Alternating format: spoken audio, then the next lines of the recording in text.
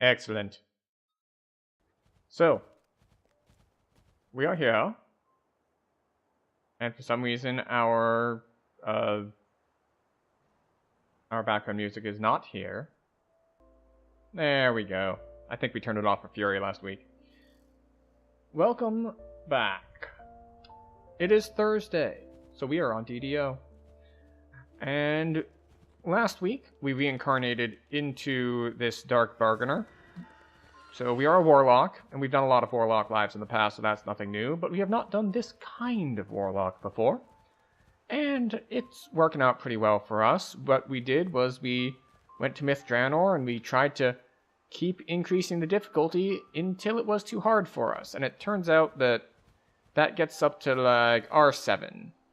We can do R4-ish relatively smoothly, but after that, it gets a little rough. So, in the interim, between that stream and now, I did play a little bit offline. So, we did the Giant Hold 13s, we finished off like 1 or 2 more quests in Myth Draenor, and we did the level 13s in Lord's March Plaza.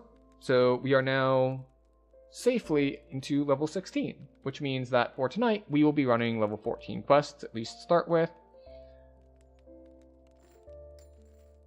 And we're going to start off with the Flaggers and Crucible.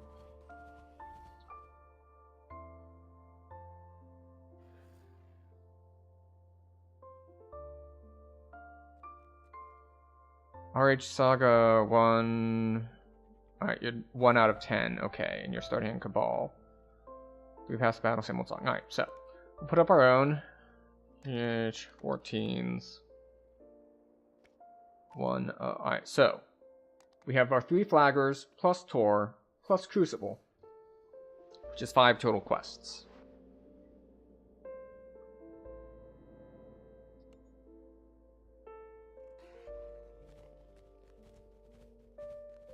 So, we do have 1 point. We're not going to bother spending our 1 point because we want to spend it on something that costs 2, probably. Next level is 17, so we don't get any more cores, but we could get Supreme Hunger. Supreme Hunger might be nice. We could just start dropping into Enlightened Spirit for random defensive stuff. Just like, well, not the Eldritch Aura one, but, you know, physical resist rating, magical resist rating. Or we could just go up over here in Feydark, which could also be nice. Because I've gotten pretty much everything I knew on here. Wait, no, we probably want Enervating Shadow. Because Enervating Shadow is basically like Focus Blast, but better. So, we'll probably grab that next, which is, we need 1 more point for. So, the time has come to begin our runs, but first, we shall do our rolls. Yay! Rolled a 90.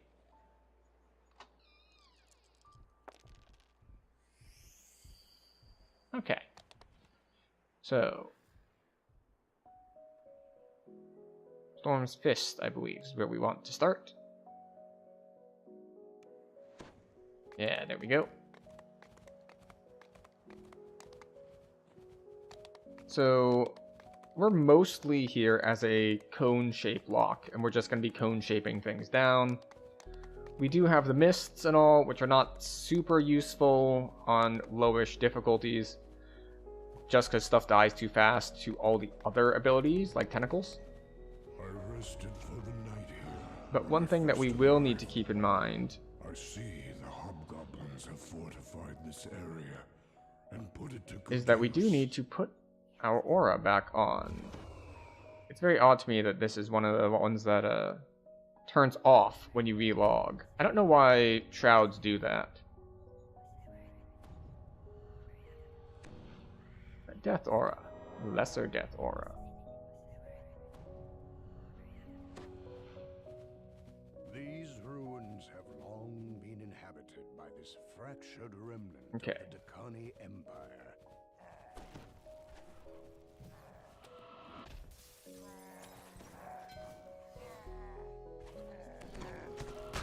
Oops. Oh, I hit the wrong button there, but that's fine. We've got a deal then. God access. Now run along. You've got some conspirators to kill. With that, the hobgoblin disappears into a passage in the wall.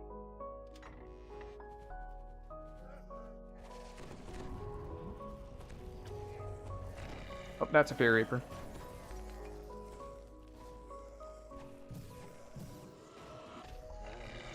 There we go.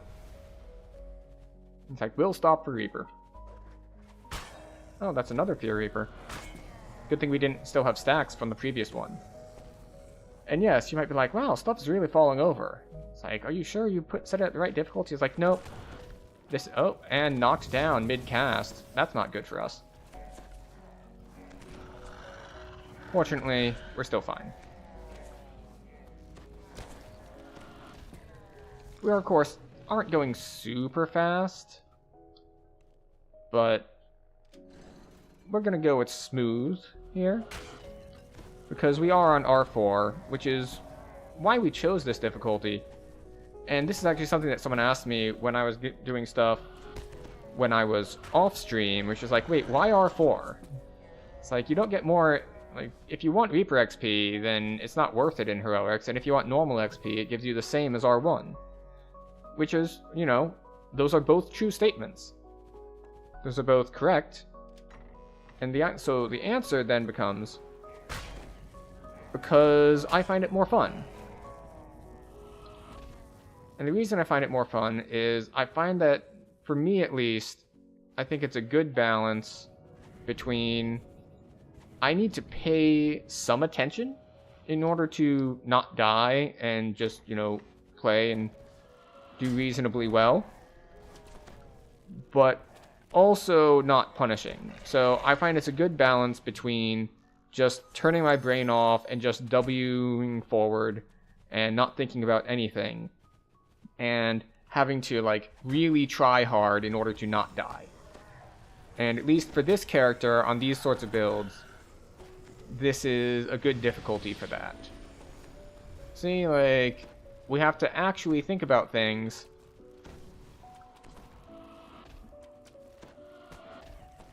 And kite back when we get things like double Reaper spawns like that. Also, we use tentacles up there, which means we don't have tentacles for here, which is fine. We'll do this, and then stuff walks forward into the mists, and we can insta-kill them. Oh, and there's a Famine Reaper. Now, fortunately, we're not going to run into the case that we ran into last time in R6 in Myth Draenor, where we got two-shot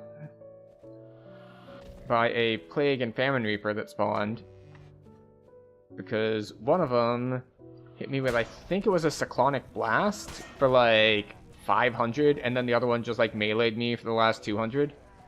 And the funnier thing is, it was my exact health total. It didn't bring me to negative. It brought me to 0 health. So, just a small, tiny amount more health, and I might have been able to just dash away. And I actually did look on the wiki, and I found that, oh, for my pact spells at higher levels, I get greater death aura. So that should be nice. Because lesser death aura, at this point, I'm not sure it's worth casting. Like, the damage almost certainly isn't worth it. The healing is, we'll say, lackluster.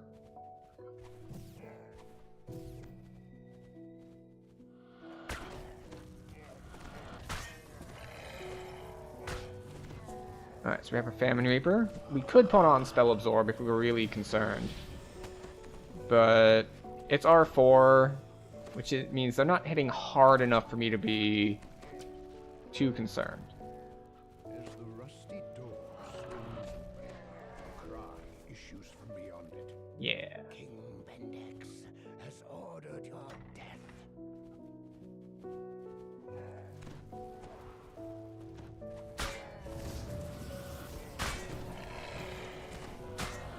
There we go. We put down our AoEs,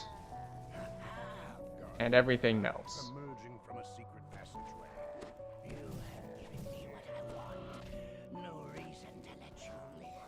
And this is the difference between Myth Draenor and Giant Hold as far as new versus old content. With very few exceptions, I don't expect us to struggle much, even on R4. And one of the exceptions I ran into off-stream, which is some of the traps in... Oh, what is the other one? Feast? Yeah, Feast or Famine. Some of the blade traps that are next to the levers that open doors. Some of those can be pretty nasty. And by can be pretty nasty, I mean I died to one. I mean, I was in a party, so someone else rezzed me, so it wasn't like a run killer, but I did still die to it. Which is just something that happens sometimes. Well, let's see, let's update our LFM. 2. There we go. Once we finished one, we are now moving on to Crucible. So it will be interesting to see if people join, because I've seen Giant Hold done both ways, either doing all of it at once or splitting it to 13s and 14s. Now, normally I do it all at once, but this time I did not. So we'll see if there's anyone else who has the 14s still left. Of course, this is now where we need to grab out Tanya. We're going to need you as a lever puller. Here we go. Passive. Stay.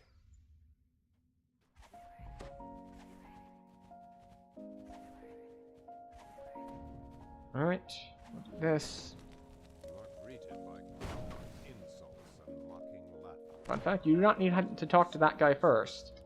You can talk to these people first. And then you can just go and talk to Drogondal twice.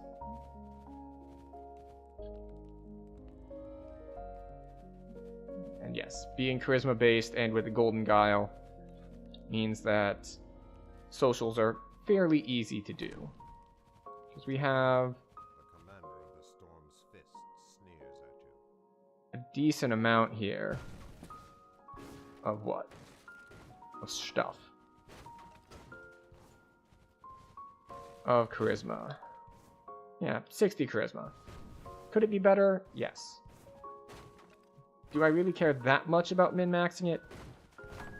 No.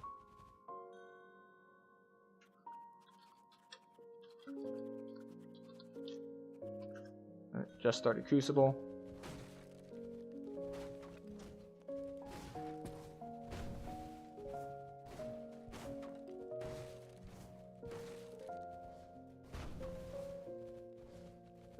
Alright, and we're just in time to move forward.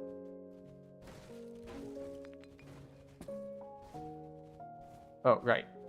We can put up our short-term buffs now. Oh.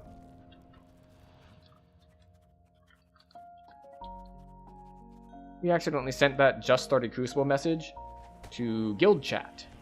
That is not the right target. They should be like, oh yeah, okay, yeah, good to know. Alright, so we did get hit with a Cyclonic Blast for like 300, but it's fine. We'll heal that damage up. The sign reads, Maze of Cunning.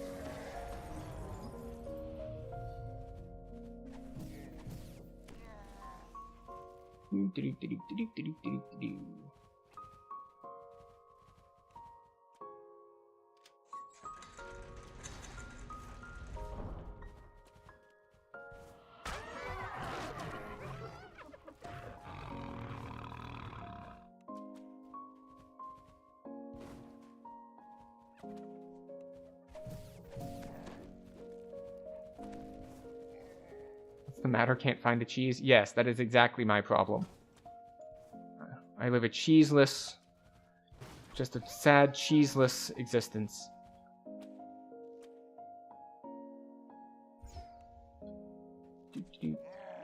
Where did you come from?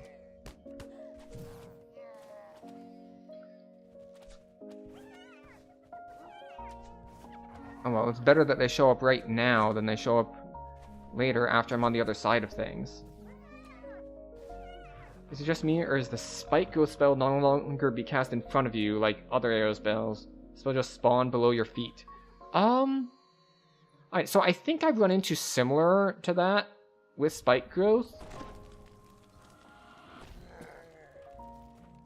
But I think it's been that way for a while. Like, it casts under your feet by default, or it casts if you have someone targeted, but it doesn't do really well with, like, ground targeting. At least I think I ran into a similar problem with that.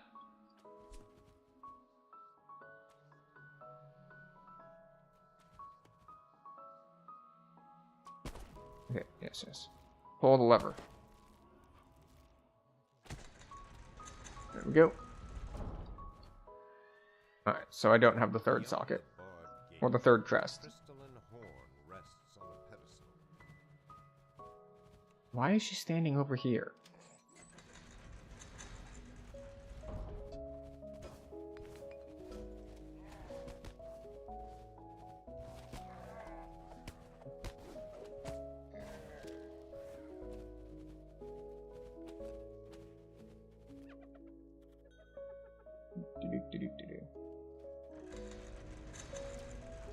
Why am I stuck on the... Yeah. So you can get by there with one pull, but I kind of got stuck on the corner, so I didn't want to use my dash. Also, welcome in, Silicon Titan. Or Sports Illustrated Titan. Or any other sort of Titan that you can use that sort of abbreviation.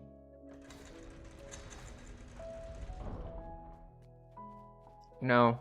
I think at one point my girlfriend had a Silicon Titan. But I don't know. She got rid of it for some reason. Something about it being overused.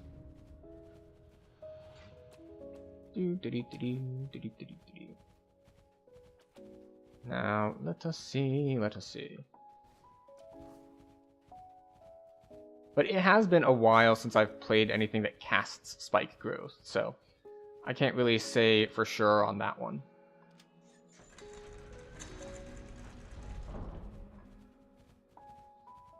Alright, this one.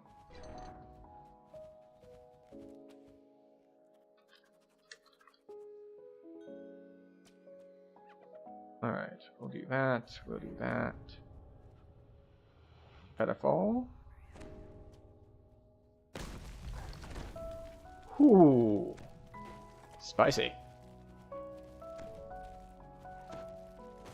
Oh, and I'm in combat, so my healing isn't doing much.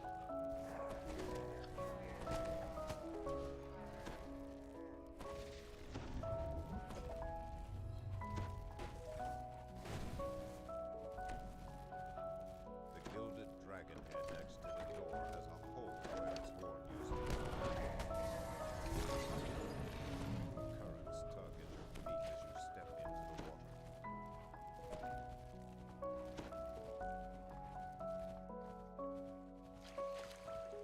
Okay, off we go.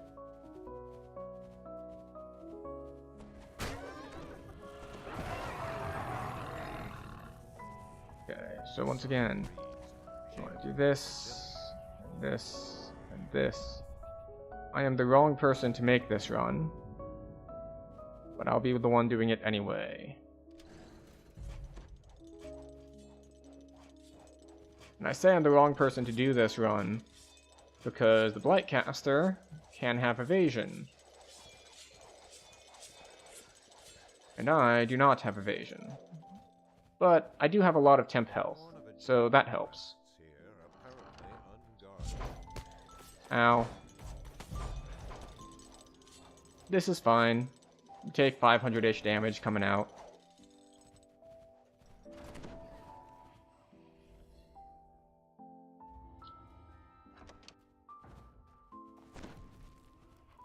The floor of this hallway has collapsed. The broken bodies of several orcs lie below.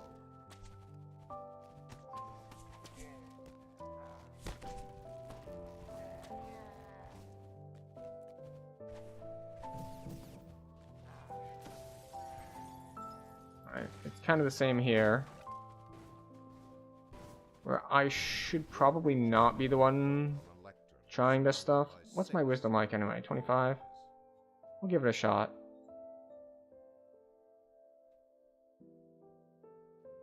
Come on, give me a third hint. 6th, nearest the entrance. And right-hand doors. Okay, we'll try this one. Hey, we made our 50-50.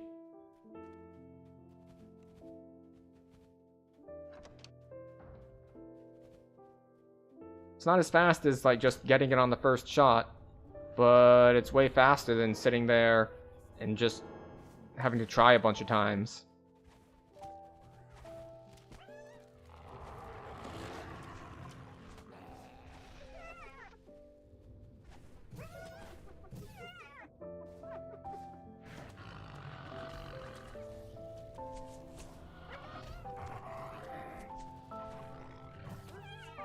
Okay. Now, if you're speedrunning this, you just ignore all of these people.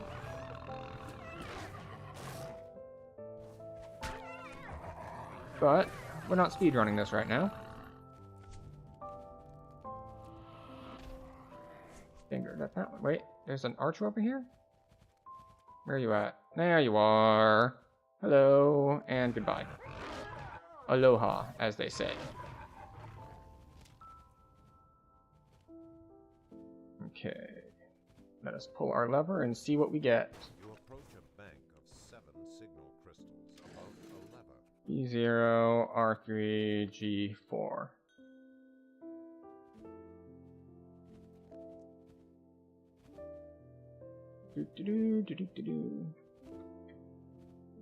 G4.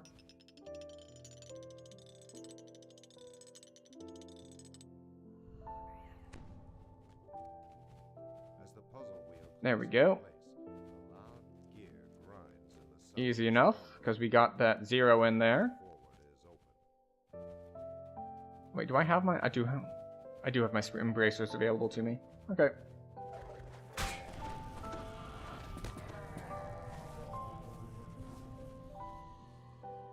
Okay. We open the shortcut, just in case, so we can get back more easily. And swim bracers. A rush of swift water emanates from below. Question is, how much do we respect it on R4? We should probably respect it a decent amount, right?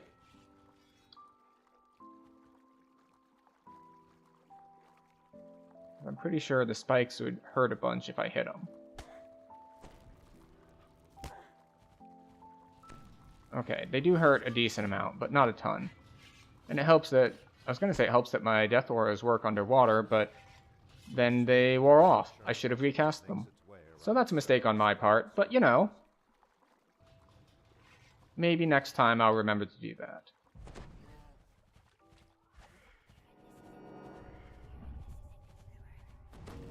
Oh, that was the wrong button. A glittering pile of treasure surrounds. I believe you have cursed me. Wait, no, there it is. 1 endurance. And I think it's still faster to swim this out than it is to, like, Dimension Door. Because Dimension Door puts you way back at the beginning. And you have to, like, run through the maze again.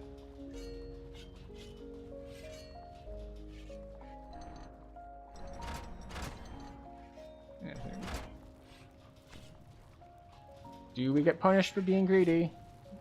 No. Okay, good. Because it's possible with, like, just a little stutter step of lag to get double hit by that fan. And that might have killed me if I got double hit and failed the saves both times. But it didn't work out that way. We worked out and we successfully lived, so... Always nice to successfully live. Back to our non-swim bracers.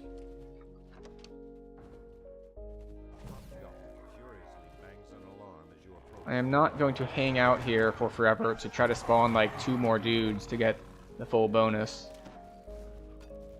It's like, I've been in groups that did that, and it seems, and as far as I can tell,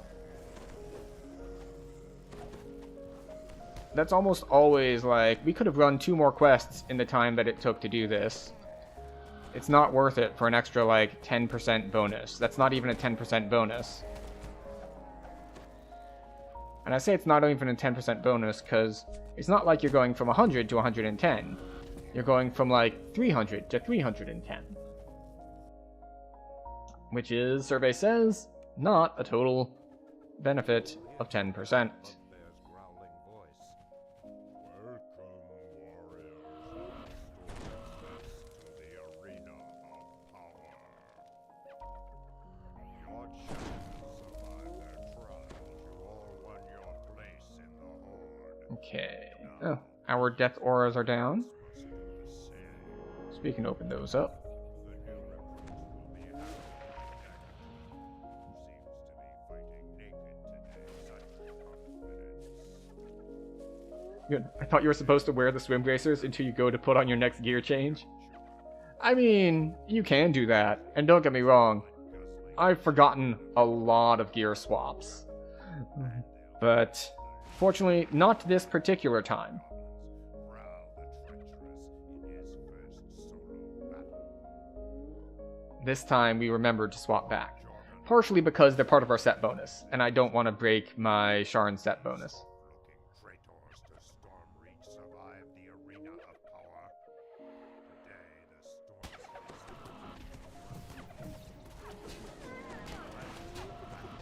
There we go. You literally did it today. Yep.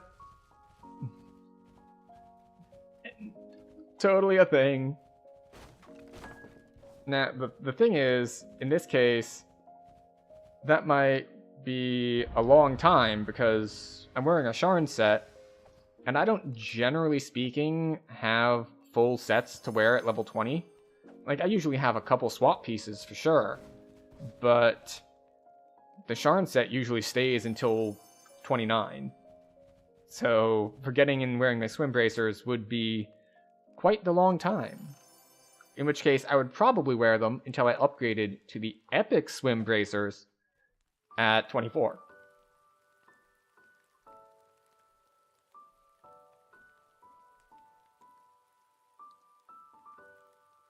Oh, regal. This Okay. dragon looks. How base. Headed to Madstone next. Reflection in its side. So we still have Madstone, Pop, and Tor. Myself in fire here. Despairing We will I update feel our it wash LFM. away, along with my flesh.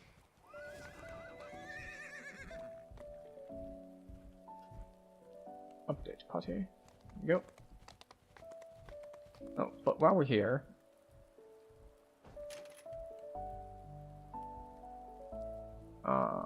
Enervating Blast. Where is it? Enervating Shadow. There it is. It's like this, but better. Fails with 170.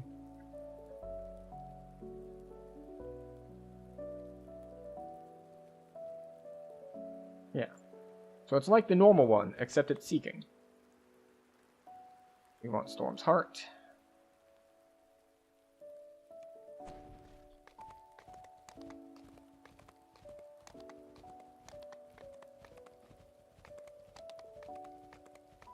Not that I usually remember to swap to single target for bosses anyway, but maybe I will at some point.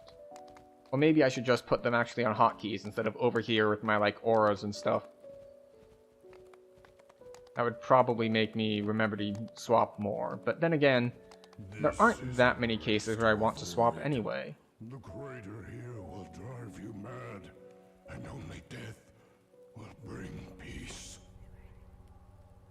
Okay, we put up our buffs.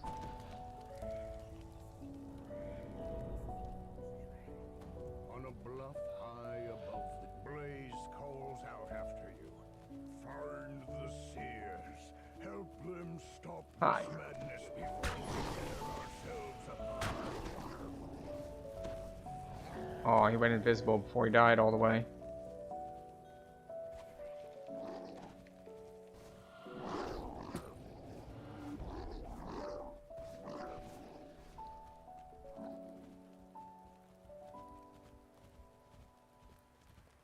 So he's going to come out at some point. Go away.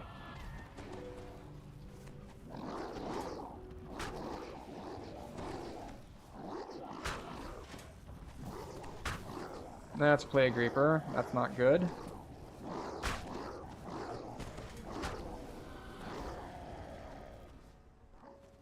we clear it? Yes. Alright, good. We got it done. Alright, he said he'll take Tower 1. So, because he's taking Tower 1, that means we get to do the shortcut.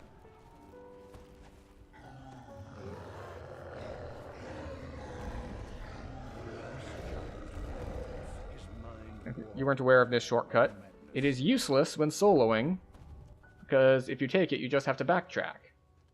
But since we have a party member who's already said that he'll do part 1, we are going to use this to run ahead to part 2. More Plague Reaper.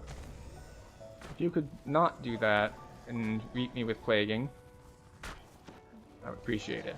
A bluff seen from the crater floor lies ahead. A shimmering magic crystal. Alright. The dust and debris of the foot suggests this passage has gone undisturbed for a very long time.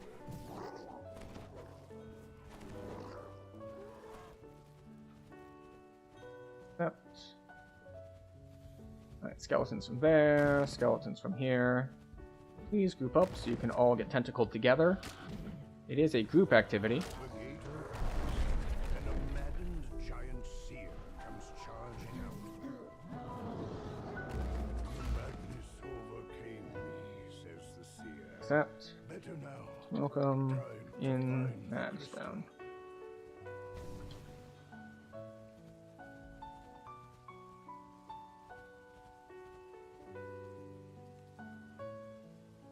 A gateway slides open, and beyond, a living giant bellows in rage.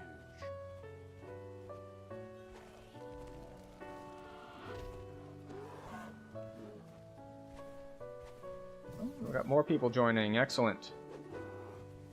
You know, many hands make light work and all that good stuff.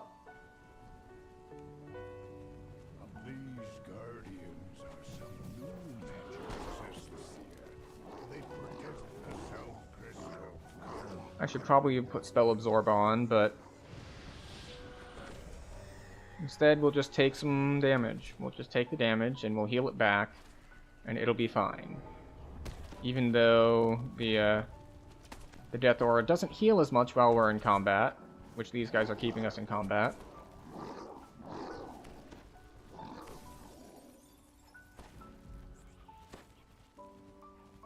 We'll take the easy way up here.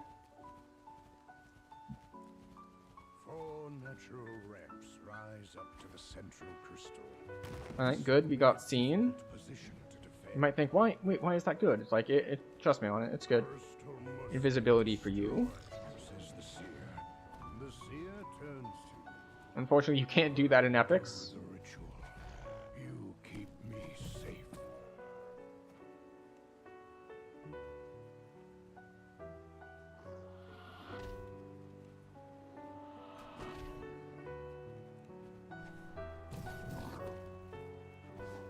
Alright. Please do not hit the dude. They're less likely to hit the dude because of the invisibility, but we still want to avoid him getting hit.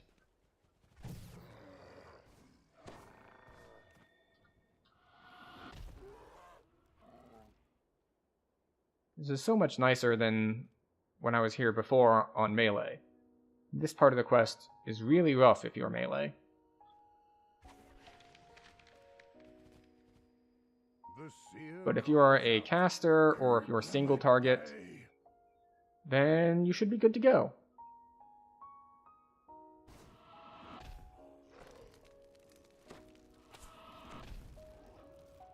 Why didn't you go invisible? That's odd. Very weird of you. I will say, actually, some casters can have a little bit of difficulty with it if they run out of spell points, depending on what difficulty you're on. I've run into that in the past, in last life or the previous one when I was on Sorcerer. And it was on a relatively high difficulty. It's just like, I had a bit of a rough time. But on Warlock, you can see that we're doing okay.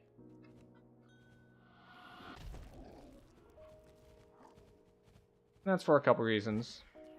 One, we're in Heroics, so it's easier. And two, as Warlock, we really don't have as many spell point problems. In fact, we're kind of wasting spell points, technically, because we're using Finger of Death, when we don't really need to be using Finger of Death. It's convenient, and it means I don't have to go down there to blast them, and I don't need to cast Evards or anything like that. But yeah, let's see.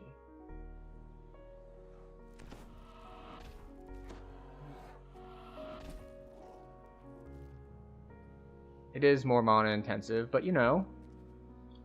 Oh look, a soul. Soul is good for 2 fingers, I think? How much is it? 40? Yeah, 40.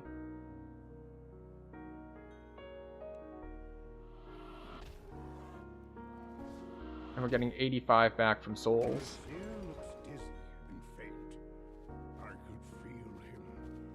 Alright.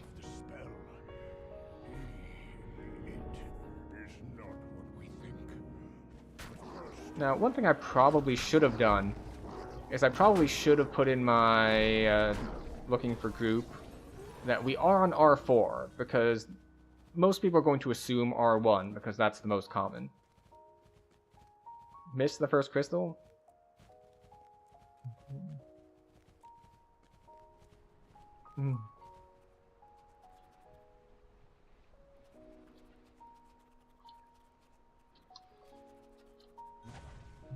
And the monkey was like, wait, we missed the first crystal? It's like, yeah, Beat said he had it.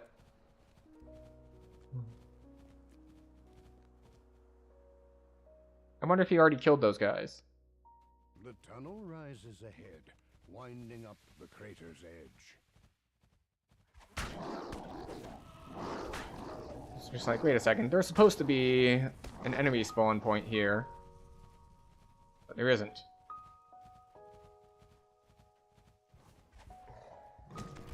From beyond the open gate comes a dull sound of footsteps, dry as rattling bones.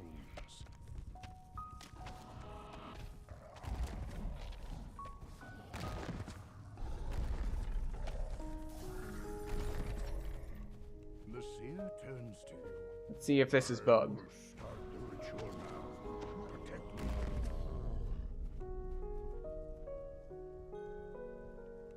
Okay. The bug that I was checking for was, will we accidentally kill the guy we're trying to save? And the answer is no. Our call on the mists did not kill the guy we're trying to save.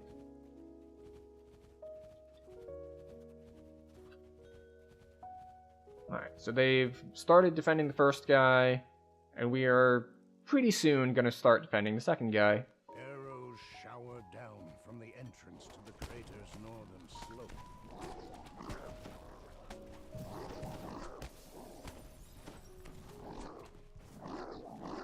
This is a convenience thing more than anything. They're not particularly dangerous, but as a courtesy to those who follow, we'll kill them anyway.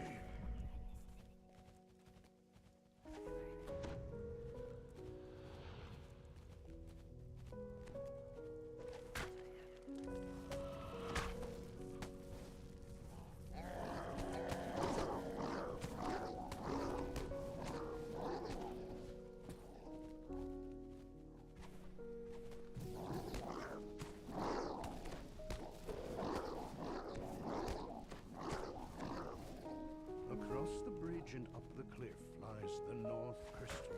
Get tentacled.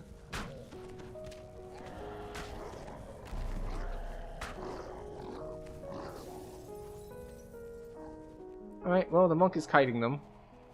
He has enough health that I'm confident that he can handle it. And you might think, well, why is health the deciding factor? The seer of And to that I say, done, the seer screams. it's an indicator of overall, like, past lives and Reaper points. The ritual begins. Okay. So we're just going to check that none of this stuff attacks him because of the invisibility. And if none of it attacks him, then we're just going to leave and go down below.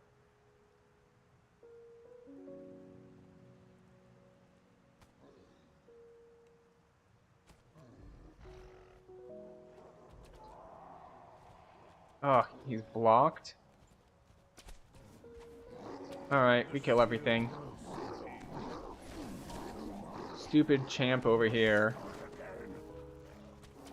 Soul of Cruelty just ruins everything by being able to see through everything.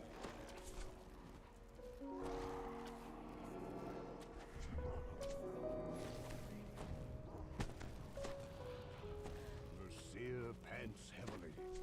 I feel the magic source. Okay. It is near, I am sure. And it sucks that because of that little lip, I couldn't just kill the Soul of Cruelty.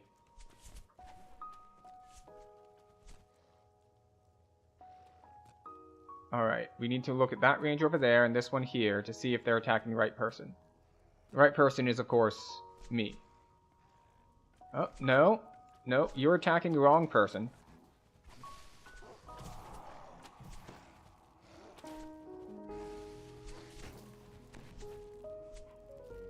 The seer calls out. Okay. Now are all of them attacking me? Yes, but I accidentally killed that guy, so there's going to be a respawn. So if you're not familiar with how this part works... Too much. I must Wait, start again. is...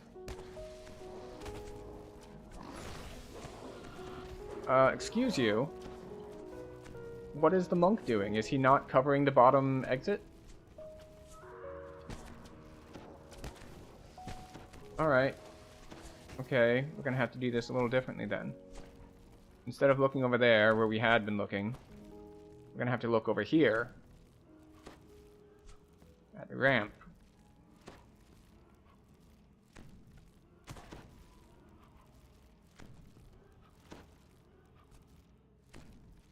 Oh, he got knocked off. There we go.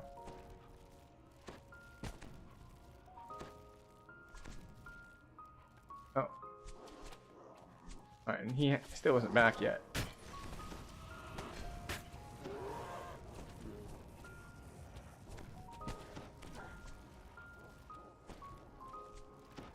The seer calls out. Keep them at bay. You know, what I should probably do is kill the champions. Or the champion, rather. Just to get it to spawn a non-champion. For my own safety. I'm hoping that the rest of the party shows up before I have to take out another set of Minotaurs. No such luck. More Minotaurs have spawned. And there's still no one else here to handle them. Except me. And hopefully I don't draw any shots down here to the seer.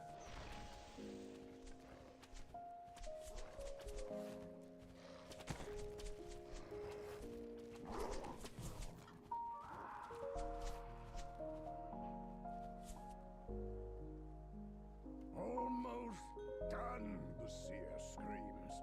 Not much longer. Okay. So...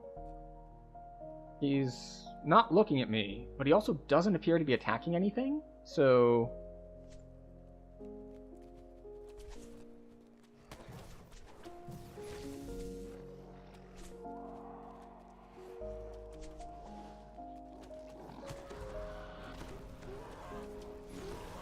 I was like, wait a second. I didn't see them, but I heard them.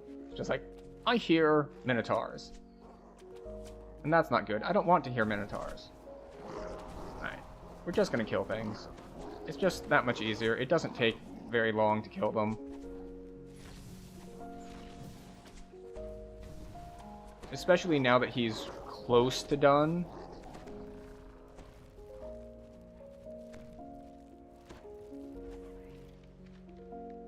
The There we go. The magic comes from the spire. And out we go. Stop this madness. Okay, we need to recast our short-term buffs. Just in time, says Blaze. Oh, we need to recast our long-term buffs. Fire's gone down, and the whole I forgot that this monsters quest does take a bit longer than some others.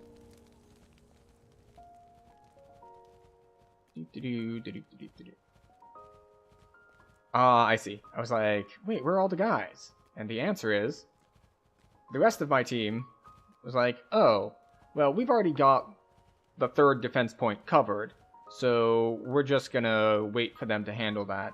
So they leapfrogged ahead, which is great. I appreciate a proactive party.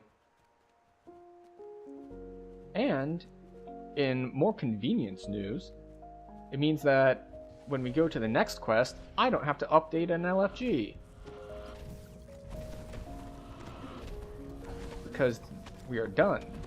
The skeleton warrior is casting the Madstone spells no more.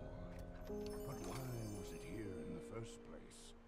Perhaps Blaze and his seers have answers. Boop. Oh, we have one more dash. And back we go. And we're gonna head over to Pop. We are not lawful, so we won't be doing that one. Good, the giant roars.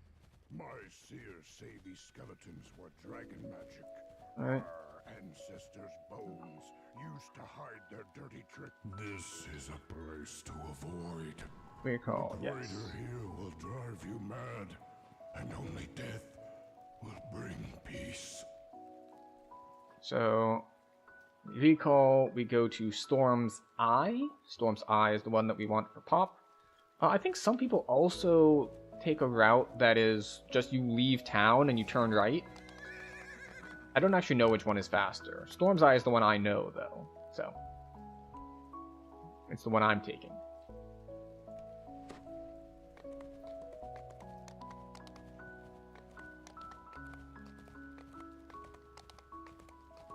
Additional.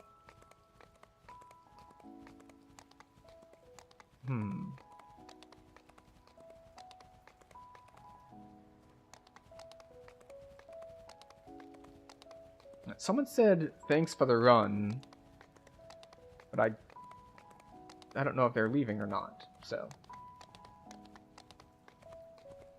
They said thanks for the run, but they are still in party, so I don't know if they're just like grabbing loot and doing their recalls, or if they just say that after each run. From the giants of old, what secrets does it keep? What lies in its Now, one benefit we have here is that we are undead, which means we're immune to one of the most annoying spells that casters in here cast, which is Burning Blood. Especially on higher difficulties, it's just like, hi, you're gonna take a whole ton of damage. The door opens. Have fun with that. It lies the prison. A magical barrier blocks entry into the chamber, marked with the symbol of etched into the hallway. Is the symbol for the plane of Da'anvi. Below it is a switch and a receptor shaped to take some kind. Serpentine.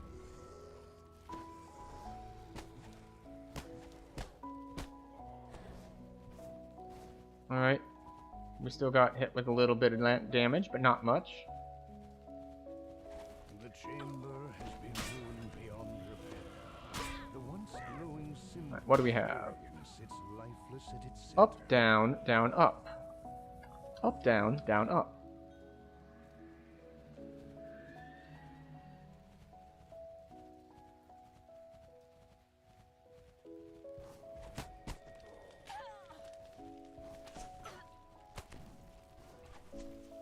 Another barrier blocks access to the Dale Core chamber.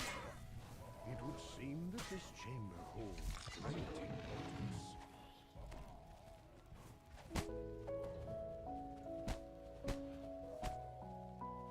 Okay, where's our... Yeah, we need to throw a spell at something to keep our move speed going. Oh, slowing touch from the famine.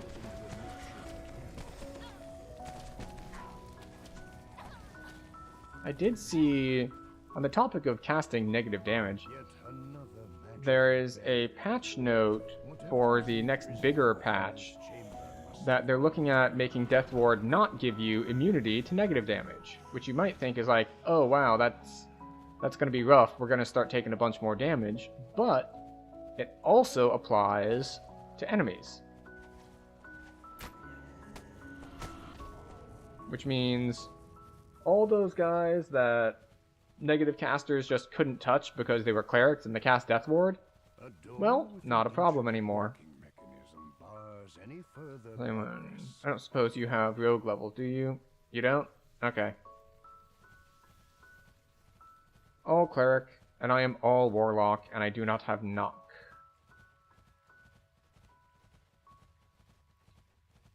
Which is fine. We do it the somewhat slower way, because we can't get the shortcut for being rogues. Or casters with knock. Is it this one? No.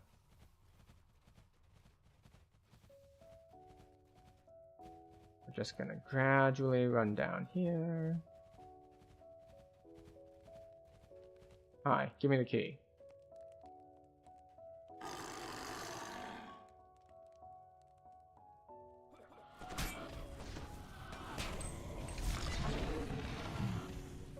It's like, no, you get to blow up. Also, we do have an aura lock in party, so not only do we have our temp health, we have their temp health that they tick out to the whole party. Or, I know bards tick temp health to the whole party. I know they get temp health for themselves, but do they get it for everyone? What is it? Like, that's the big temp health button. Oh well. The great door opens to reveal some kind of control room.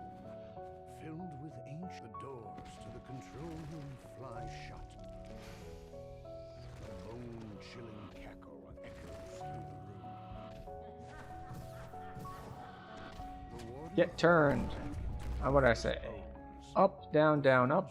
Up, down. Down, up. As the valve locks into place, the barrier to the central chamber vanishes. 8 receptors cover the walls of the large central chamber. Got that. It is We likely do have a monk, and monks are guaranteed to be lawful because they have that alignment restriction. And he is already in position.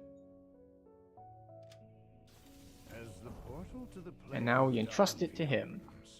Small topiaries and perfectly aligned shrubberies fill the room. An old man sitting atop a fountain calls you closer.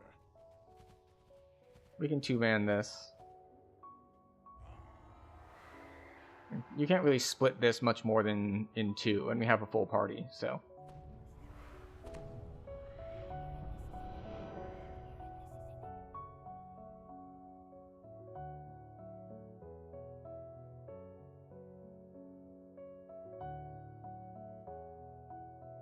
Gotta wait for, here we go.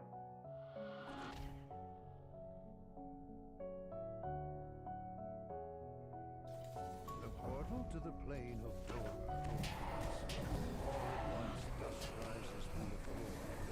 Human corpses of long-dead soldiers take shape. Okay. He is not familiar with the pattern. The dead are laid to rest. The room returns to Because the guy who was lawful, and therefore did the previous room, came to fight in this one.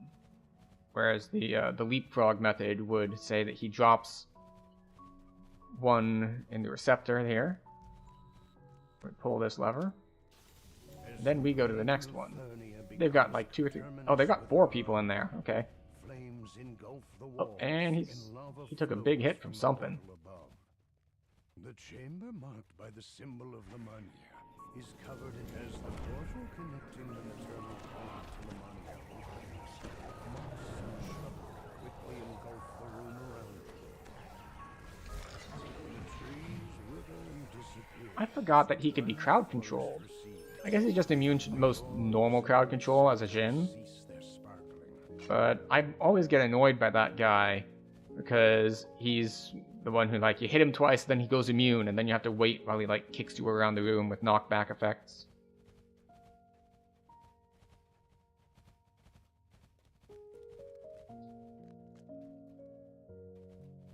Yeah, they've got 2. 2 should be enough. Let me go to this one. We're going to put on our spell absorb for this, because the guys in here can cast Polar Ray, and it hurts a lot. As the portal to Rizia opens, Orion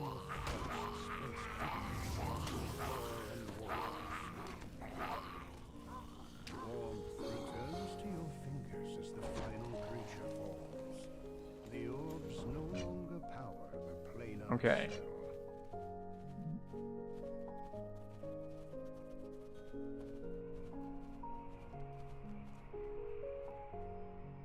Okay.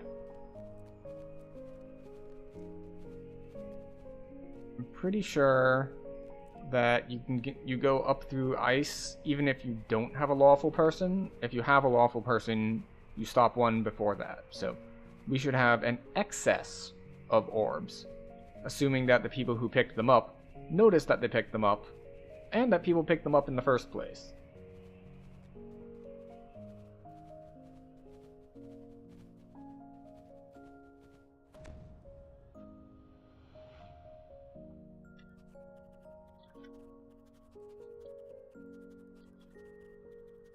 All of the rooms that we did.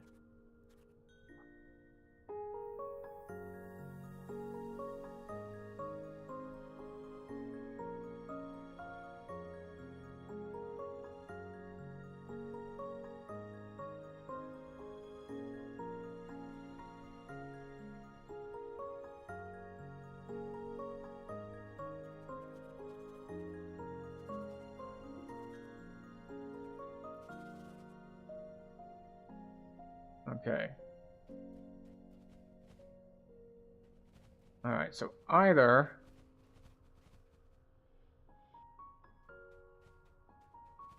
Alright.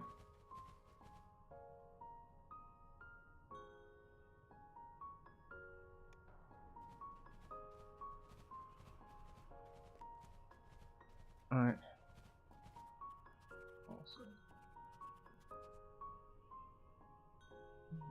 Okay. Time to go look at all the rooms and see what happened.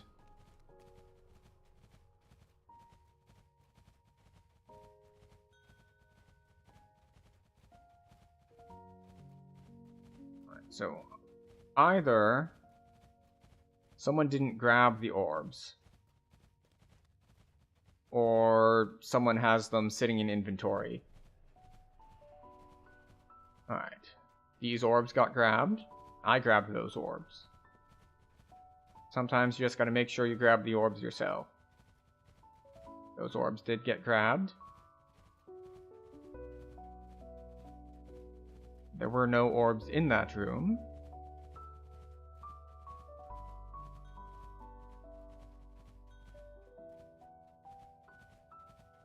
Pull one out and bring to the beholder room? Why? Oh, never mind.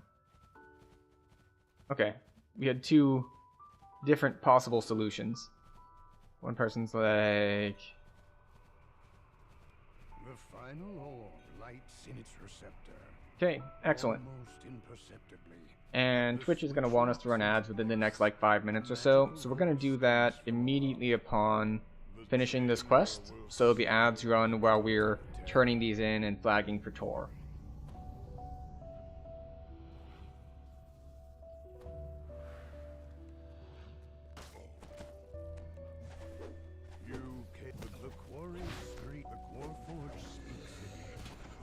Stop jumping, warping around so much. And the forest of the ancient Warforge screams out. The quarry screeches, and the darkness of Maybar fills the chamber.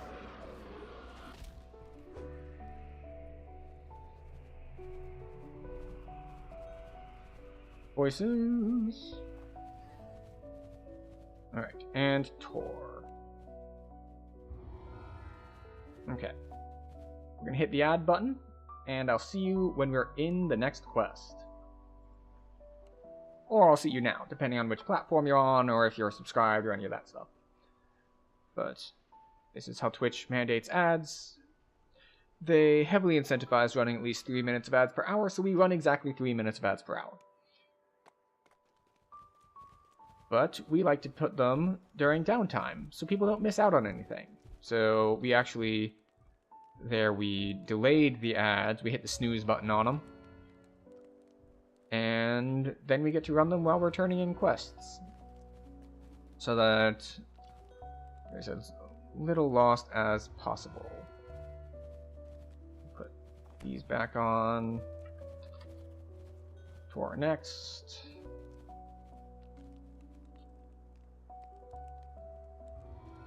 Just turning in everything so that we can flag. Although technically we don't need to turn in everything so we can flag. You just need to turn in the 14s. Even then, not all the 14s, because Crucible is 14, and Crucible is not necessary to flag for Tor. It's just a bonus. Just a fun little side thing that gives you a giant pile of XP.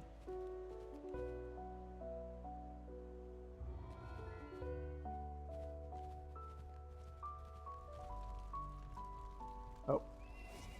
Bit of a lag spike, but it's fine.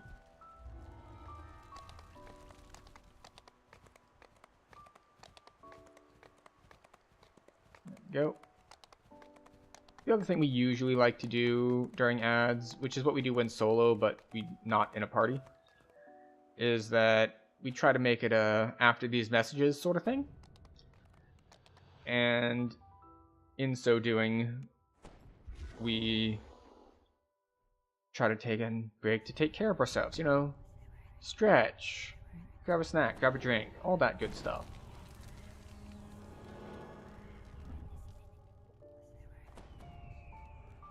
A giant glowers down at you from a high ledge left of the entrance. Gather within the circle, he shouts. All right, I'm in the circle. What now? Undying fealty to the storm. The air around the circle crackles with magic. The giant's eyes are dull and clouded with malice.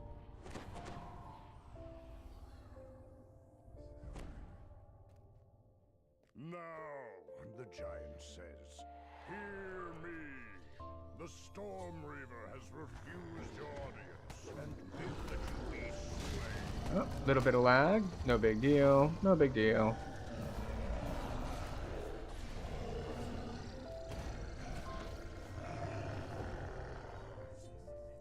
Excellent. Yeah, I think we'll stick with cone shape.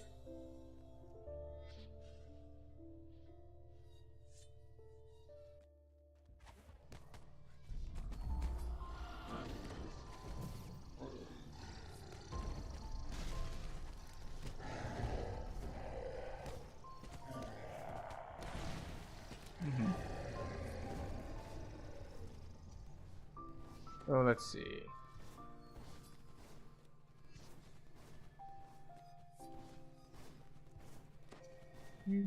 Do.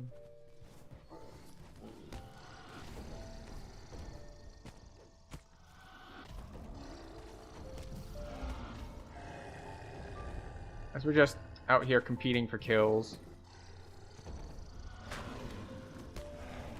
For no apparent reason, like, this is one of those things that's just like, oh. Like, we can compete for kills. It's just like, we don't need to. The party's gonna be fine either way.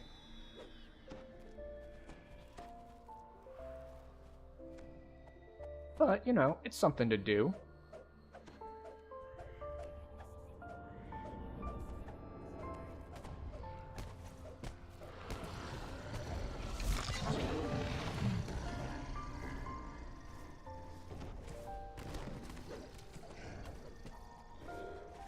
We have Reapers? Reapers, anyone? No? Okay. We are good to go. Oh. He is also undead.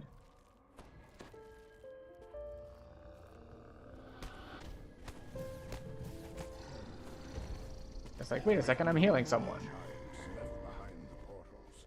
The guards rush through the door to clear away. The last of the attackers lies There we go. dead. Your way east is sealed with some ancient giantish magic.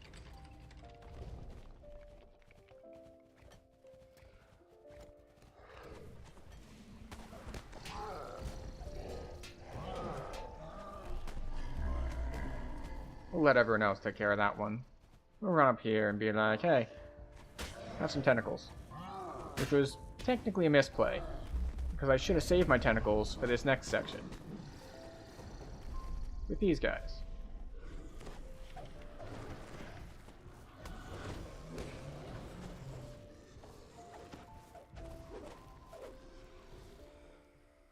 The fiery wall in the hallway vanishes. There we go. Perhaps others of these ancient giantish barriers were deactivated. And I didn't use Stricken or Consume on those guys, so I don't get the move speed. You are free Something I need to remember to do. into the Tor.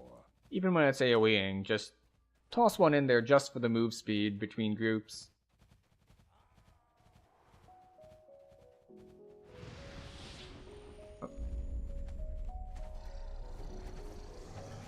And the Famine Reaper just looks at someone and is like, you It's as if he scurried take damage. into the rubble behind the narrow passage is buried. Alright, under so the as leader, it is our responsibility to make sure that the quest progresses. There's a small hiding place, and in it is the kobold you saw before. It's nice if other people do it, but it is our responsibility. Alright, we'll go this way. There are fewer dots this way. You find a crevice concealed by rubble here. It is pushing free of the narrow walls. You tumble down into some kind of supply room. Let's see.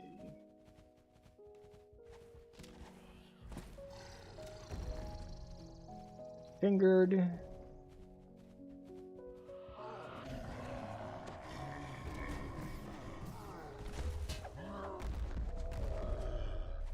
As the lever clicks into place, one of the two faces near the front door lights up. Alright. We pulled one lever. Now these guys get to pull their lever, and we're good to go.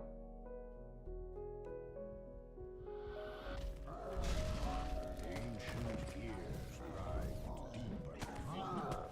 The path forward has opened.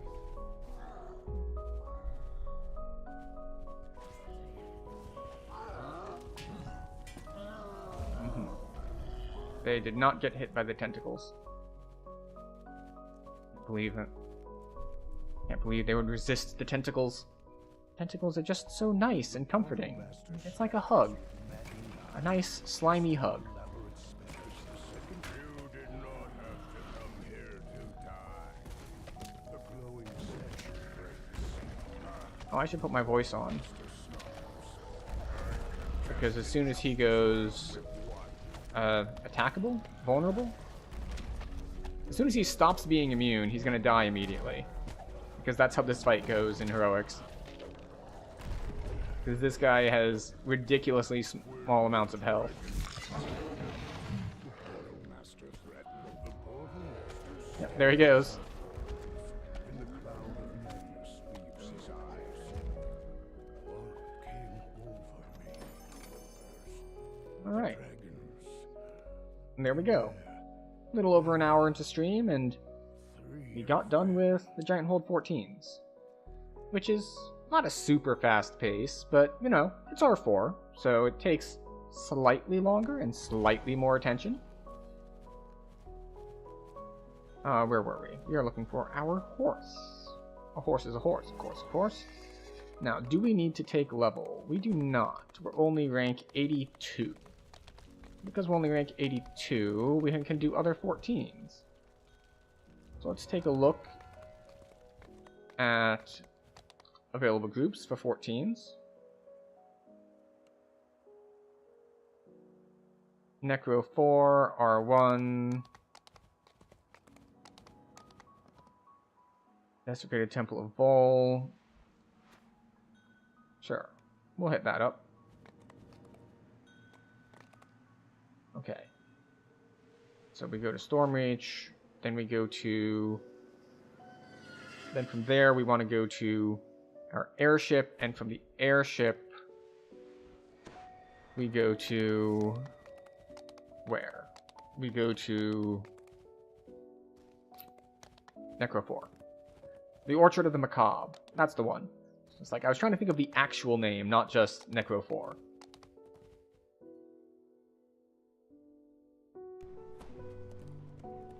No. Now, I don't know what... if this is the first one they're doing or the last. But if it's the first one, then... it's not my favorite chain. But if someone else is leading, it's not as bad. Because I never learned my way around Inferno. Like, I can stumble through it, probably, but I would prefer not to. Oh, they're not even in yet. He had just posted the party.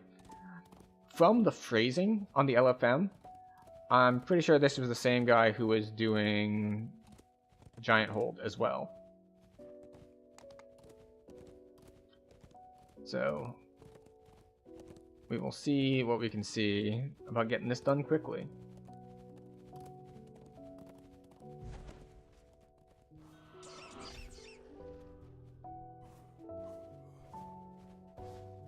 R2 to start. Okay. Interesting.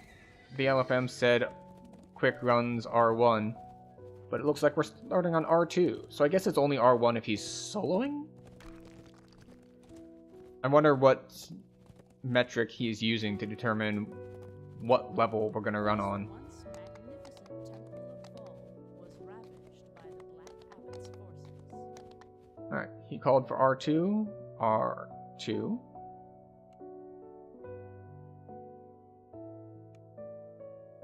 And then we put up buffs, and we see about not dying. Because without evasion, you can take a significant amount of damage from the traps here in the beginning. The interior of the temple has suffered just as greatly as the exterior.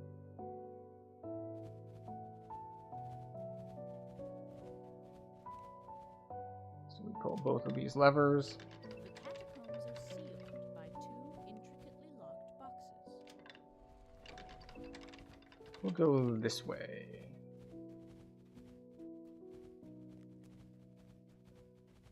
The only way forward is into the swampy muck.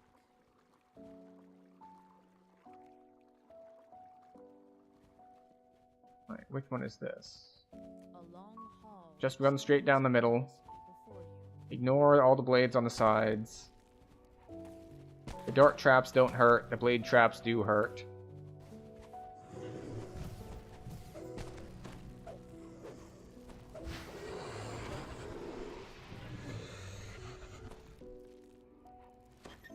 This key will open the first of the seal locks.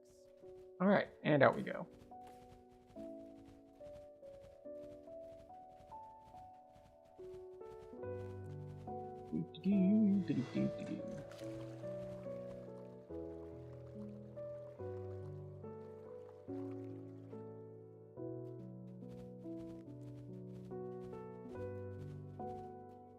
Chest race.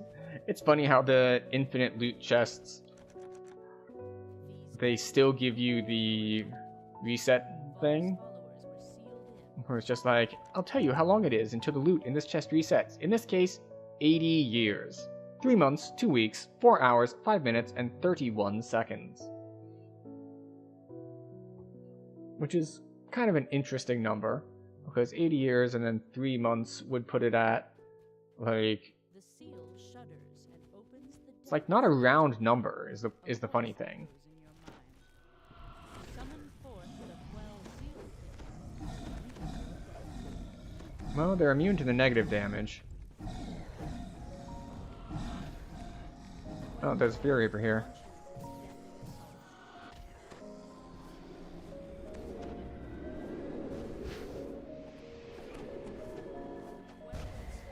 Alright, we took a bunch of evil damage, but that's no big deal. We'll heal it back easy enough.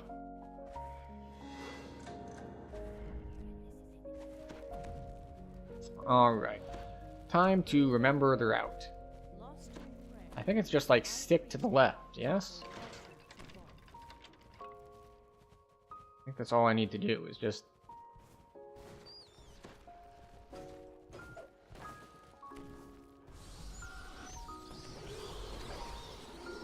Yeah. Just deal with the stuff spawning at us. Break the urns as we go. The textures are popping in weirder than I remembered. I'm pretty sure this one is optional.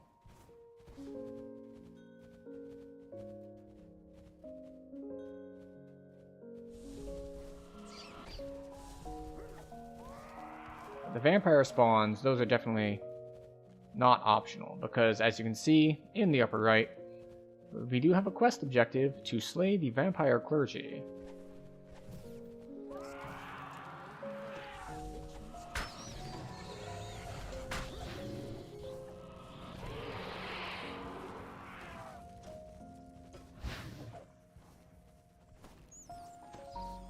We're gonna keep staying to the left, to the left.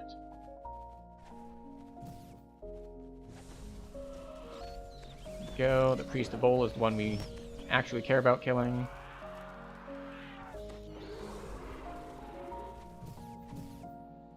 I know you think you're a vampire, but I'm kind of also a vampire.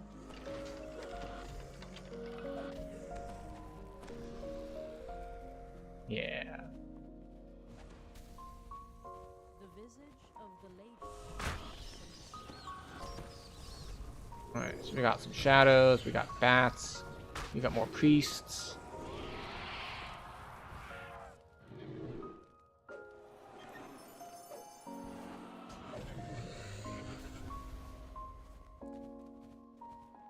Okay, and oh.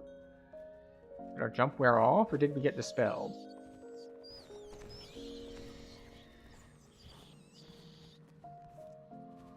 No matter. We will continue, we will keep on keeping on.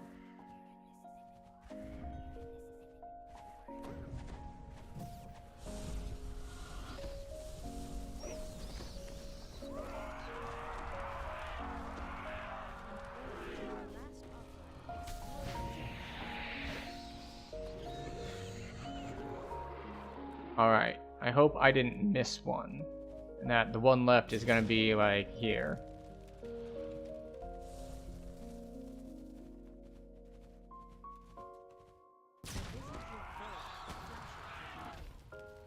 Okay. To my altar, she said. Oh, that reminds me. I need to grab scrolls.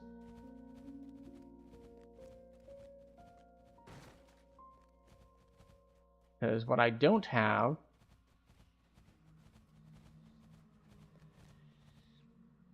is I didn't bring heal and res scrolls. Heal scrolls I don't really need for it myself because I've got other healing in my kit, but res scrolls for others could be a handy thing to have. Right, so how many people do we have in? We have 4 people in. We need our 5th.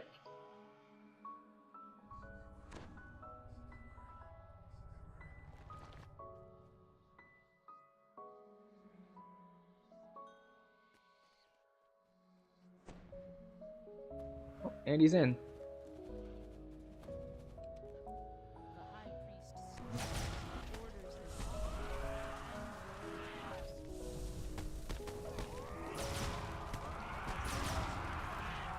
Oh, it finishes immediately. Okay. You will stand with you against the abbot. Yep. One down, and then we get to follow them around for Inferno, because I only vaguely remember it, don't actually remember it. And he actually brought stuff to handle the torches, so that's always nice that someone is prepared.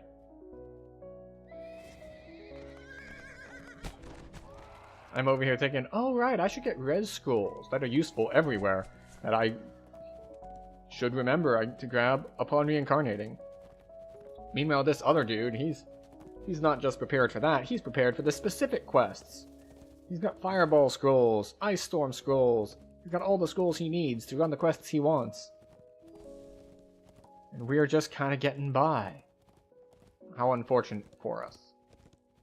Well, I suppose fortunate for us that we are partied with him, the one who is more prepared than us.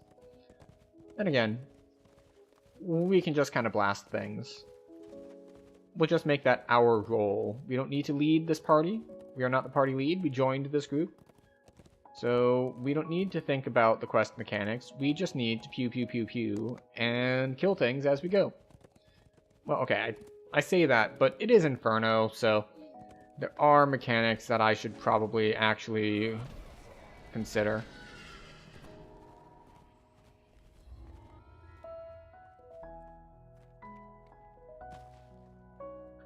I don't know how many skulls he wants to put it on, so we're gonna wait. Looks like we're gonna go up to 3. 3 skulls. Ooh, fancy. Hoarse voice echoes through the stone. So dangerous.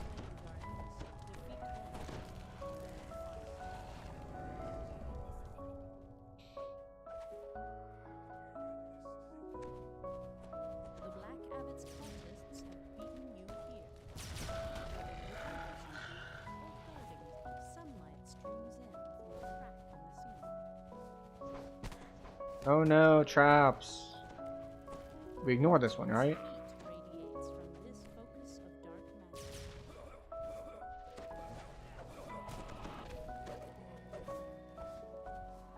Oh no, we do hit that one. Okay. Just grabbing stuff, I guess.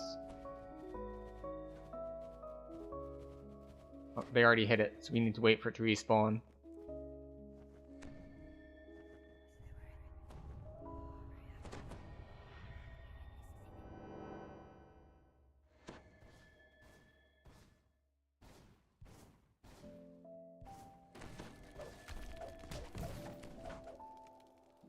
Okay, now we go up this way.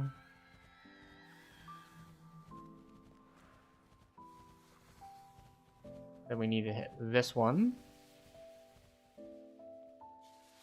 Which, in theory, should be back soon. Because the last one just respawned, so this one, likewise.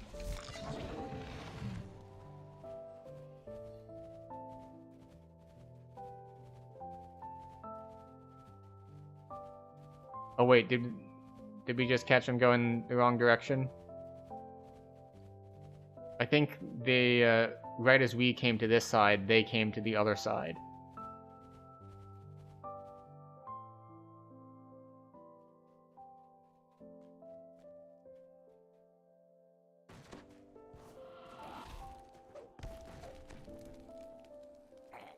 Okay, and back we go. Yes, back. Okay, good. The funny thing is, I said I was just going to follow because I didn't know the way. And yet here we are, because we don't know the way, or because we weren't with them on the way before, I am knowing the way.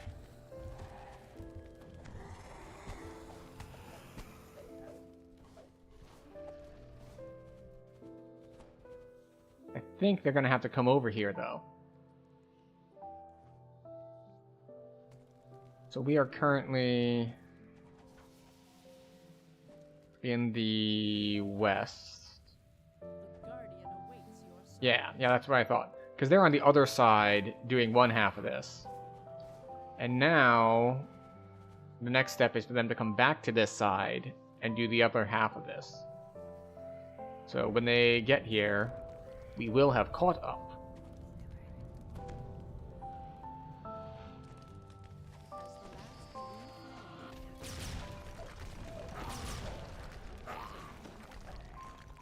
Now, head back here.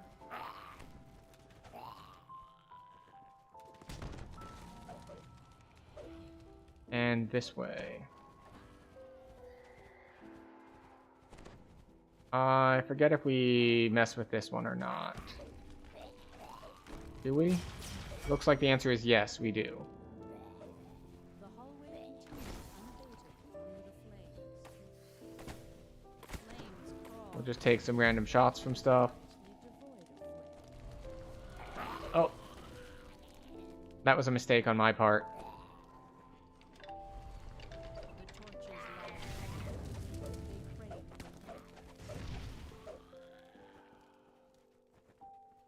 For some reason I thought that there were enemies and then the portal after them. But no.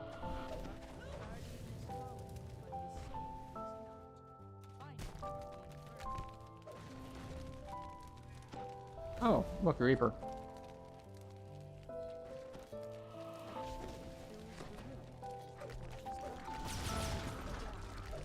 And up we go. There we go. Alright, so we skip this one. Got it. Yes. Excellent. Very good.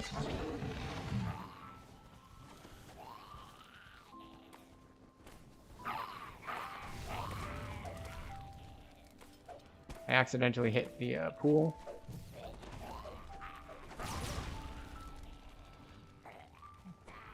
This way. Alight the flames to bring forth the guardian.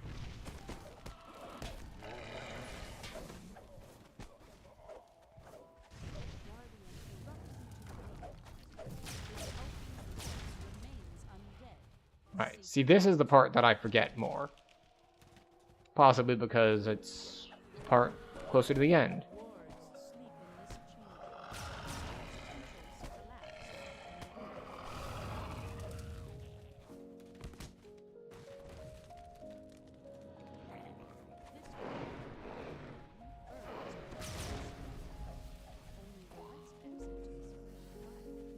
And down we go.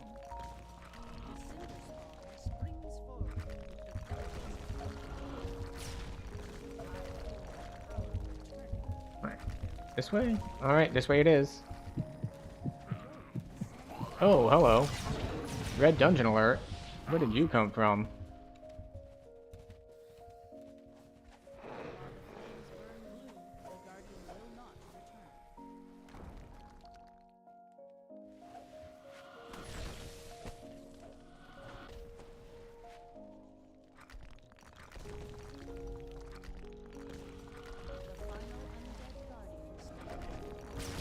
Oop.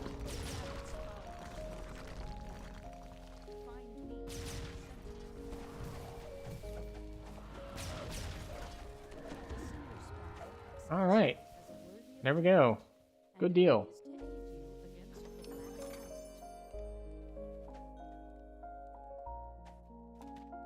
All right. We're going up to R4 for flesh. Actually, I think we double recall for flesh.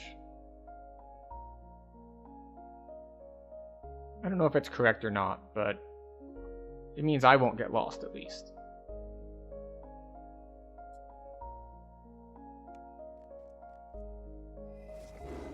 Well, I wasn't the only one who thought of it, so clearly I can't be 100% wrong if someone else did the same thing.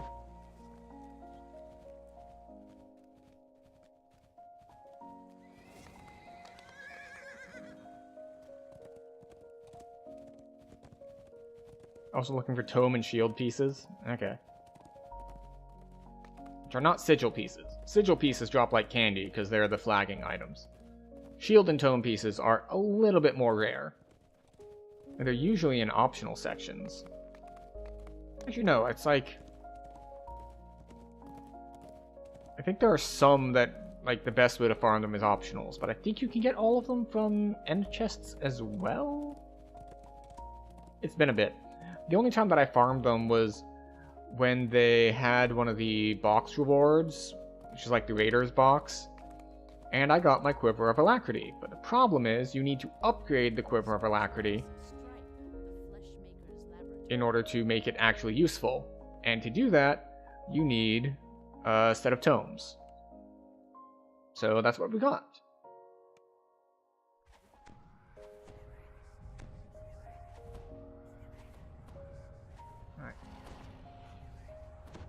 Temp health for people.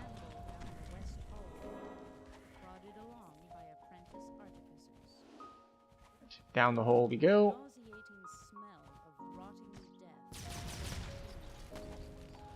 Carcass eaters dine on body parts deemed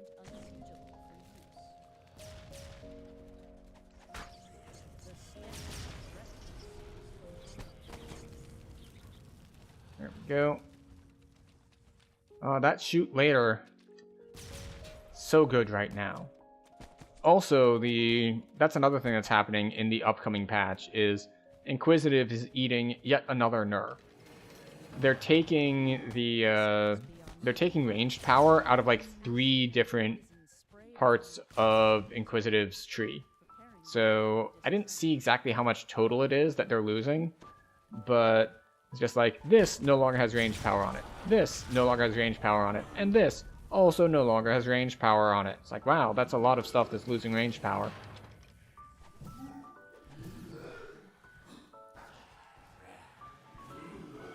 Alright. I got picked, so... Oh, son of a bitch.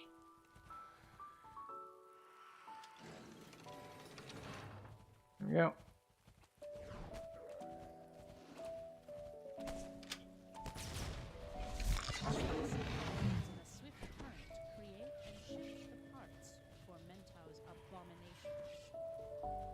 Okay.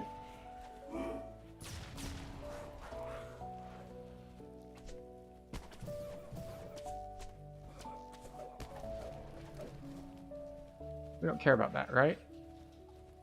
I think we just care about going forward. Because we have someone who can pick.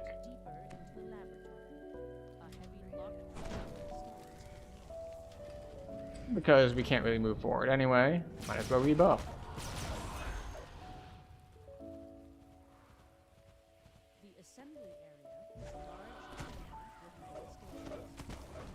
This is the room that gives you just so many remnant chests. Like, that's not a specific design decision, I don't think. But they just pack a whole bunch of champions into this room, so you often end up that way. With a bunch of remnant chests. Looks like not this time, but, you know, usually.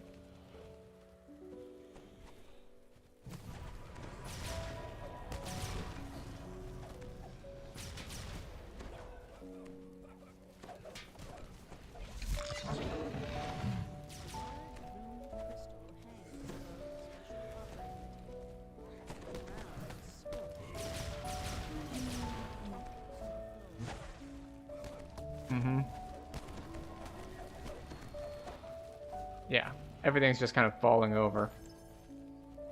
Oh, go. There's a remnant chest.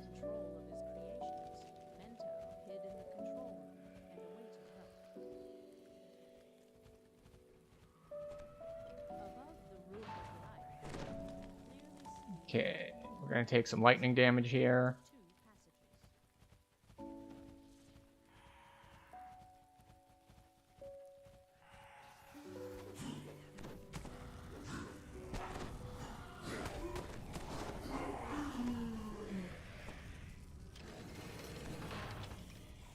Go.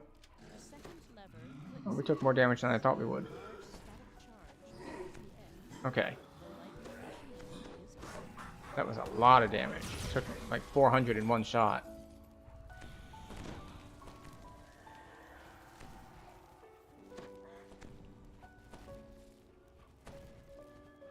It's okay. We're healing it back up.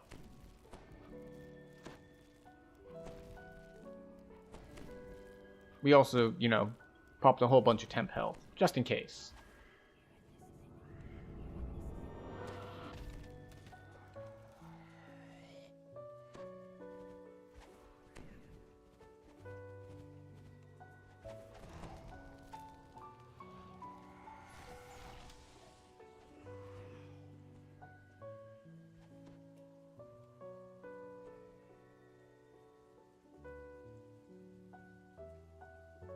Why are you not hitting yours? Is it because no one did a countdowns and you're just not paying attention? I guess he just wasn't paying attention. There we go. They respawned.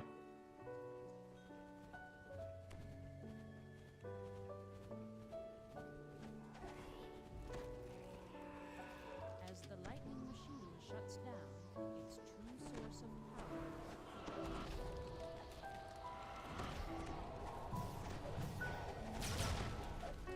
Hooray!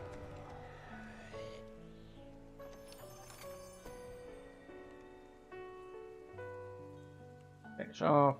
And now we head to the last one, which is possibly the easiest one. Actually, it depends. The end fight can be a bit of a pain if you get Constitution drained.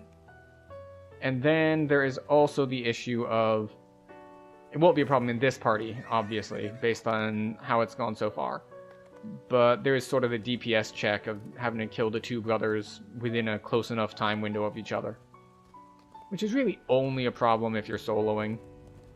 If you're duo at least, then you can just split up and fight them simultaneously. But if you're solo, you have to kill one and then run really fast and then burst the second one down. Which is not impossible. In fact, on lower difficulties, it is actually quite easy. But as with anything else, it just depends on how high a difficulty you have things set at. Oh.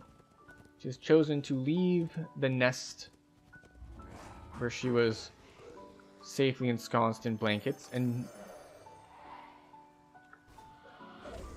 So, why am I forgetting the word? It's not adorn. Grace us with her presence. So, behold. She hath arrived. She is here. She was not there before, but she has decided to join us. She's much more photogenic than I. So we are at rank 84, which means after this we're basically just gonna take level. Because this will give us half a rank. Should give us half a rank. It won't overcap us, like definitely. That would take a rank and a half.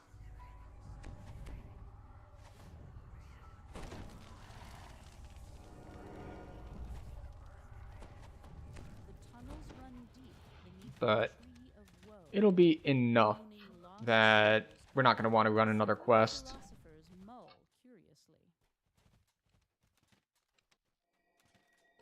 So we'll be able to take 17, which means more Reaper points. The wayward philosophers gather on the ice.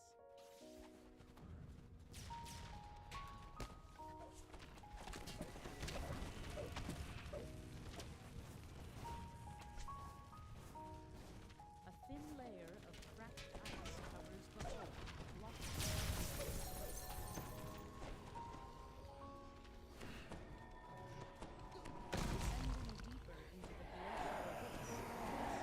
Doop de doop de doo. must be stopped.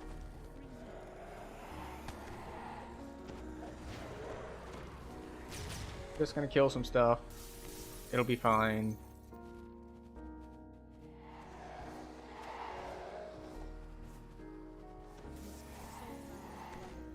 Wraith Lords. Wraith Lords are dying. Alright. I'm gonna run ahead a little bit. Zotisi is slain, but So there is a decent chance here. Well, I won't say decent. There is a non-zero chance that we have messed this up. And that we're on a little bit too high Reaper to do it the way where you don't sync up. But there's also a very good chance that it just works.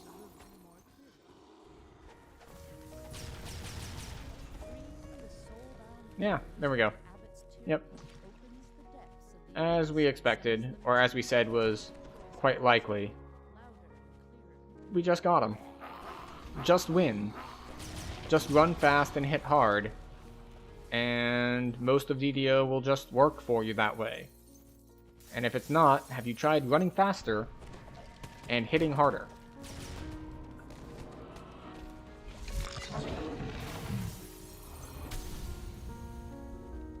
Alright. People default usually go left, so I'm going to go right to start with.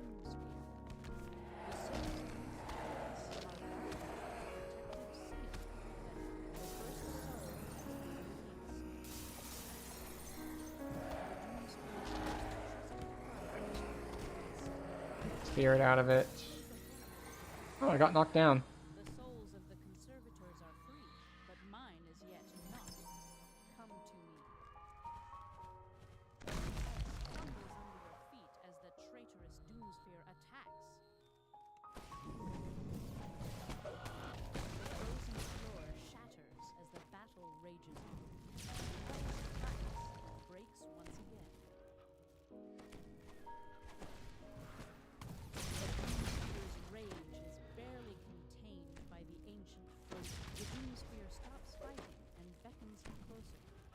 Go. We actually got to swap to our voice this time.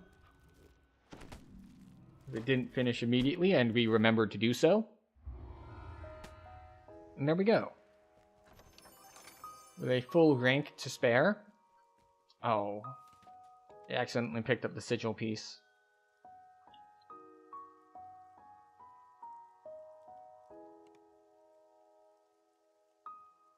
Oh, what is this?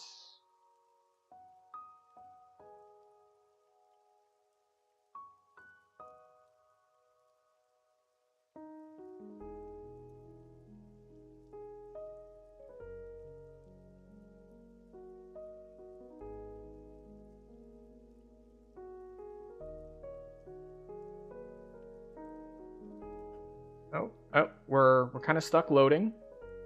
This is fine though. Probably not a problem. Let's check if we're like permanently, if it's just slow or if we're stuck.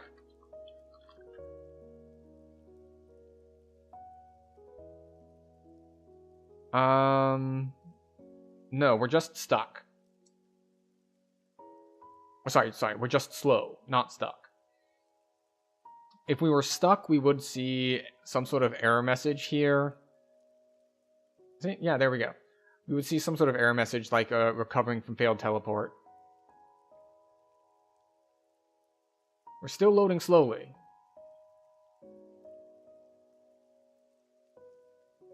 Maybe we'll do the first one, because we're headed to House J for Night Falls.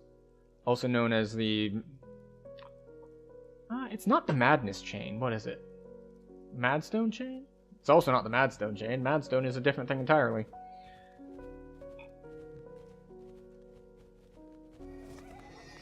But yeah, the one that ends in toxic treatment. That one.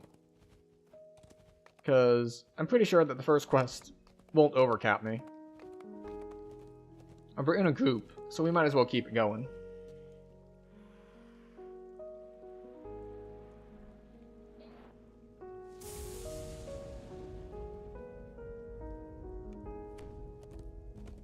Alright.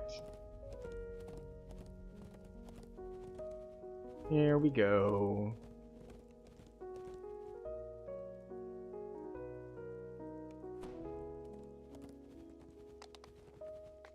And we want to head to House J. Unfortunately, we are currently in P. And we don't want to be in P. We want to be in J. Okay, off we go.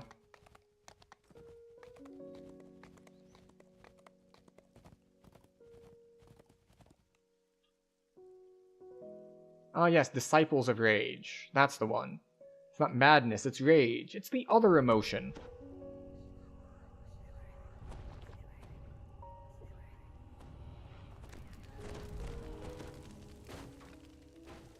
You arrive outside the night market just as darkness falls. You should discuss your mission with your companion from the 12. You've been told the Disciples of Rage are planning some kind of attack on the city. The guards and the local shopkeepers may be able to tell you where to find The hell was that? the manager of the night market stands nearby. Hi, you're for the night market, are you?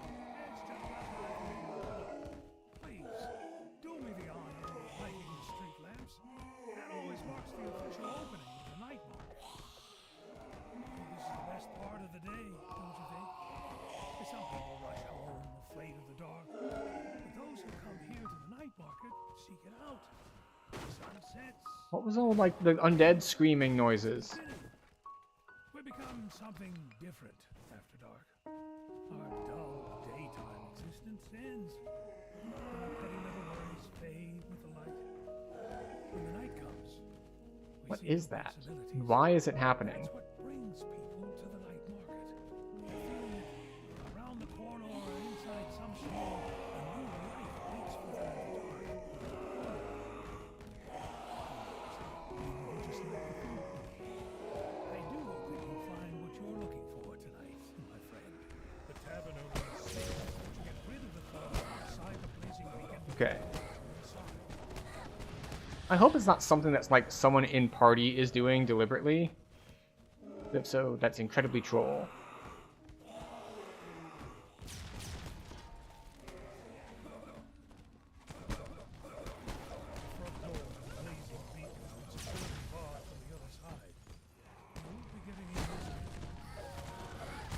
Yeah, I don't know what that sound is, and I don't like it. Rolo Greengrass should be willing to let you into the tavern now that the thugs are gone.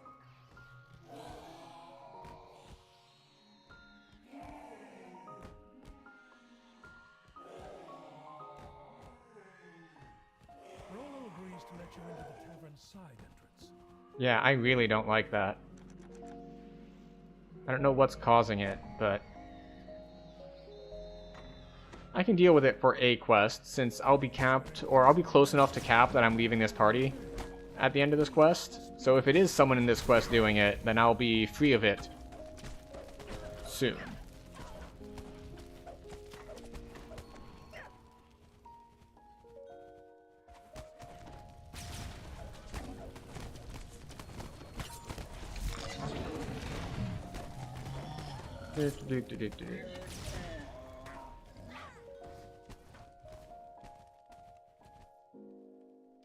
Here we go.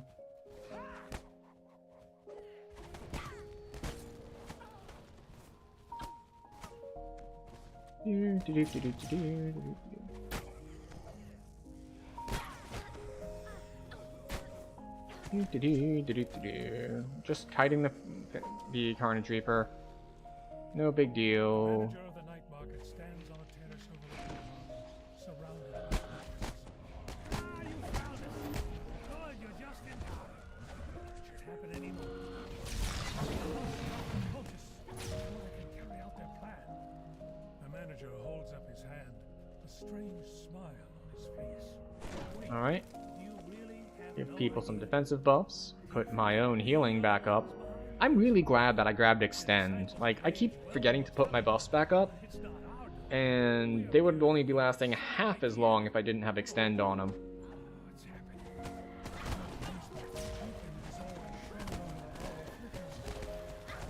Oh no, I was hit for 100. The curse that destroyed the giants has returned. You hear the cries of an angry mob in the distance. A riot has broken out on the streets of the city. Do you hear that? That's the sound of the future. That is the sound of the Age of Rage. Yes, I'm sure that's what that sound is. And screaming clouds echo from the streets. You need to alert the Stormreach Guard right away. They're the only ones who can end the riots. Something terrible has happened to the residents of this neighborhood. Okay, off we go. Place ranting. We are still behind party lead. Others lash out savagely at anyone who comes close. Mine uses his psionic powers to pacify the enraged residents. Kill the hateful stairs so we don't eat a ton of force damage.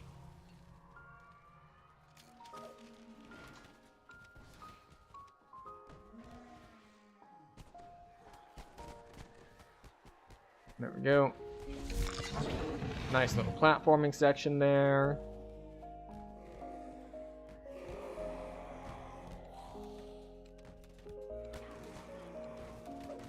With a single mental glance, the friendly mind flayer calms the rioters in the night market. Okay. This set. Oh, I didn't go far enough forward for it to hit the archers. Oh well. Even though we're on R4, we're in a party, so we are really not concerned.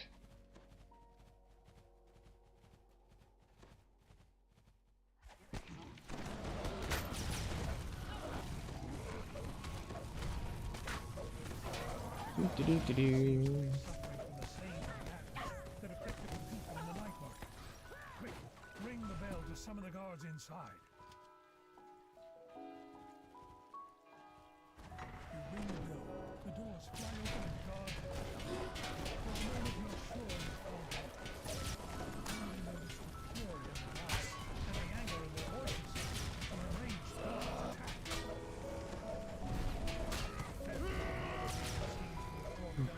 As everything spawns in and just gets instantly evaporated.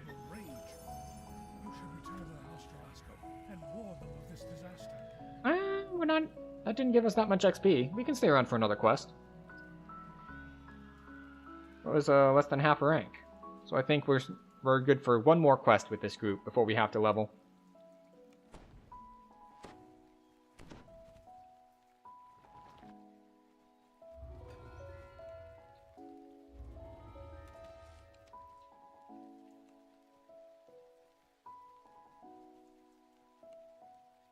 This is a slightly longer one, but it's fine.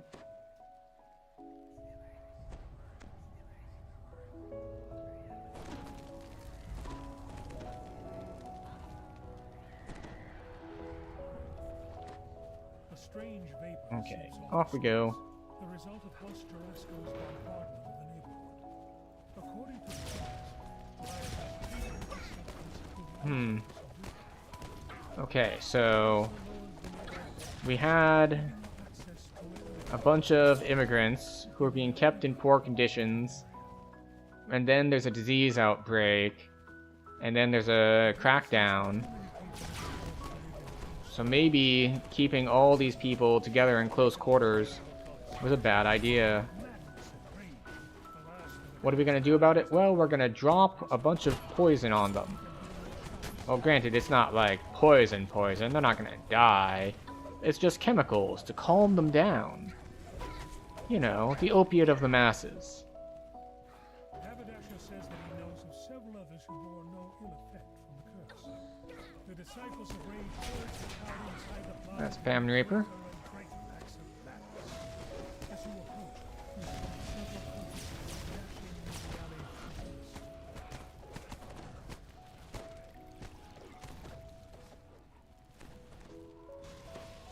Alright, where's the next wave spawning? Everywhere! It's spawning everywhere.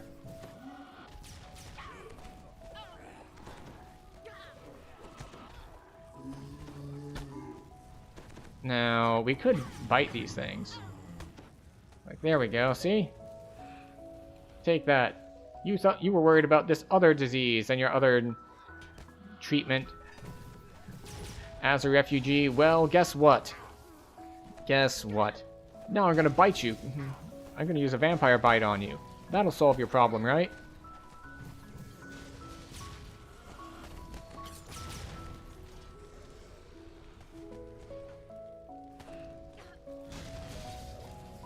Alright, is that it? the help of the mist Yeah, there we go. to subdue all the rioters in the plaza. The way is now open. Only two? For some reason I thought it was a bigger group than that. Oh well. It'll be fine.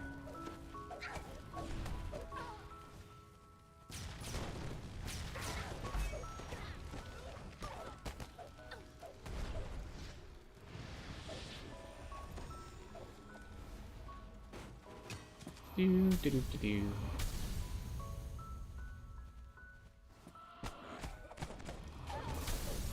What's up, Rage Caster over here? You all came here seeking a home, cries one of the disciples of Rage. But instead of welcoming you, Stormreach turned tail. Time to give this city what it deserves. Madness spell.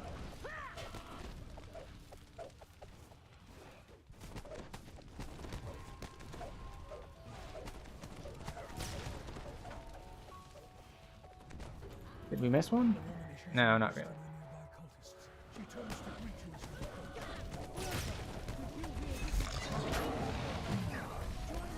Give it rage. Get into the rage. Let's not. Wait.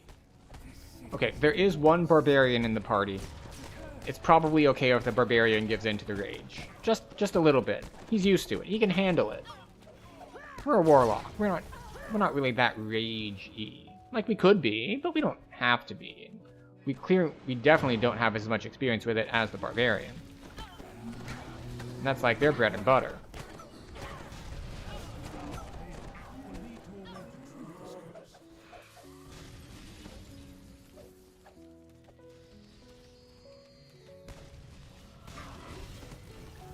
We're just gonna do this number.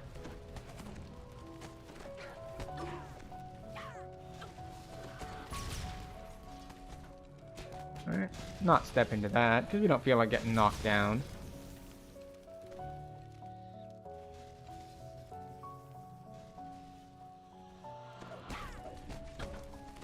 Oh, let's Because, again, we don't want to stand in this. There's a lot of this to not stand in, but I used to play WoW. I am very adept at not standing in things. The last of the enraged rioters in the plaza has been Here we go. It seems there may Well, I be suppose playing WoW isn't really any indicator of that. There are lots of people who played WoW back when I did who had a lot more difficulty than I did with the whole not standing in things issue.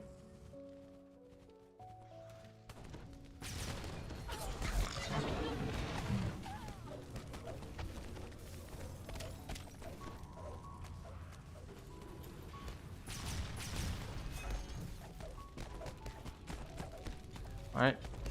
We got to put our voice on before we killed him. I was about to say, which is pointless, because for some reason, because it was such a round number. Yeah. Because when the adventure completed, it told me exactly 20,000 XP. I was like, oh, I must have capped. There's no way I would get such a perfectly round number if I didn't cap.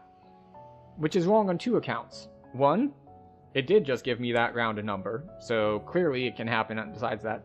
And two, it would only give me that round a number when I capped if I was that perfectly round number away from capping. So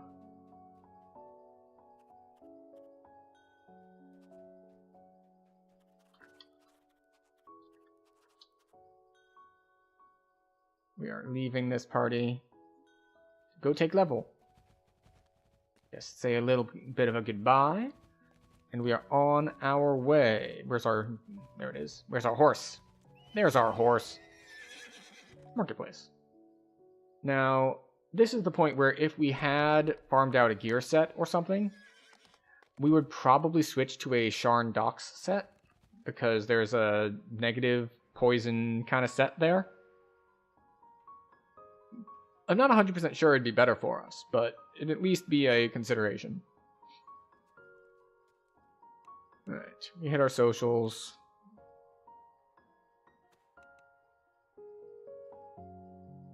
Oh, we have 1 point left. Intimidate. In fact, intimidate instead of swim. Warlock feats, we get pack magic dust to dust, which I just looked up earlier today. Dust to dust is disintegrate. It's disintegrate, but it is necromancy instead of transmutation, which means I'll basically never cast it. So what do we want? Do we want Circle of Death? Do we want Finger of Death? Undeath to Death? I think we'll grab Circle.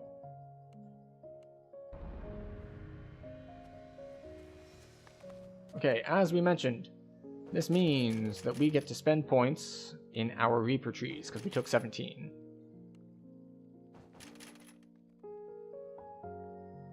And Twitch wants us to take an ad break within the next 5 minutes.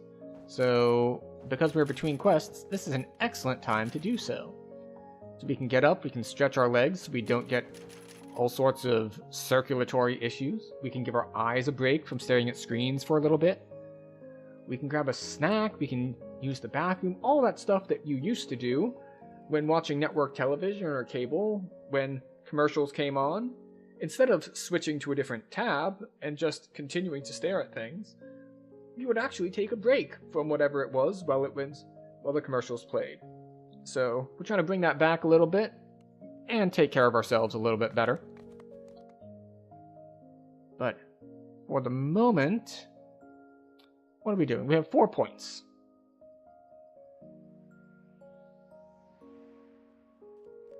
So we can grab more Consume and Stricken damage, which is really not that good. We can grab more racial stuff. What is this? Oh yeah, Bite makes them vulnerable. I don't need that. I apply vulnerable over here anyway. So I guess we're just gonna go for some of the random defensive stuff here out of Fadark.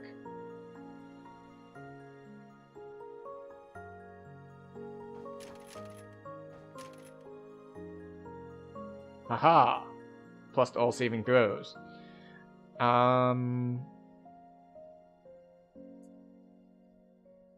Like, we can grab this, which is just extra resists. We can grab more charisma. But, yeah. So if I recall correctly, for a blaster style lock, what you're really going to end up doing is you're going to end up 41 here, but with Eldritch Wave, which makes your points very, very tight. Because it's like you need 41 here and 38 here.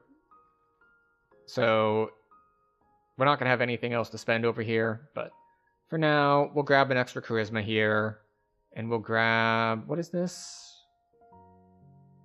Bite applies negative levels. Again, very thematic, but negative levels as a mechanic aren't very useful in the difficulties that I play at. So we could grab Rush of Bats. What's this other stuff? Dodge when wearing light or no armor. How are we on dodge? 7 out of 27. Sure. We'll drop a point into dodge. In fact, we'll drop 2 points into dodge. Because we get 9 here, but, you know, 9 plus 8 is 17. We're still nowhere near our cap. So, yeah, I'm going to click the add button. We're going to take a break, and when we come back, we're going to do Sharn, I guess? Sharn's a good one to start with. So, be right back.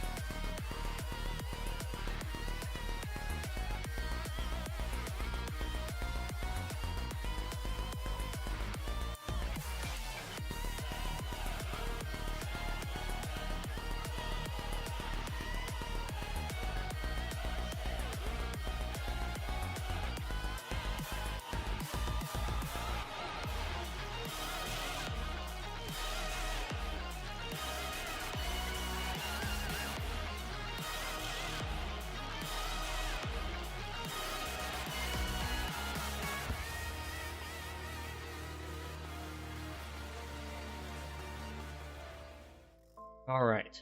We should be back. So, we took 17.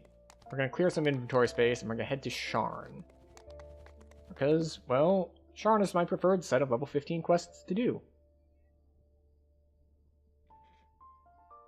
And because this is an iconic, and we don't have all the favor that we would otherwise have, we don't have as much inventory space as we would otherwise have. So, we will pay a little bit more attention to clearing inventory space. Not that we need a ton. We've gotten a decent amount of... And by decent amount, we've gotten the maximum possible amount of inventory space over the years as it's gone on sale. Okay, what are we at? Magma Flow, Servants. Alright. The Silver Flame are looking into cult activity in the area. Your help would be greatly appreciated. I'm sure it would be. But instead, we're going to go to Sharn. Because Sharn is better. Or rather, it's more appropriate at our level.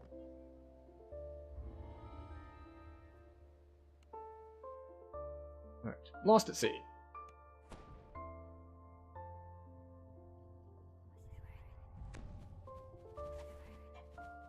You appear underwater, encased in a magical bubble of air. A warforged waves you over. No doubt she's one of the crew sent to Actually, salvage the ship's cargo. what new spells am I at? You know, I totally forgot that I have Arcane Tempest. I'm gonna pull these out here, even though I'm not really gonna hotkey them yet. Just as like a reminder to hotkey them eventually. We'll move this out. We'll put this here. Put that there. How much does this do?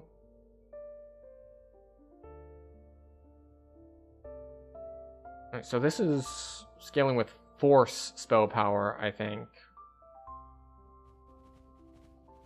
How much does it actually do? Not awful. It's worse than my other stuff, though, so... But then again, this is a spell, not an SLA, so it does mean that I would have to spend extra if I want to put my meta magics on it. And also because it's Force, it doesn't have quite the same spell powers of other stuff. Like, Force is at 290, whereas Evil's at 330. And things of that nature. But most notably, the thing that holds Force back is that I don't have a bunch of crit for it. Containers salvaged from the sunken ship surround the entrance to this underwater. Oh, these guys are substantially healthier. By which I mean healthier than the previous quest I was in. And we're not going to take the jumping route, we're going to take the more direct kill everything route. Because at this level and this difficulty, it's just easier to kill everything. It seems that the Sahuagin have created some sort of magical barrier to keep the ocean at bay. Now, it will be slightly more entertaining, we'll say. Or at least slightly more mechanically intensive this time. Because the last time I came through here, I had Disco Ball. And this time we're going to have to make do with Web. Did the web not cast? Where are my webs?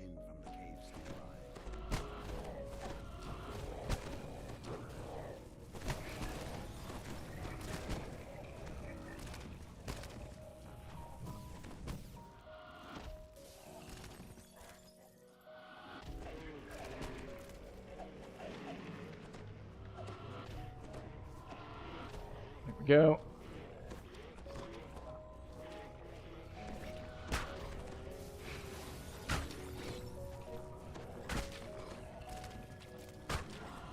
Okay, there she is. So, fun fact, if you didn't already know.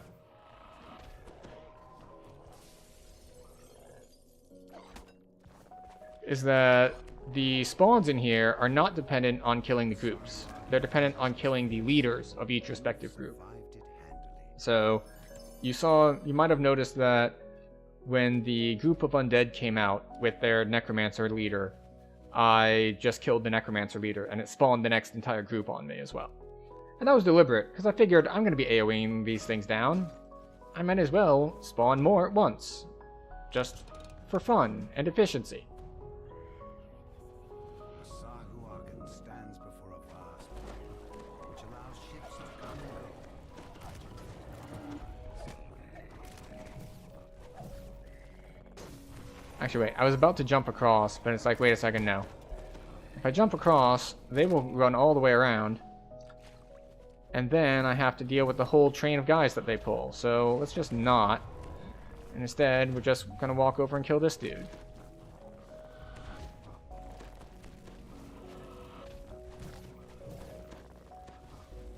Portal Master dead, the pirates will no longer be able to use this cave as a base.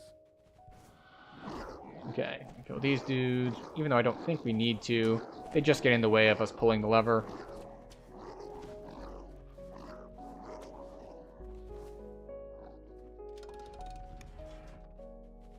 Your search is finally over. Snarling mountains stand between you.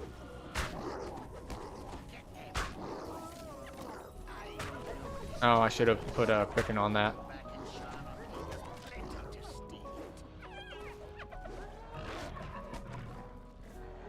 With the pirates out of the way, you can Okay, and we get to put our voice back on.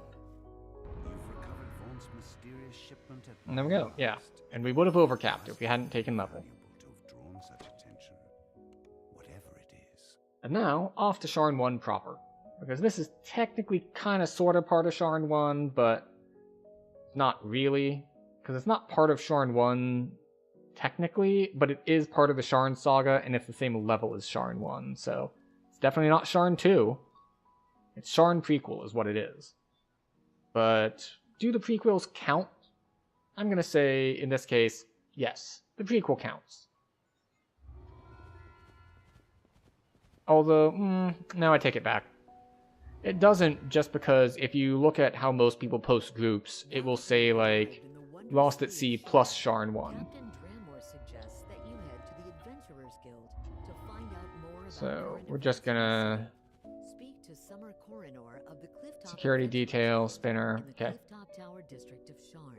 We're just gonna keep putting up public groups, because I'm being lazy. I don't want to bother managing it otherwise, so people join, they join, if not, then not. Oh hey, there's the if they join part. Isabek tells you to take the elevator up to the terrace, then speak to Lucien Vaunt. Her employer wants you to pass along some information about the Stormreach beacon. We're turning up the game audio. I noticed that it's basically blending in completely with the background music. Nods to you from behind the front desk. A violent explosion shatters the tranquility of the boarding house and reduces the elevator to a smoking ruin. You'll have to find another way up to the terrace. The windows shatter and agile forms swarm in from sky coaches outside. The boarding house is under all-out I attack. think I should have used Circle of Death there. Because Sharn has a decent amount more health than these past ones, This looks more so like it's a probably worth it. boarding house. Vaunt has rented this entire operation and transformed it into his place Which of is kind of how things come down on Instacast, on Instakills versus just nuking. It's like, well, if it has low enough health, then why would you bother instakilling?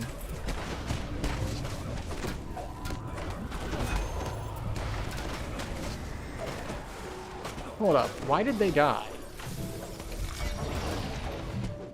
Because I could have sworn I saw them all make their saves. And then all die.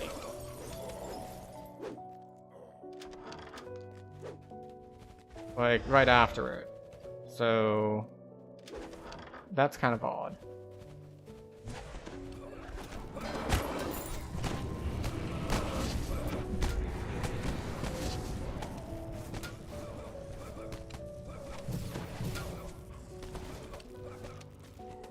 Okay, here we go. Got a little bit left on our spells.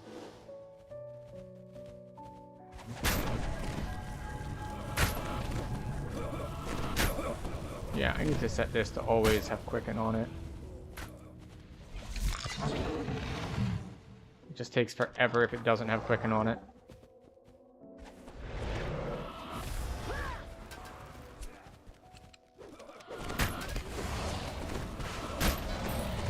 Go. Bear's just AoE stunning everything.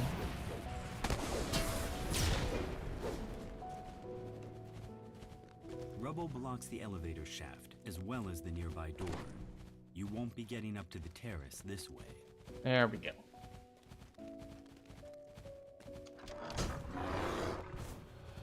Alright, and our Artificer is taking care of the traps, which is very nice of him to do. The way up to the terrace is just ahead. One final group of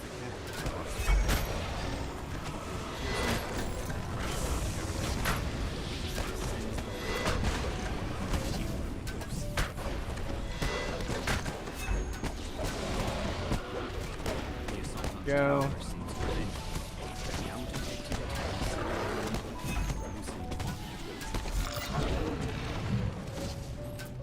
Hooray! Everything's dead. The figure on the sky coach ahead. Now we get to matches gather the everything. description of Lucien Vaunt.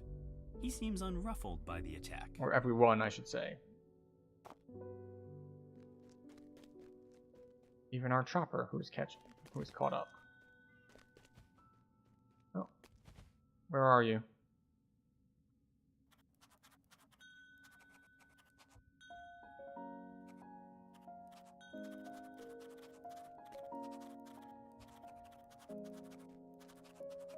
Because we already gathered, we can actually end it when he steps in.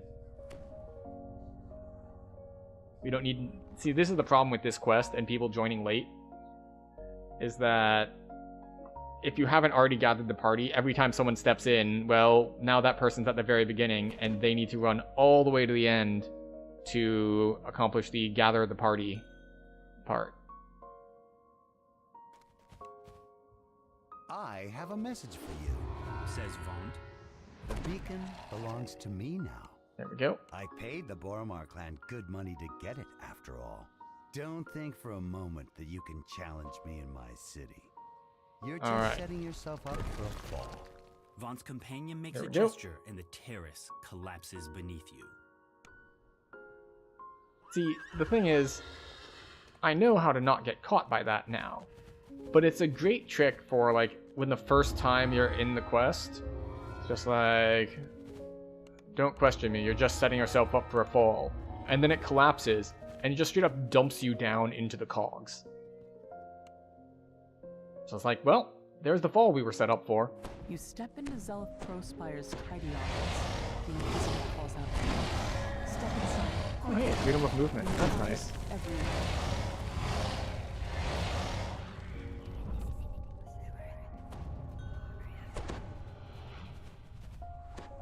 Zelith pulls a switch and nods to There the we back go. of the building. You hear the scrape of So, stone this is on great with the stone party as because the this sealed back quest door has a slides couple of open. sort of like Y You walk intersections out into the streets of Cogsgate. where the party has to go one way and then another way. So tall they block out the night sky. Anyone And who with knows two what's good for them parties, will stay indoors You can just be tonight. like, oh, Trail of blood is falling here. some go one way, some go another way. It works out very nicely.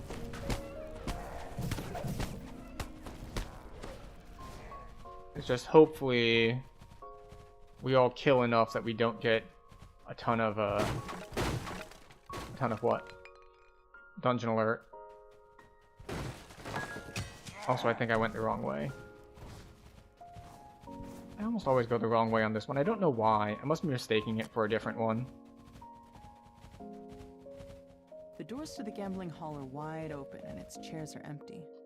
Though the nearby tables are still covered with food and drink. Looks like the customers left in a hurry. The incriminating information in this ledger would fetch pretty pricey. Okay. You find a crossbow bolt still lodged in the victim's side. You also notice several gashes go. in the palms.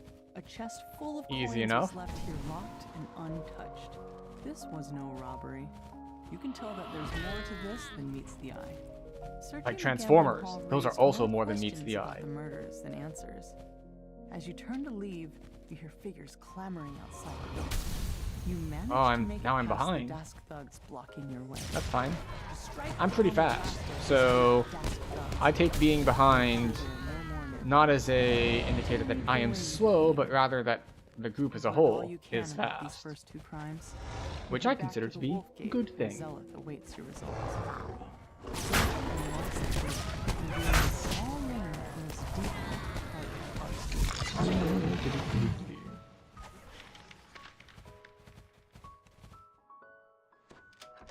The door to the pawn shop is unlocked, just as with the other crime scenes. Inside, the shopkeeper's body lies forgotten alongside all the other caskets. Tavern Tales raid. Thank you for the large raid. What tales were you telling tonight? A crossbow bolt dipped in poison, and a palm covered in slashes. Welcome This in, time, a new everyone. detail catches your We eye. are trying A out shattered ye pin old bearing bought dark or counterfeit bargainer. symbol. Wait, Some roll small initiative. packages lie in the Why do I have to roll initiative? Am I being attacked? black market Am I being detained? Am I being detained? You have to tell me if I'm being detained.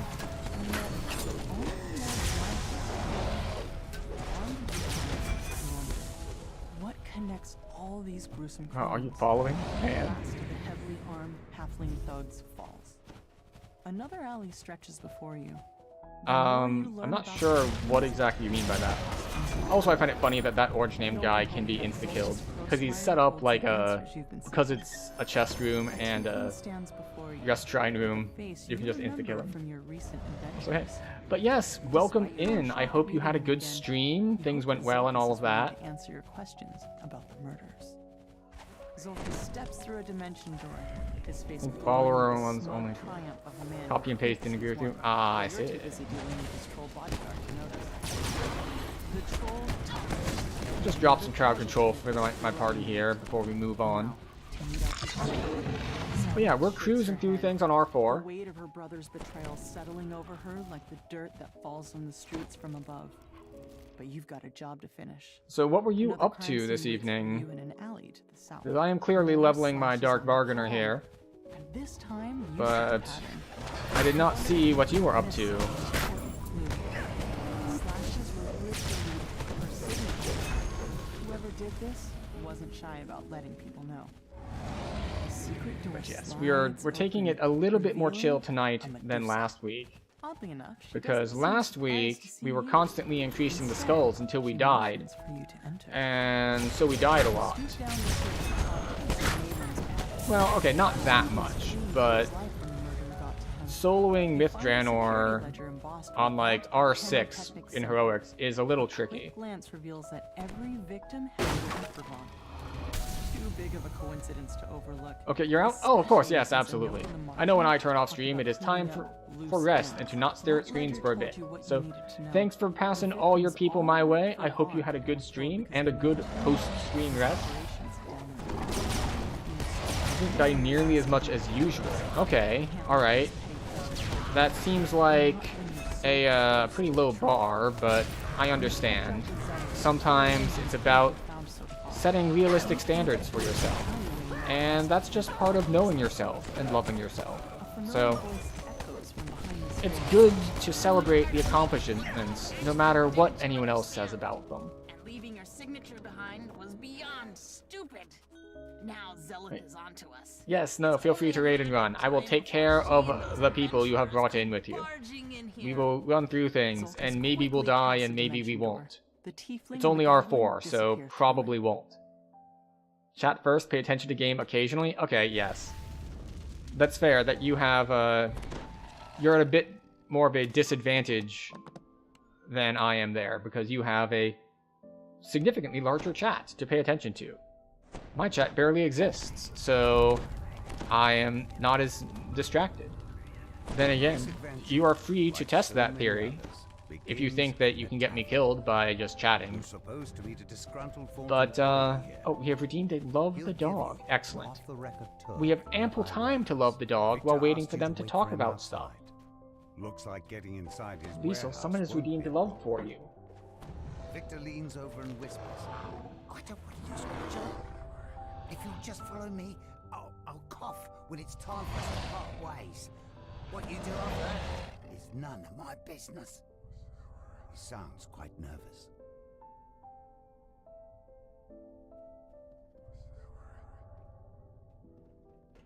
Victor coughs and nods at a flimsy-looking grate. Then he hurries away, disappearing into the night. That must be your way inside.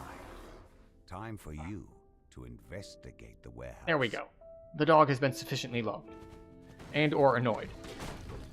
These things often go hand in hand. Test of your reflexes. So, my reflexes are quite fine, thank you. You are free to test them. Unfortunately, it appears that OBS has done its weird thing again, where it decides that it doesn't want to let me hear things. According to this legend, all of It does this like once a month or so, where I have to like change my audio settings, then change them back, then restart OBS in order for it to properly give me my monitor output. So the sound alert played for everyone, but I don't get to hear it. Stream gets to hear it. Which is a little odd, particularly for ones like that that are supposed to test my reflexes. The roof is on fire! Alright, this one is supposed to be the square. Someone probably already got it. Yes. Alright, I'm once again behind. Shall we? We still have to destroy the lab downstairs. Portal, please. Why not just... But if there is a quest in here that I'm going to die in, this is a good candidate because of that. The hi. Do you want to take all of the force damage? Yes? Okay, here it is. All of the force damage.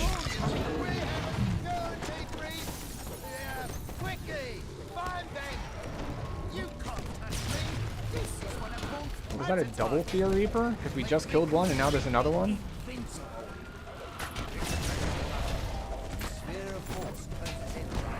Well, we don't have freedom of movement on. So that it makes things a little trickier. Fortunately, our druid friend here is doing a great job of stunning all of the guys who do the massive force damage. So we're doing great. Oh, and he cast Regenerate on the party too. Gotta appreciate that. I love me some party play and some people putting their full kits to use instead of just DPSing everything. So here we go. Oh, I missed.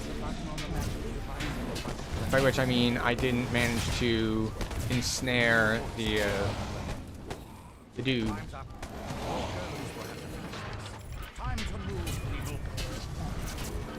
Because webs are one of the few kinds of crowd control that actually work on those golems.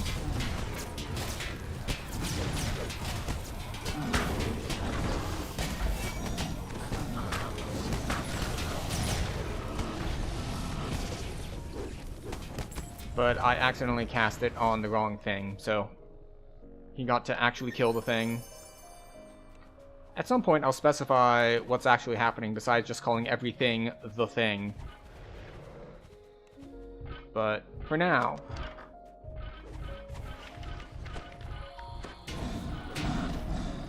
that's another one that works, as you see from the druid, who's been, as I mentioned, been doing a really solid job of landing crowd control on everything, is knockdowns. Knockdowns also make it work.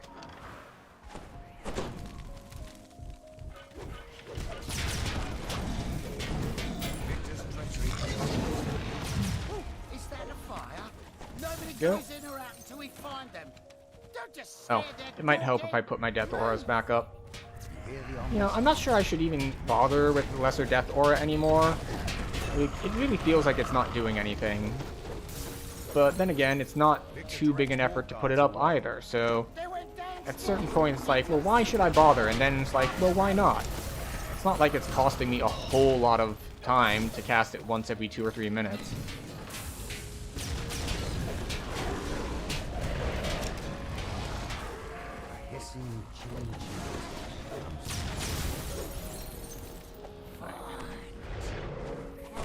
give everyone a little bit of protection from fire, but mostly I cast it for giving everyone As the this temp town health. continues, forge raids coalesce in the air around.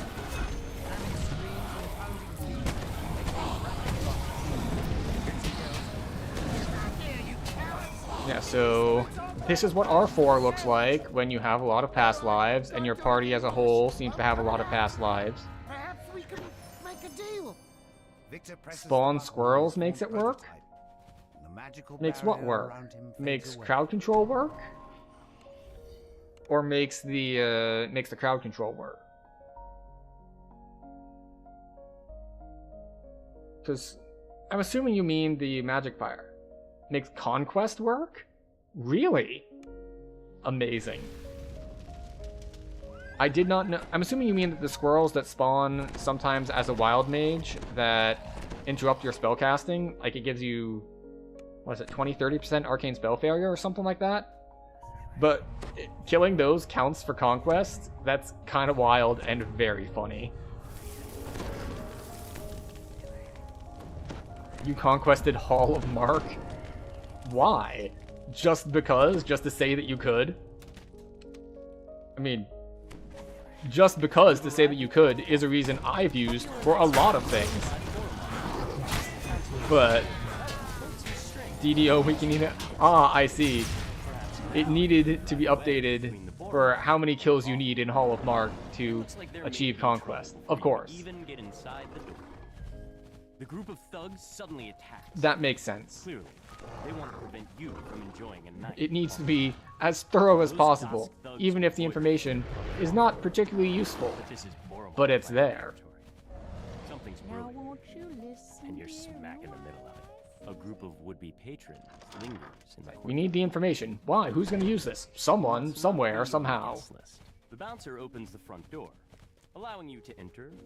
Club Also, Clawfoot. welcome in neutral The agent. dusk thugs lurking outside have Alright, set the we'll let him assistant's do nerves that. on edge. He wants you to check on Club Clawfoot's employees. Right, so we will before check he'll let you on... talk to the manager. Right. Also did Home Sweet Sewer and Miller's Debt. I see.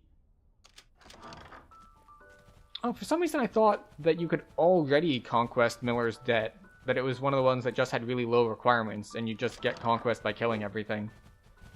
But then again, it's been a while since I've done it. Partially because I've been on, Iconics. The employees report nothing terribly unusual. You can tell Finley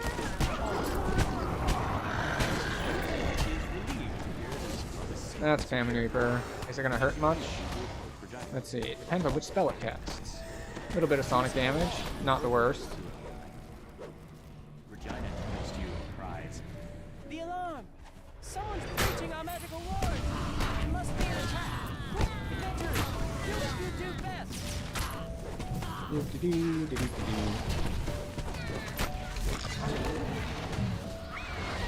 More dimension doors have opened Alright, near. where? Alright, we've got one at the end of this hallway, and one to the right.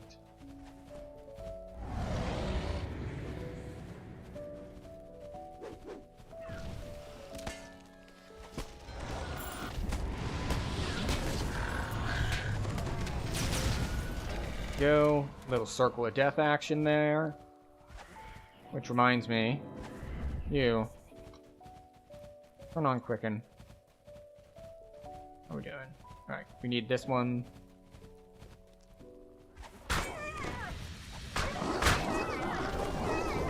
Carnage Reaper. We'll just face tank it. It's fine. A piercing but pitch-perfect scream There we go. rings throughout the nightclub. It's encore. And this is why we're on R4 instead of R1. Because if R4 is falling over this easily, we might fall asleep in R1. I am failed, but the others will crush you. Das. Forever. I'll grab this one. More attacks We'll are leave on the way. any others But for other now, people. You have a moment to rest. You notice a sign on the door. We're gonna chill here, Infestation. Exterminators have already been contacted. and then Do we're gonna wait for not stuff to spawn. open. People are doing the optional, which is nice. The magical alarm triggers once again. Alright. None on this side of the map. All on the other side of the map. So we're going to this corner.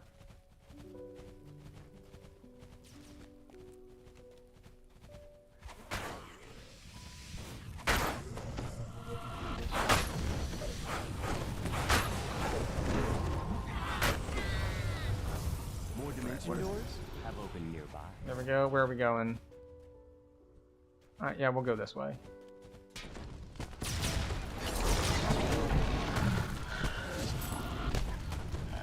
Fun fact, you don't need to kill all the ads. You just need to kill the harpies. Of course, if you don't kill the ads, then you might run into other problems, but... Once again, harsh sounds issue from the direction of the sky. You hear panic shouts, screams,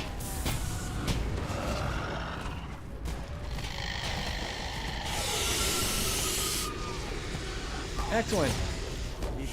They just turned away instead of spinning her around, blowing everyone up. I appreciate that.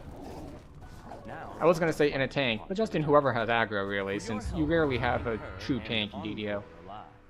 Regina has promised to do everything she can to cut ties between the Boromar clan and Vaunt, our Catholic. Also, I can't help but notice that I haven't died yet. Apparently you are not doing your job of distracting me enough.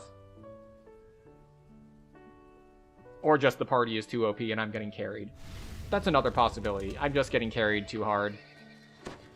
I know that must make it rough for everyone who is hoping for my downfall. But, you know, I'm sure that I can fail you in some other way.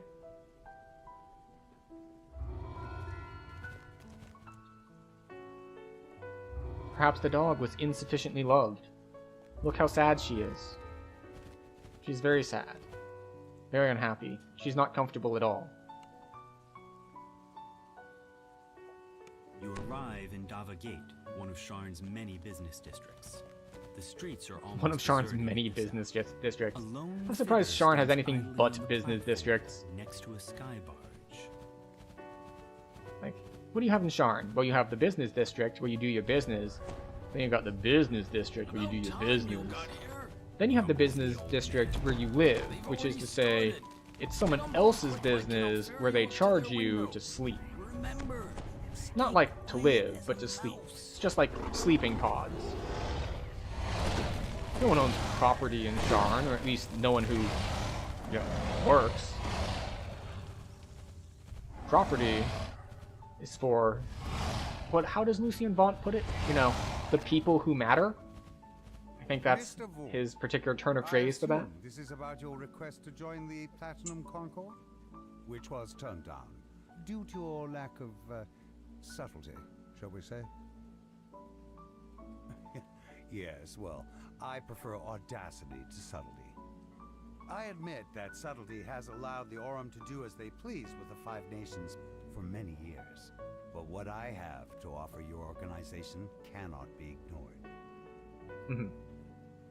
What cannot be ignored are those Zendrick bloodhounds sniffing at your heels. You're exposed, Mr. Vaunt. Not for long, my friend. Allow me to demonstrate. Isabet, please come in. Now, Isabet, I know you invited our mutual friend. Time to kind of die, Isabet. No, don't cry. It's similar to death, but not really. Cry. That's better. This is just business, Isabet. Just business. Right, now we can put up our short-term buffs. When I am not present, Mr. Vaught. A necessary demonstration of my device. I wanted you to see my improvements firsthand. Not quite dead yet. A calibration issue, perhaps. No matter. Urk, Gesh, take Isabet outside. We will adjourn to the yacht. We should also adjourn to the yacht. This is, of course, the best thing for us to do. Vaught's henchman releases a strange whooping bark, and the darkness around you erupts with a choir of menacing responses. An ambush! Damn us for fools! Shouts Casper. The old man produces a bow from somewhere, as as giggling And this shapes quest send is one where ranged really shines. I can't even... Like, these guys are nowhere near in range of me, and he's just, like, taking them all down. But I did see a source slit over here, so we can go grab that.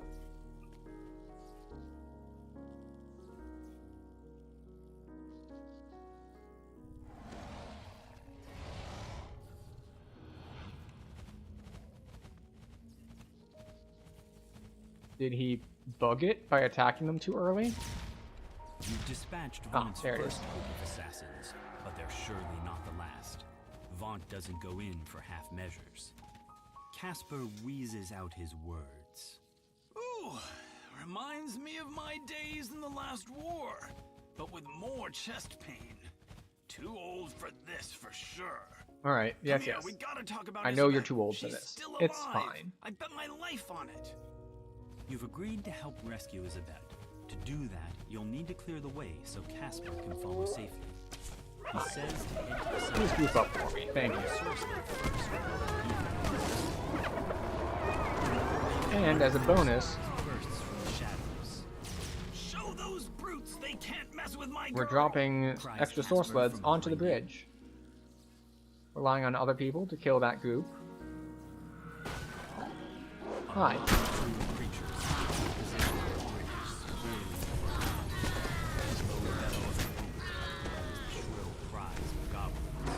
A strange-looking goblin glides up above the bridge. There we The go. limp form of Isabel lies on his source lid. And we get to recast The our goblin short-term shouts buffs. abuse at his gnome escort. Those Yeah. nobodies mean Refresh your source me out sled. of your fleabag knolls. I told you the direct approach wasn't gonna work. I'm gonna go make There we go. Wait, goblin meat. Vaughn said to work together as a pack. The gnoll snarls as he It's so runs funny how into the dashes retreating work combat. while you're on source A sleds. mob of gnolls and goblins have Not so much funny that they work, but funny to see them work. Like the animations go off. It's like, oh boy. Just Cannot look weak. a bear zooming through the air. Those who look weak die first. Always. It's the stupid who die first, dimwit. replies the goblin. Let my flying pets soften them up. Now move before the fireworks start. Hi. Oh, I cast the wrong spell. Some kind of magic links the bodies, This is fine. blocking the path. We'll make do. The door of a nearby We will respect the difficulty that is R4. bat streams out. We'll give it all the respect that it deserves. Come, I'd wager. Shouts Oh, Casper. there they are. Head north. It's like, the quest hasn't advanced. It still says clear out the bomb bats. Inside the bookstore, goblins scramble to release one last clutch of bats from their cages. You haven't finished. How long do we clearing out have? this We area have yet, 2.5 Casper. minutes on our You source can sled. advance once you've made it safe. That's right, mid-air tentacles this time. Mutters Casper as he coasts along behind you. Shadows move. Coasting along along. the arches That's of a pretty true nearby for market. pretty much More any NPC we Vaughn's deal with in this game. mercenaries Whether it's Casper in this quest, or whether we're in Stormhorns with our Harper wizards who are like definitely very confident and not at all messing everything up. Incredibly confident. No one would dare doubt Your old Tully Tower. his Goblins abilities. swarm over the tower itself.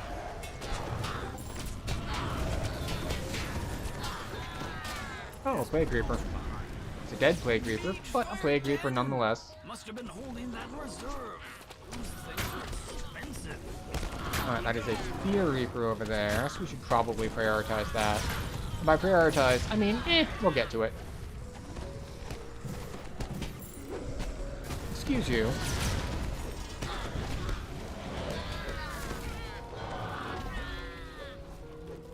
Okay. And our Death Aura wore off, so let's get that back for a little bit of healing. An iron defender prowls in the storm. Once you get rid of him, Fun fact, that Iron Defender, vulnerable to insta-kills. We'll put our displacement back up. We only have like 20 seconds left on it. 3 sky skiffs descend, and a supporting patrol of gnolls moves to block your path. Is there any end to Vaught's mercenary army? This is shadow marked. I'm gonna try to dodge at least a little bit of the spells coming from that caster over there.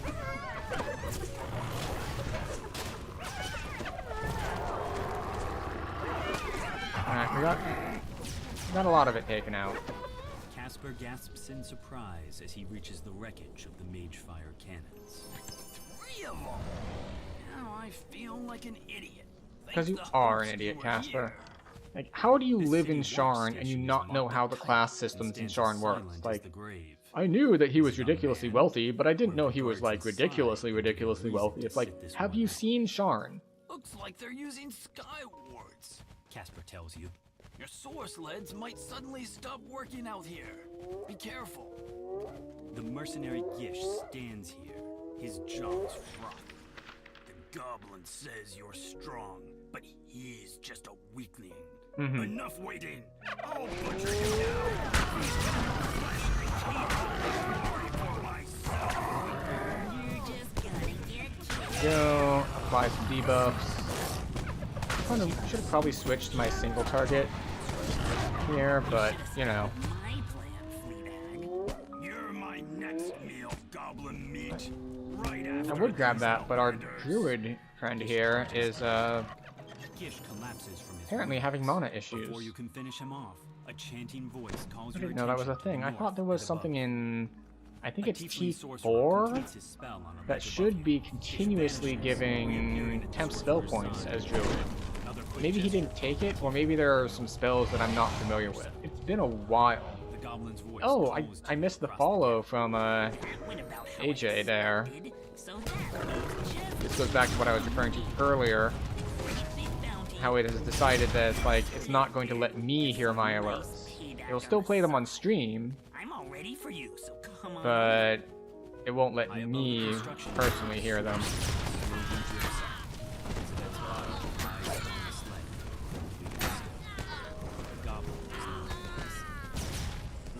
Fish in a barrel. Catch! Oh, there's Urk. Hi, Urk. Oh, and there goes Urk. The shrill voices of more goblins pierce the night air. Alright. We'll just hit you a little bit. There we go. Oh, where'd he go? The goblin crumples in fear. Now that you have time to catch your breath, There we you go. notice the assassin source sled descending slowly, holding the limp form of Isabat. And if everyone a moment to get their voices on. The moment has passed. You've reached Isabat, but all is not well. There we go. Rank 88. Higher than expected. I guess I'd been heading to Sharn a little earlier, whereas this time I didn't take 17 until I was basically capped. Says the goblin. Bossman ate up her soul with his new improved vaunt. Why use your own when you can use someone else's? Sorry, sweethearts. Them's the breaks. The goblin stands at the platform edge, an odd yet strangely familiar blade piercing his torso. Remember this? Do-do-do-do-do. Blade? It's why we get to keep meeting like this. Alright, off we go to Cogs.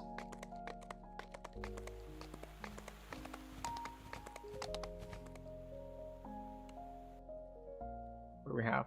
14 minutes until it wants an ad.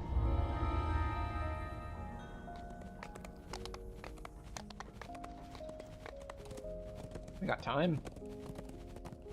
Cogs has a lot of short quests, which I've only seen at least one person say that they don't like Cogs leveling for that exact reason, is that the Cogs quests are so short that you spend so much time running between them that overall the XP isn't very good, at least in that person's opinion. I have not actually mapped it out. They might be correct, they might not. Because Cogs are relatively low XP per quest, but also very fast. But then again, you have to take into account all the running time and so on and so forth, which really comes down to, I kind of like them, and which means they're good enough. If there are a different quest that I kind of liked but gave just awful experience, well, that's a different story. Now, we kind of did that a while back. Was that earlier this year or was that last year? I did a whole life where I skipped all of the expansions. Like, all of them. And it turns out, when you skip all of the expansions, you end up doing a lot of quests that you hadn't done in a very long time. Like, I ended up doing some of the quests in, like, to finish out, I ended up doing quests in the demon area, whose name I forget. You know, fake D&D fan, I don't know all of the different planes. But, Shavrath? Yeah, the Shavrath quests. Like, I think I capped on the one that's like the giant, like, 4-layered maze. Or 3-layered maze.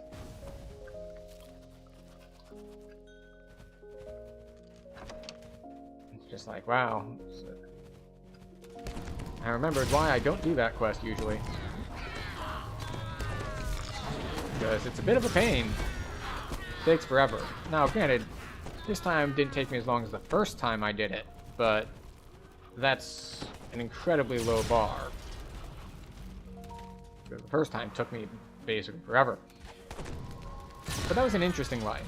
It's an interesting experience. It's not one that I think I'll do again anytime soon, just because, well, yeah, all the obvious reasons.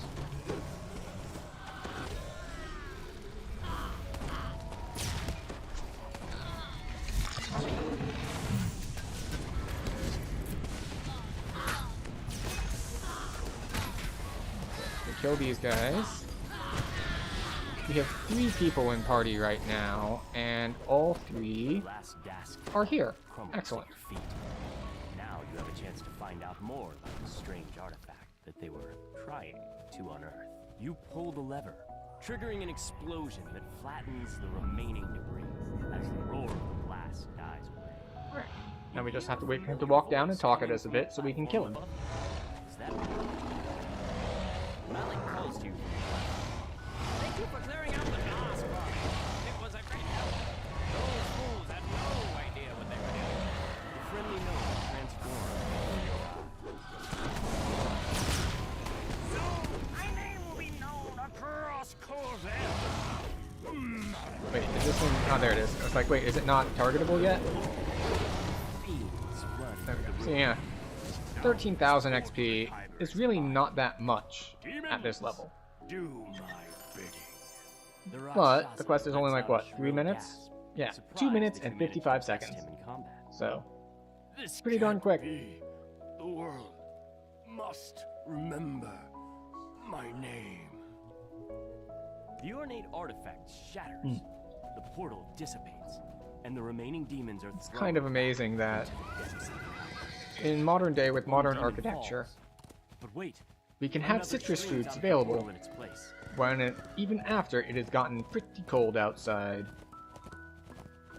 I was affected by the giant blob of cold that Canada decided to drop onto us.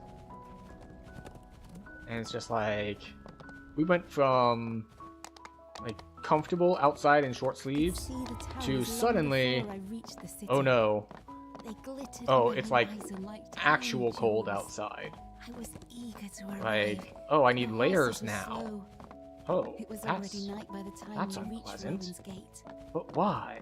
And then I saw the giant blue balls hanging down off of Canada, teabagging the United States, as they do.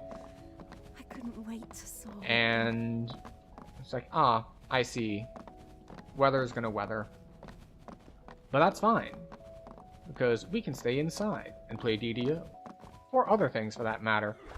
I suppose I did miss out on, like, doing an intro. I asked about Tavern Tales and what he was doing, but I never really introduced myself, so, hi, I'm trying. I go by trying on Twitch and all that. Used to be predominantly DDO streaming.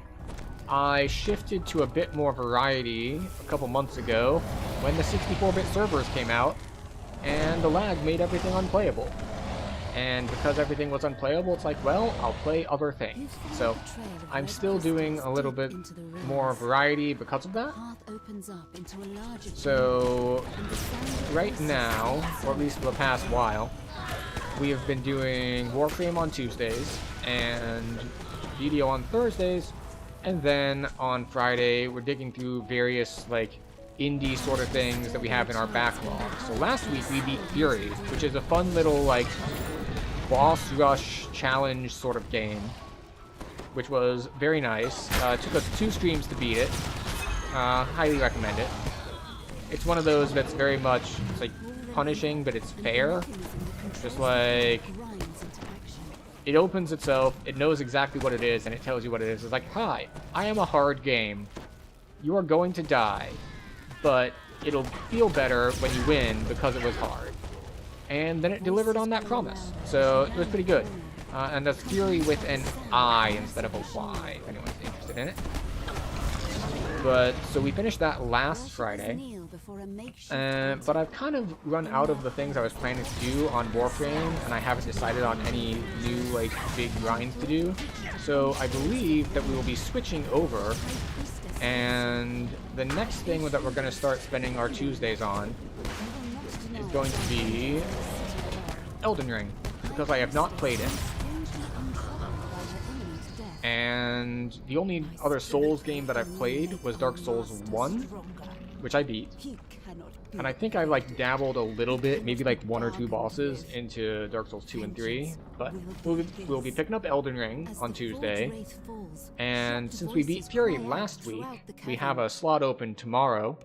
And right now we're planning on playing Legend of Grimrock. So we'll see what that's all about, as I've never played it before, so it's going to be kind of a first impression sort of thing. And we'll have to see how that goes. Hopefully it goes well. I have no idea. The only things I've done with it so far is whatever I was looking at on the store page when I bought it on sale years ago, and then it's just sat in the backlog, and now I fired it up earlier today just to kind of make sure I can get the graphics settings and all to behave properly. And then we'll find out what it's all about and if I really vibe with it tomorrow. But of course, we're kind of sticking with DDO on the Thursdays. We're not looking to replace that at all. This character has a lot of past lives. Yeah, it's a lot of past lives. That's 150 something.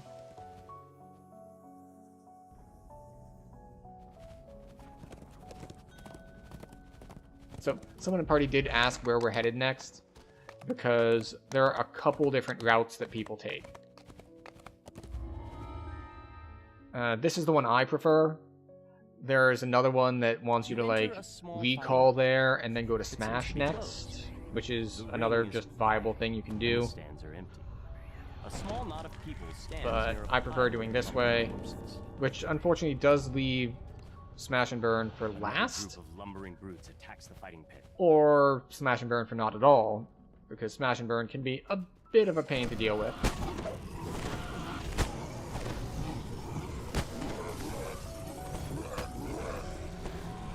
Red musk zombies drop into the pit from above. You must stop this invasion, so that the fights in the arena may continue.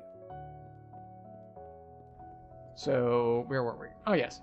So, this route doesn't take into account level 15s versus 16s, which is, I guess, the downside to it. So we might end up over-leveled for a 15, especially if we leave Smash for last, because Smash is a level 15. But it's fine. Oh no, they're getting healed by my aura. That's not really a problem. It deals so little damage that it really doesn't matter that I'm healing them. Perhaps this is the source of the zombie invasion. Pull the lever, so we spawn more guys while we wait.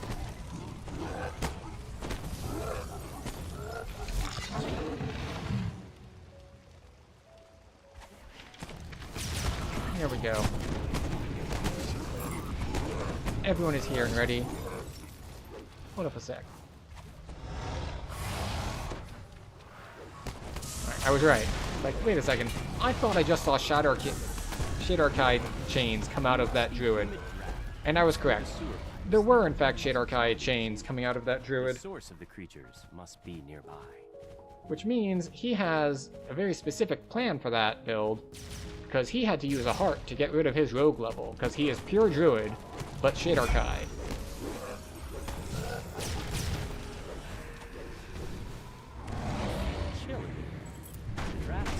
Well, that's Famine Reaper. If there weren't a Reaper, we would have just tossed crowd control and moved on, but the Reaper does demand at least a modicum of respect.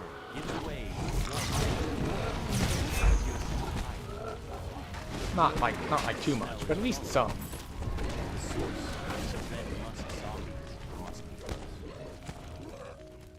Okay, off we go. Looks like it's gonna force ads on us in another like 2 minutes or so. We're gonna hit that ad button immediately upon the quest completing so that as much of that ad window is taken up while we're running between quests and things like that as possible. If we were solo, we would pause the stream entirely, but because we are in a group, I'm not going to ask the group to wait for my ads to be done. That's just not a thing that I'm going to do. Well, quest over. I will see you in 3 minutes. The local fighting pit or the people. Or sooner if you're like subscribed or something. Or so if you're still here. Welcome back. And by back, I mean you're still here and you never left. But you get to enjoy the next 3 minutes of special exclusive time that you're not seeing ads. If you're on like YouTube or you're subscribed on Twitch, or you live in a locale where you don't get ads on Twitch, because that is also a thing. Turns out that advertisers aren't willing to spend money to run ads to people who can't buy stuff from them. So if you're in a place that the US has, say, some sort of sales embargo on, you don't get any Twitch ads. So, hooray!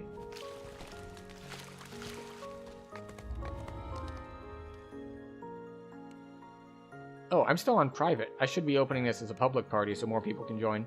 Oh well. But yes, you get exclusive access to 3 minutes of content per hour. That will usually, if we're solo, be no content at all, because I want you too to have a chance to get up and use the bathroom and do all of that good self-care stuff that everyone else shouldn't have as well. Figure out what's got the magma running cold while you're at it. For countless years, these sweltering caves have served as a comfortable home for the fiery beasts that inhabit them. But whatever is happening tonight has left the creatures.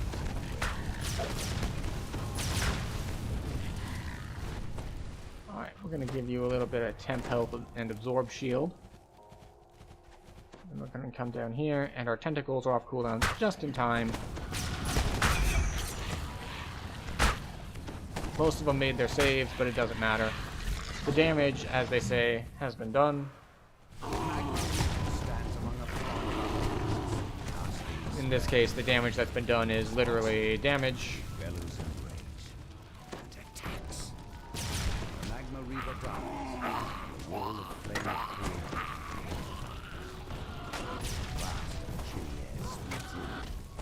Oh, Hero Soul.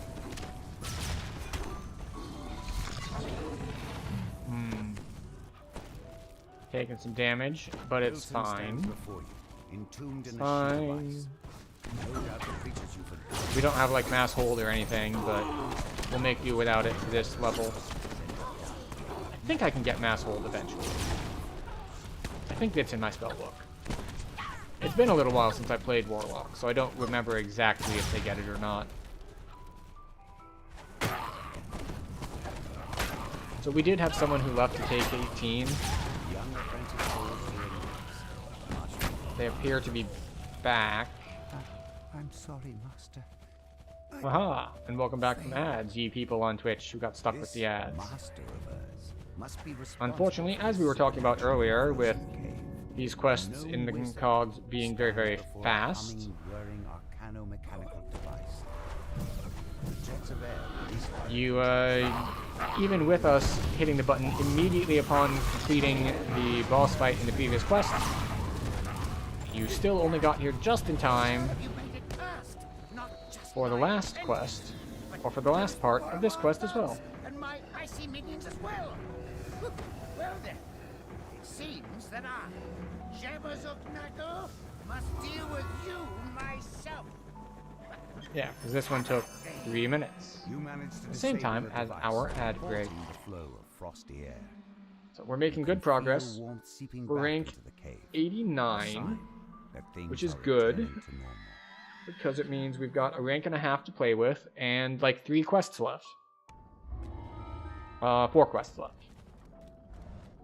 So we might overcap if and when we do Smash, but that's fine. We might just skip Smash instead if that's the case, or we take 18. You know, someone else in party already took 18, so we don't lose anything else by taking 18.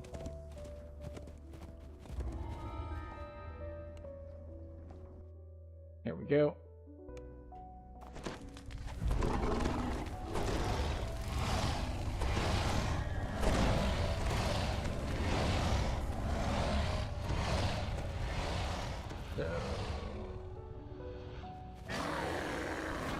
Familiar sound reverberates throughout the sewer. Slither of slimes.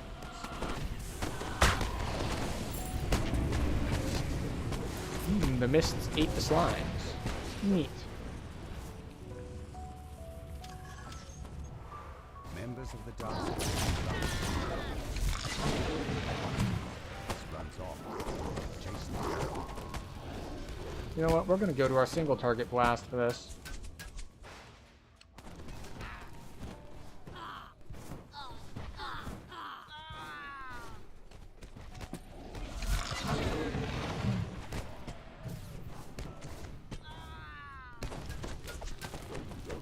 Alright.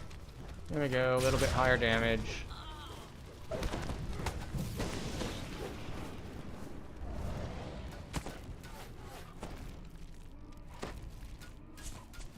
Where? Oh. You didn't jump down? That's odd. Okay. Good thing we're not melee. That would be really annoying.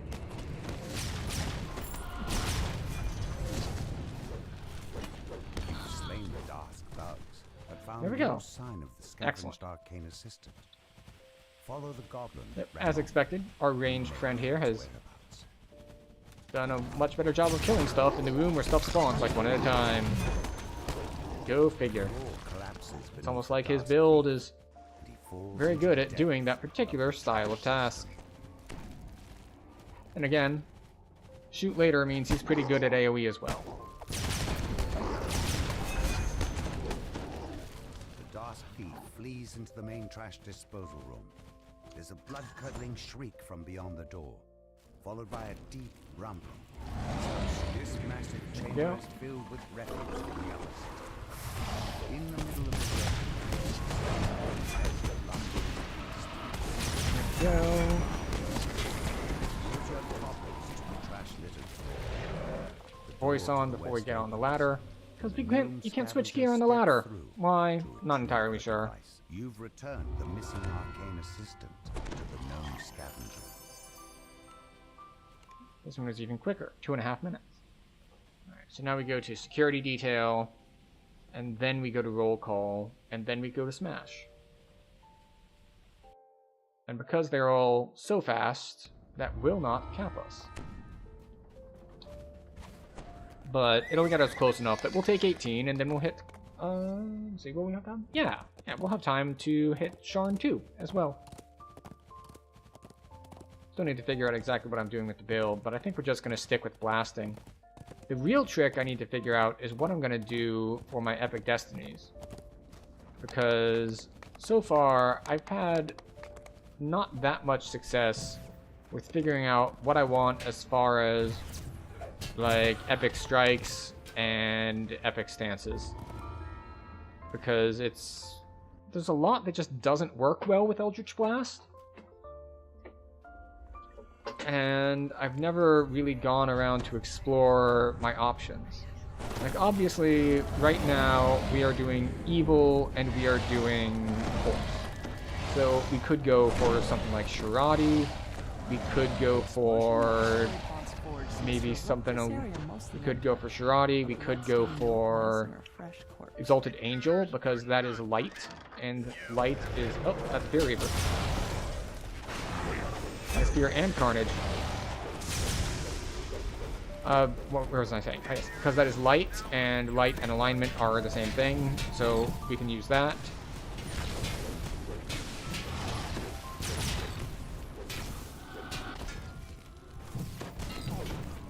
There we go. Fun fact, you don't need to kill those guys. If you can just sneak by them and open the door, that door is not locked. You can just sneak by them and open that door. So you need to be sneaky, but you don't need unlock or anything.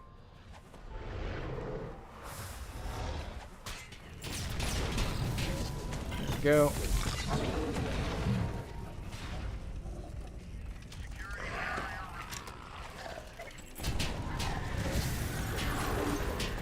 Okay, this lever. Oh, wrong one. Got it. Got it. Excellent. Now this fight actually goes a lot differently in higher difficulty. Mostly because they will kill the cannons. The cannons are not as strong, or at least they don't scale as well.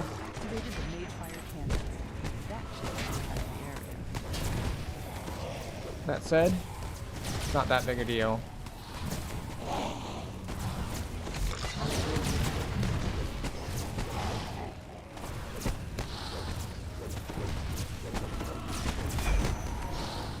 Call the Mists works on undead.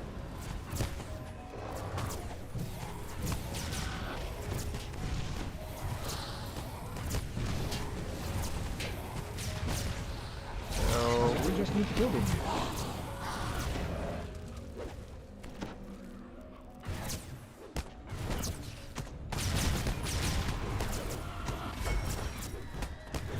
How much is this hitting for anyway? Not a ton. But enough. The more can be seen lurking outside in the distance.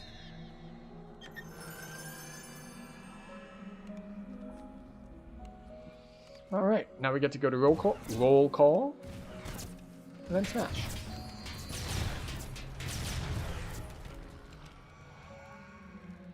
I don't know what they were attacking. Maybe a late guy spawned. Maybe a Reaper spawned in.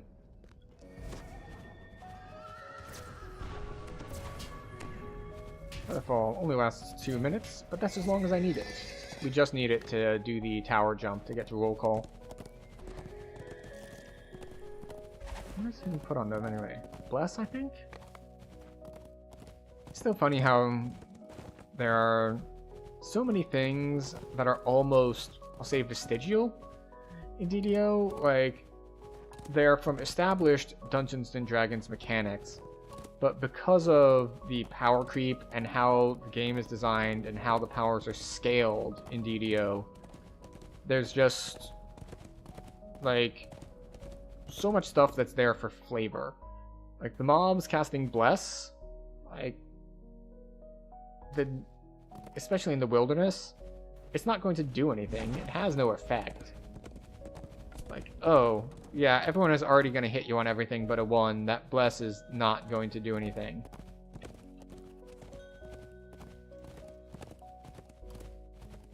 Now, this one is one where we might die. Because this is the force damage quest. Like, we walk around a corner, and it's like, just like suddenly, hi, would you like to eat a ton of force damage? There I go. There I go what? Oh, as in just like you round a corner, it's like, oh, there I go. I was here, and now I am gone. Also, I did see your follow a little late. Oh, you had to link Amazon Prime account to Twitch. Oh, interesting. I saw you follow like a half hour ago. Wait, you couldn't chat? I shouldn't have any restrictions set up about that. If I do, I would like to know about it. Unless you mean it's like it's something in Twitch's app that is, if it's like their app and it's not something I can control, then, well, that's not something I can control. But if it's some sort of security thing I have, then, yeah, I'd like to fix that. In particular, like, because I have a bit of a pet peeve about things like having follower-only chat on if you're, like, we'll say under a certain size. Like, I understand it for moderation purposes, for, like, larger streams, or people who are doing stuff that is likely going to get them, like, hate raids or something. But under a certain size, it's just like, why? Seems like the chat was restricted to sub only. What? Following and subscribe is two different things. Yeah. No, I shouldn't have followers only on. Like, there were a bunch of people who... Okay, let me check something.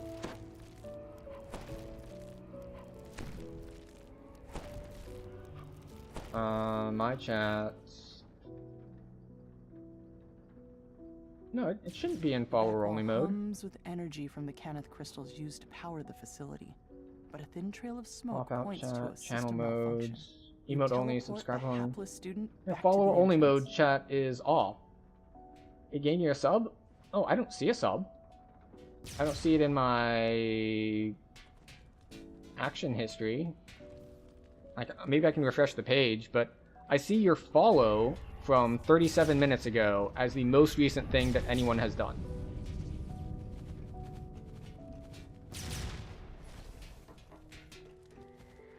Where am I going? I'm lost. I stopped paying attention, and now I'm just lost.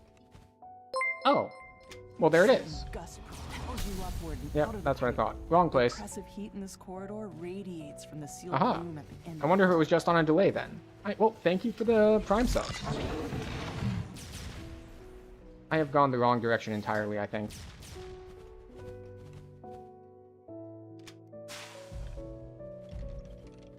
Dane tells you that the last student was taken captive by Forge Security. Yeah, here we go. This is the one where you have to go there backtrack. resolve the situation. You teleport the hapless student So, back to you the might entrance. be thinking, like, why do you keep running into Fall down a walls and chute stuff? tumble out of And the a actual maze of answer pipes. is, I don't know if it's like a resolution, it's not like a resolution thing, but like a graphics settings thing versus the stream thing. But my screen is significantly darker than what you see on stream. So if it seems like I can't see anything, it's because I can't see anything. Which is not a problem in most quests, but in this particular... Oh, that was the wrong hole. Gotta get in the right hole.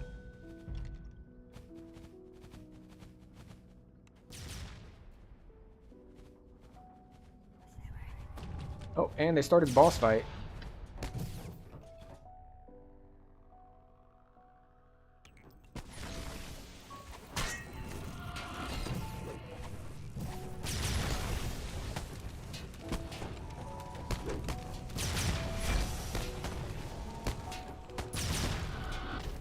It disintegrated.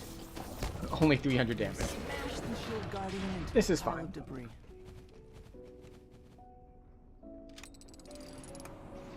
But yeah, I did just check the thing, and there's a bunch of like little checkboxes and sliders. Like there's emote only mode, there's followers only, there's subscribers only, and I have all of that turned off. So anyone random should be able to come in and chat. That said, I do have certain word filters on to keep bots out. We actually had a bot earlier this very stream come in and try to, like, sell me followers. But no one saw that, because it got caught by automod. The barrier vanishes. Quickly, Chance says. Unlock the security door so I can get out of here. Careful though. But yes, Pulling the wrong as I lever am summoned very, very the small, the final I don't drink, have to worry Locke's about holding Chance a in big, cell we'll say, screaming moderation burden now to rescue of the errant like a lot of student people and chatting escape too before fast we for me get to you keep into any up. more trouble. I don't have to worry And about, teleport the as you hapless know, student random back to the generic white entrance. dude. I don't have to worry about people hate rating me just because of who I am, which is unfortunately a thing that happens to some people who are less straight white dude than I am. Yeah, so I have no... The only reason I would need to put on some sort of restrictive mode is because of bots, and most of the bots get taken out by word filters, so... I haven't had a problem since. It was actually someone in chat who pointed out to me what I could add to word filters, so... Because the particular message that I'm getting from bots, and it's like the only one I really get from bots these days, is like, come by followers on web.site.this, but instead of dots, it's got spaces, and then it says, like, remove the spaces. And so the idea that they presented to me, which was a great idea, and I used it, and it's been quite effective since, is to add the phrase, remove the spaces, to the banned words list. Because, let's be honest, what legitimate person who's just going to, like, chat to actual chat and isn't a bot is going to say that phrase? Like, maybe if I were playing some sort of astronaut game and it was a puzzle game and I needed to remove something from space. But, like, even then, that's a really quite the stretch.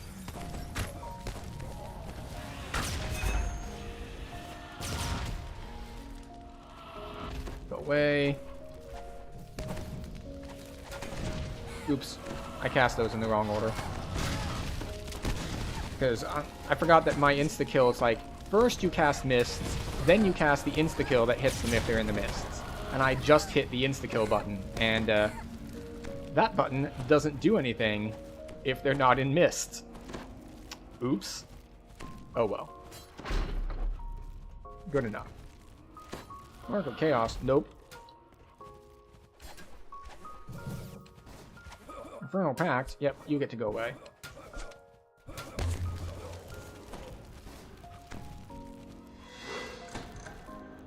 Does this work on Reapers? It shouldn't. It does not. Okay. It's like, it better not.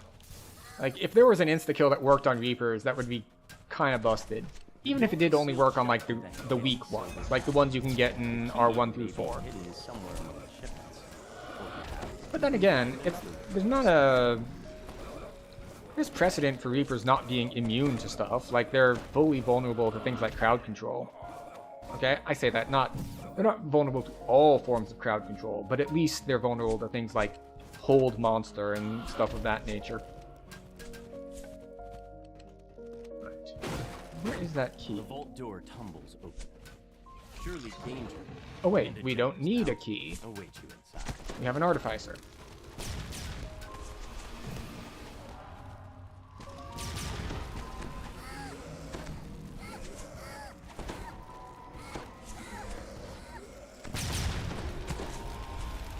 Come here. You jangle the iron padlock, but the door remains tightly sealed. There's no way around it this time. You'll need a key. We'll pull him back this way. We've got a ranged guy with us, and then when they come to the door to attack the ranged guy,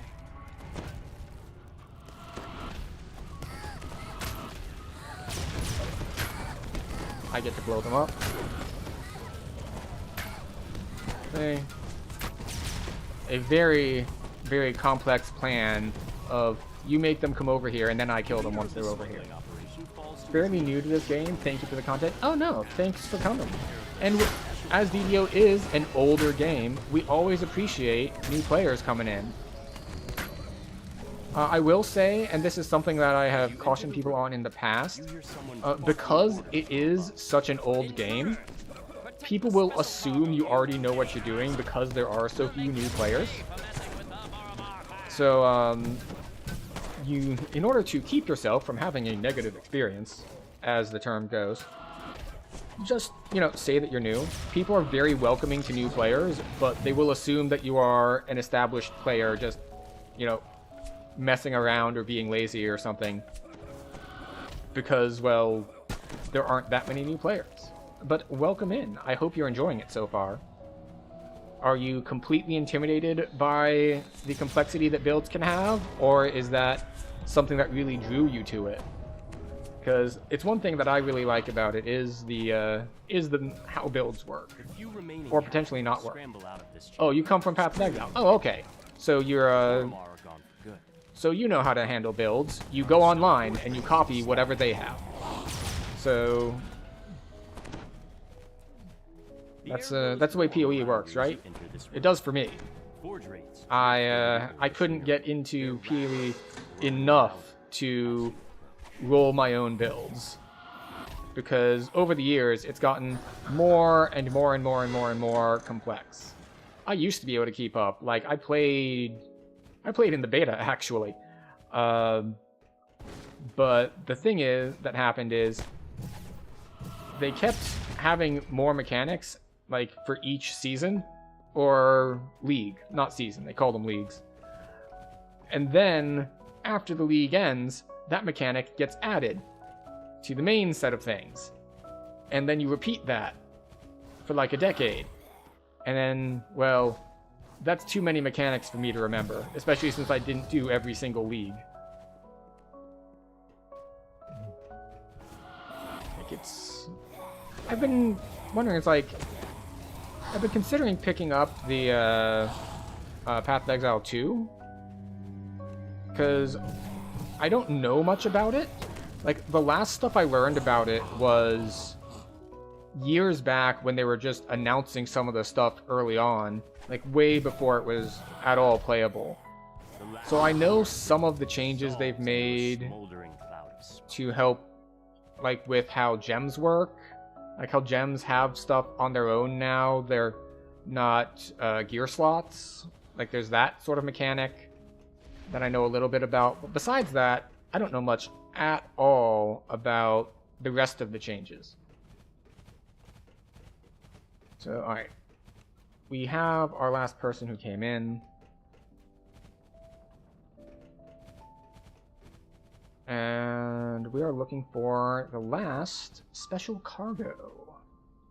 Oh, here it is. Found it. Put our voice on. If you're not familiar with what the voice is, that is the voice of the master. The last of the special cargo crates is it is into splinters. An augment that gives you 5% XP. It's just it's an XP buff thing. And since all XP is awarded at the end of the quest, what this comes down to is, well, you just swap it on at the end. So if you see people like just typing V or voice into party chat near the end of a quest, that just means I'm about to end the quest. Remember to do your gear swap. Oh, we didn't hit the last button. It's okay. I don't care that much about the loot in here. But there is an augment for it that you can get from Delira's Graveyard. You can combine... Oh, sorry, there's a trinket from Delira's Graveyard, and there's a cloak from the Threnal Ruins. And then you can craft those together into this Master's Gift augment. So, waiting before completing quests when grouping. Yeah, like, not a long time, you know. You just type V in chat, and then you wait like a 4 count. Because if people have the swap, they're probably going to have it similar to how I do, which is, it's just a click here. I have the 2 items dragged out on my hotbar. They're not hotkeyed, so I don't need long to go and click it, but... And you'll note that it's not something that happens when you, for example, for the quests that it auto-completes when the boss dies, like, no one's really typing that. But for other ones, you might have seen where what happens is the quest ends when you talk to an NPC at the end.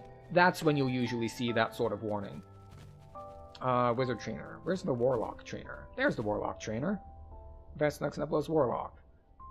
Bluff, concentration, spellcraft, UMD, and intimidate. There we go. Oh, right, I get my last feat. What feat do I want? Did I take... Oh. I'm mainly trying to set up keybinds for now. Yeah, how many keybinds you need really depends on the kind of character you're playing. Like, I have a bunch, because I'm on a caster with a variety of different complex things I could potentially do. I've been on other characters, like your Barbarians was like going through heroics. What do I have? I have 3 active attacks. What else? That's it. 3 active attacks and rage that I hit very rarely, like twice in quest. Whereas on this character, it's just like, alright, I have an attack, an attack, an attack, an attack, an insta-kill attack, another attack, another attack. Like, and in that last quest that I was in, which of these buttons did I use? 1, 2, 3, 4, 5, 6, 7, 8, 9. And then there's the buffs that I cast in the beginning. So that's how many I actively used in that last quest. Do we want to grab Heighten? I don't think we get a lot of value out of Heighten, so I think we're just going to go with... we'll take Greater Spell Focus Evocation, yeah. Everyone at Moorgrave University is talking about Vecna and the Codex of the Infinite Planes. Board the Moorgrave Alright, University we got level air 18, shuttle so we in grab Sean, Eldritch and speak to Seeker, Sir 5% Stammer crit. outside Lareth Hall to learn more. And then we'll take... What do we want to take?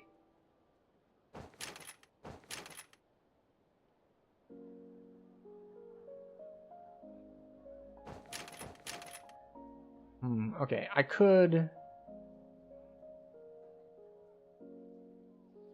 shift some stuff around to get this, but it doesn't really matter that much. So we'll just do this. Not that I'm going to use this much, but you know, might as well. And at 18, we don't have any gear swaps, we don't have any more Reaper points to use. The feat we got is passively increasing our difficulty checks, so there's that. And, alright. So, as we are level 18, we're not going to take any more levels until we get to level 20. And if you're kind of new to things, you might wonder, it's like, well, why? And the reason is that you don't have to take levels immediately in DDO. You can bank up to 1 extra level. So, and I say 1 extra, so 2 total levels worth of XP. Like, if you are level 1, you can hold enough XP to be 1 level away from level 3. And the reason you might want to do this is, like, say you want to finish a quest chain that you're doing, and you don't want to take a level because that'll put you over level for it, so you won't get the same XP bonuses. Like, you don't get XP penalties until you're a decent number of levels over, but it's effectively a penalty because if you're more than 2 levels over, then you lose some fairly chunky bonuses. So what you can do is like, okay, I could take level 4 now, but I want to finish these level 1 quests. So you can finish them out, and then you can take level 4, and you'll be like level 4 halfway to level 5. So there's no and as long as you don't hold more than 2 full levels, there's no real downside to it. So what this leads to near the end here, because I'm level 18, there's no reason to take level 19. There's no new gear I can put on. There's no real power spike there. So all it does is it makes it so that I don't get full experience from level 16 quests. Which is why most people don't take level 19. They take level 18, and then they wait, and then they take level 20.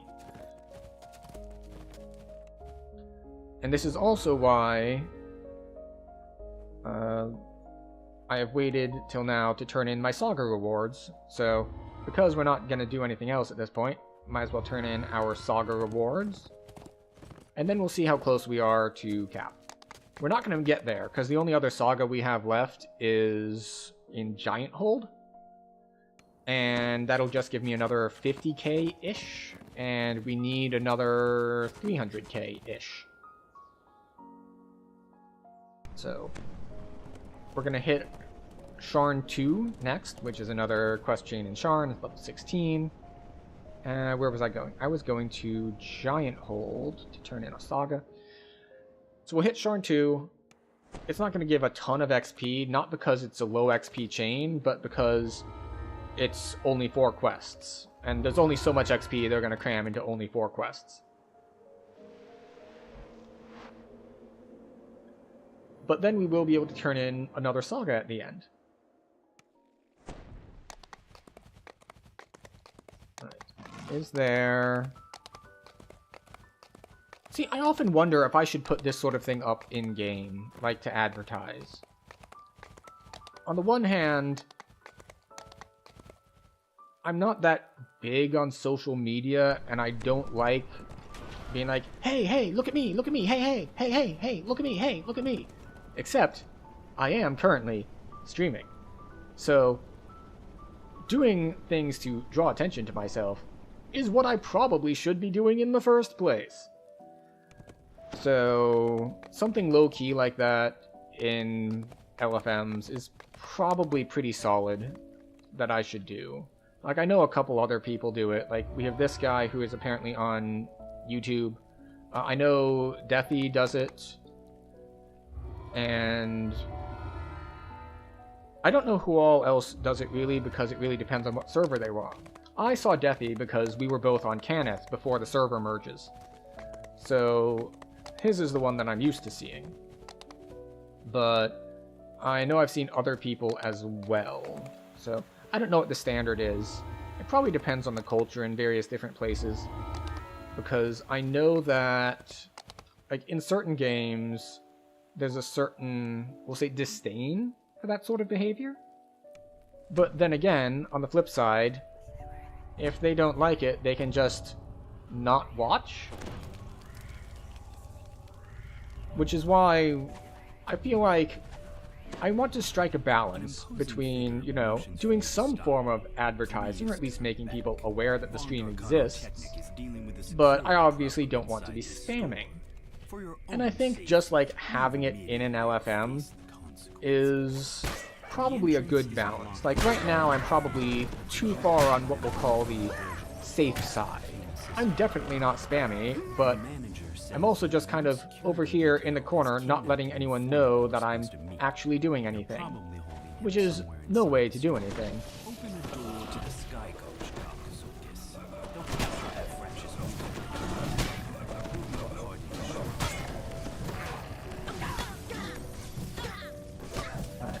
I'm killing the shield guardian, even though I should be focusing more on this dude over here who's hitting me with force damage. There we go, force damage. Here, have some crowd control. But yes. This is what happens when you have a very well-established character with a reasonably strong build. And you can go in on Reaper 4, and it can just look just this easy. Not all characters, or all classes, or all builds will be able to make things look like this. It's a combination of good survivability, okayed but not great damage, and pretty reasonable crowd control as well. Okay, we're gonna run away for a little bit, because Carnage Reapers kind of hurt. And they put a stacking debuff on you that makes you take more damage. And we want to avoid that. Not a bad idea. Your intention at the end is what matters. What would you like to do with this channel? That is always the trick. Now, obviously, having an average viewership of 1 to 2 people, I have no illusions of like, oh yeah, I'm gonna do this professionally. Like, that's just not a thing. That is not going to happen. Like, outside of, like, random internet going viral luck, that's not going to happen. And the odds of that sort of thing happening are basically non-existent. So, my goal, if you'll call it that, it's hard to call it that since I'm not really putting the necessary work in to accomplish it, would be basically have just enough people to have a semi-active chat, because it makes games more fun if you can hang out and talk about them at the same time. So that's just like, I think that's kind of a good target for me. Community-based goal. Yeah, ish. Like, almost all... I mean, I guess there's only 2 real categories of streaming goals. We'll say 3. There's the community-based goal. There's, of course, the one I mentioned earlier, which is the financial-based goal. And there's, like, the, we'll say the self-fulfillment-based goal. Like the... Or maybe the ego-based goal, we should call it. But, like, the I am creating art and I simply wish for people to see my art. So we'll call it the exposure-based goal. What is with these? Like, these are supposed to be guarded by groups of guys. Why has it only been, like, one guy at the last couple of them?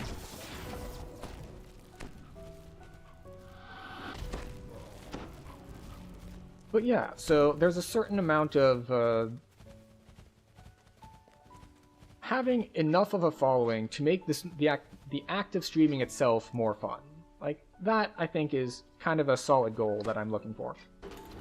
And after that, there is, like, not the notoriety, or like, we'll say the recognition. Like, I'm not looking to be famous, but, like, there is a certain... What is it, like, reward? Not reward, that's the wrong word. A certain satisfaction that comes from making something that people enjoy.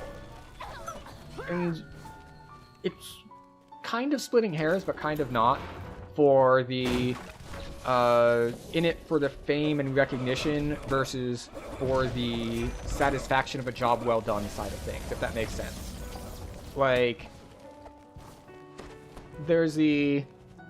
I want people to follow me because I want them to know me and like me, versus the I want the satisfaction of having done something that had an impact on people. And I don't mean like big life-changing impact, but just like, you know, they get to enjoy it. They've had a rough day and they can just like kind of chill and maybe laugh and maybe learn and things of that nature.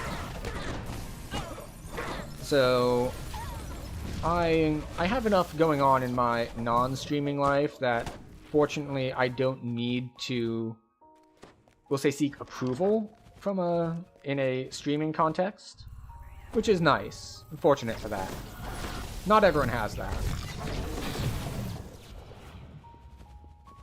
And so yeah, so mine is just like, I want to do something that I enjoy, but also that other people can enjoy.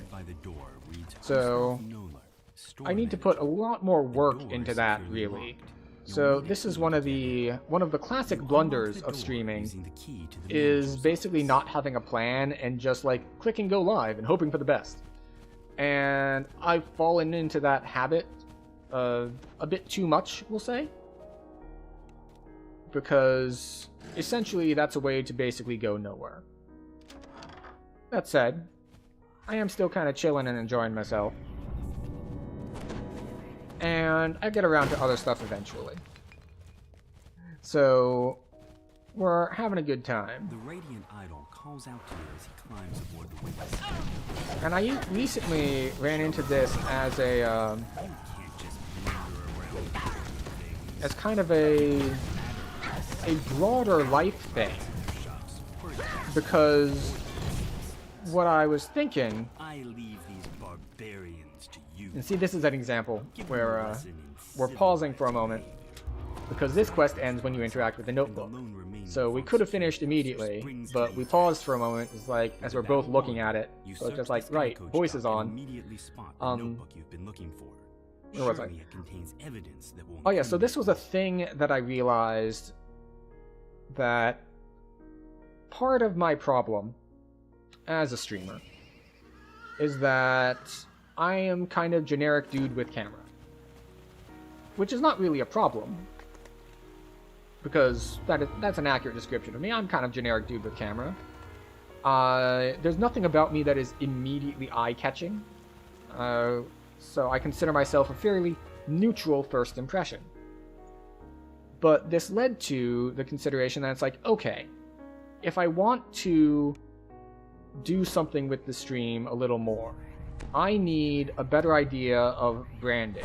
And I don't just mean like marketing, and I don't mean advertising. I mean branding as in like, if someone was at my stream and they liked it and they were gonna like tell a friend about it, what would the really short description of it be? Like, what is it about?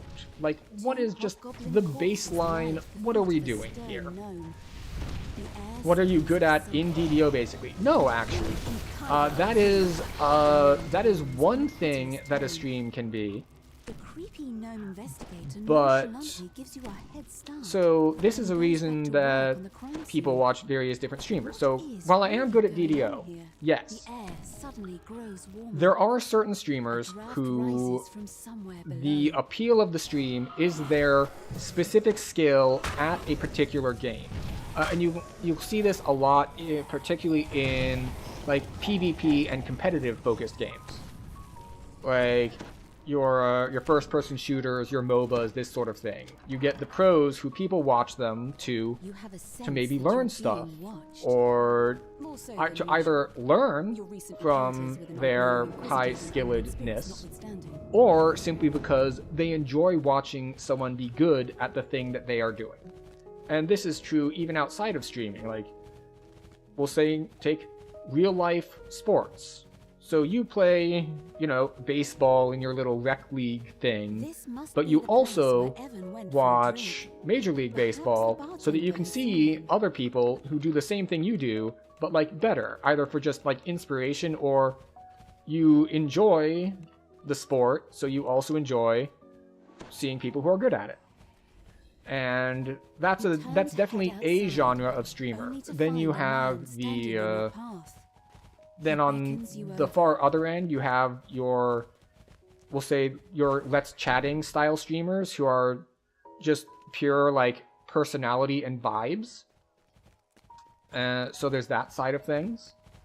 And so, as I was mentioning, I had a little bit of an introspection moment because, as I mentioned, I don't find myself particularly compelling just at a surface level. Like, I'm just kind of a dude. So when I came time to think about, like, okay, if I want to actually give the stream an identity for, like, what it is, like, what are we doing here, then I first have to answer the question. It's like, well, who am I? What is it about me? Because I don't want to play a different character who isn't me.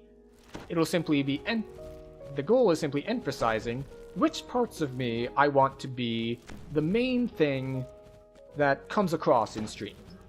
And you can see this in people, in like your everyday life as well, like how you present yourself during a job interview versus during like a first date versus, you know, other scenarios.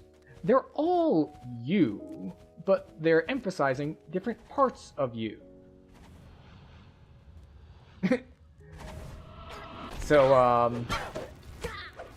I'm assuming that was probably relevant to conversation, but you know how I mentioned earlier about how I mostly take care of bots by letting automod block certain things? Links are on the list of certain things.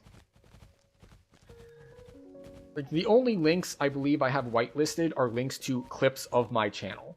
Oh, wait. We found her. Where is she? There she is.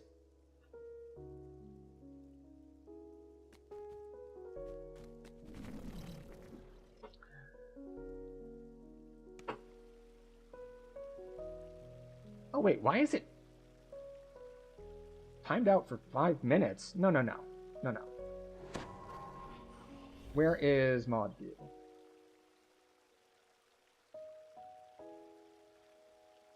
Where are we?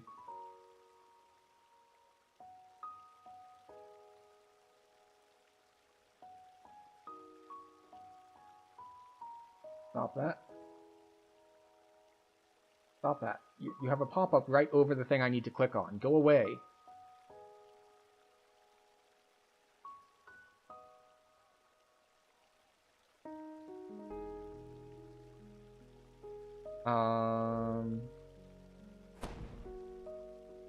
Can I untimeout? Where is the untimeout button?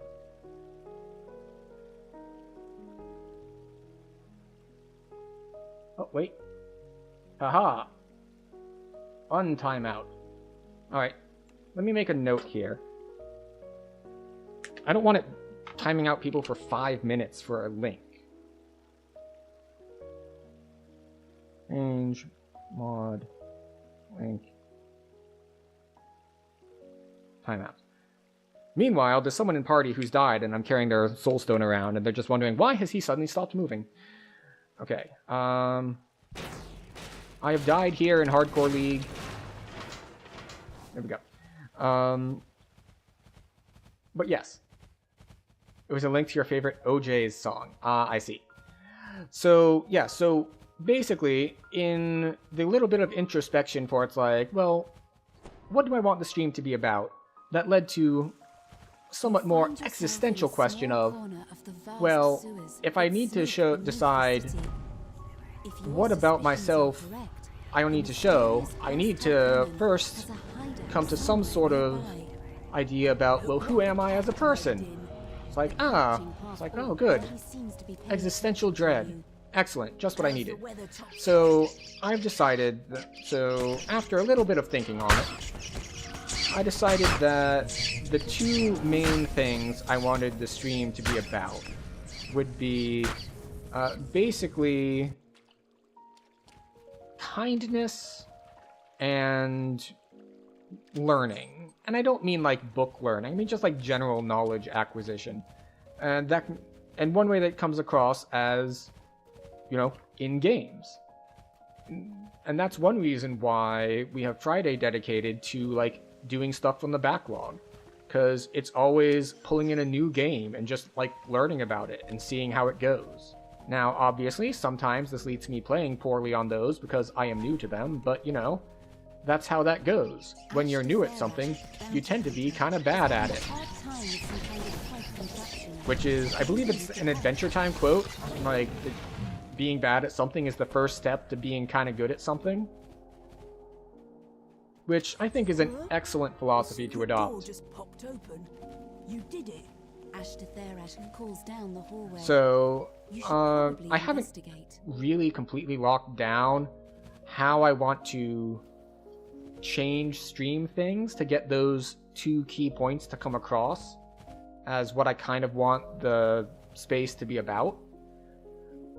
But I'll figure it out. The kindness part, we try to do a little bit with encouraging self-care and things of that nature during things like commercial breaks. The learning part, of course, we try to get across by playing new games or trying to help new people or really talk about... And the knowledge thing actually goes two ways, because on the one hand, there is the... If people are talking about DDO, I've got a lot of knowledge that I can share. Like, I am on the giving end in that case. But when I pick up different games, like when I was playing, it was One Step from Eden, actually, I think, a couple weeks back. I was getting a lot of help from people from that community who joined in, who were able to, like, teach me things. So, the overall, you know, the joy of knowledge acquisition and, like, it's not the joy of learning. The joy of learning sounds a little bit pokier than what I'm going for here. But the joy of discovery, of exploration, like that sort of general thing.